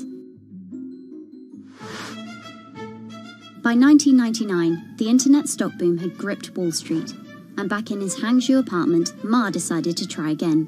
With his wife and a group of friends, Ma raised $80,000 and set up Alibaba, a site that allowed businesses to sell stuff to each other. 人家美国人强就强它的硬件，强就强它的系统建设，这方面确实比你早。但是玩信息玩软的，中国的脑袋绝不比你们长。我们在座的所有人的脑袋绝不比你们长。By 2000, Alibaba had raised $25 million from investors, including Goldman Sachs and SoftBank. He had no business plan and zero revenue, but his eyes was very strong eyes. In 2003, Alibaba started Taobao, a platform for individual sellers to trade with each other, and publicly declared war against eBay, who had started to make a foray into China. Jack Ma has this famous saying that Alibaba is a crocodile in the Yangtze River, whereas eBay is a shark in the ocean. And if they fight eBay in the ocean, then they'll lose. But if they fight them in the Yangtze River, then they have a home base advantage. In 2007, just 1 year after it forced eBay out of China, Alibaba debuted its business-facing division on the Hong Kong Stock Exchange. But it delisted 5 years later as its performance sagged. But in 2014, Alibaba raised $25 billion in the world's biggest IPO in New York. Everybody should have a dream. What if that dream comes true? After achieving dominance in the business of e-commerce in China, Alibaba has been building an internet empire worth $472 billion, with businesses in cloud computing, online video streaming, movie production, healthcare, sports, retail, and even news media. Alibaba buying into South China Morning Post really raised eyebrows. This is the largest English newspaper in Hong Kong, and it shows that Jack Ma's ambitions weren't limited to e-commerce. He wanted to influence not just Chinese users, but also overseas users as well. The US has criticized Alibaba for allowing companies to sell counterfeit and poorly made goods, but in China, it enjoys the favor of China's government. It's part of Ma's company philosophy. In love with the government, but don't marry with them. Jack Ma is an extremely fortunate man for jumping on the internet sector so early. Note that this is a person who has no coding skills at all. He's a natural showman and a gifted public speaker and really able to convince others to believe in his vision. Ma's vision of growing Alibaba to be the world's 5th largest economy faces strong competition at home and abroad. It will require more than just naked ambition and charisma, but Ma is great at getting himself in the right place at the right time. So far, it's served him well.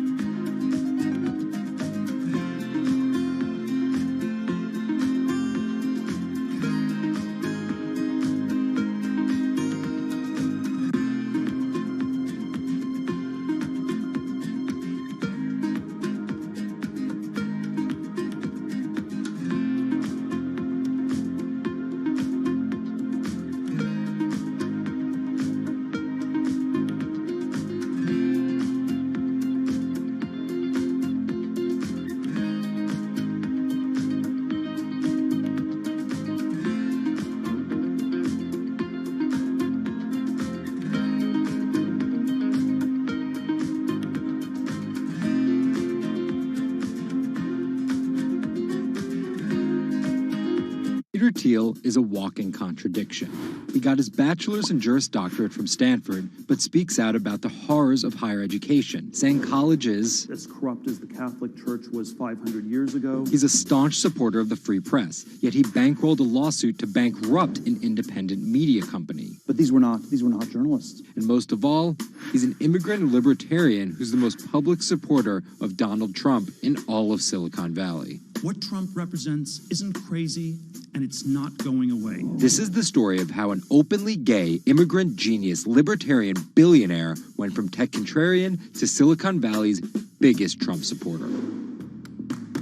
Peter Thiel was born on October 11, 1967 in Frankfurt, West Germany, to Suzanne and Klaus Thiel. Peter's family emigrated to Cleveland, Ohio when he was 1. An Ayn Rand devotee during his youth, Thiel attended Stanford University majoring in philosophy. His Stanford experience shaped a really big part of who he decided to surround himself with. That's Lizette Chapman. And I cover technology and venture capital here at Bloomberg. He and his Stanford friends made their first big splash in tech with PayPal. After selling to eBay for $1.5 billion, they would become known as the PayPal Mafia for each incredible success after PayPal.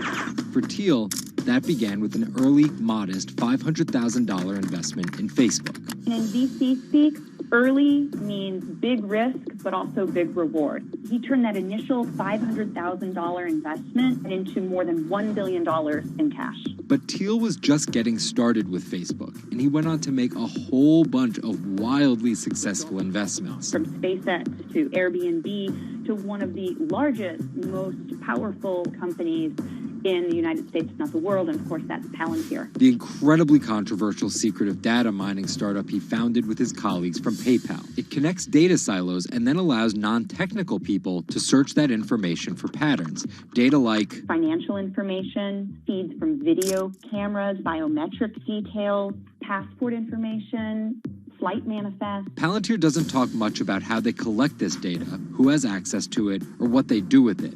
But they have contracts with the Department of Homeland Security and the CIA and the Department of Justice and the Securities and Exchange Commission and several other federal agencies. It's the richest company you've never heard of, valued at $20 billion.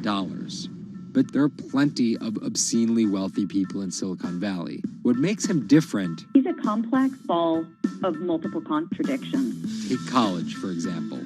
Even though college was extremely important for Thiel, there's something called the Thiel Fellowship. In exchange for dropping out and a promise not to pursue college, Thiel would give them $100,000 each. You basically tell people that if you get a diploma, you're saved.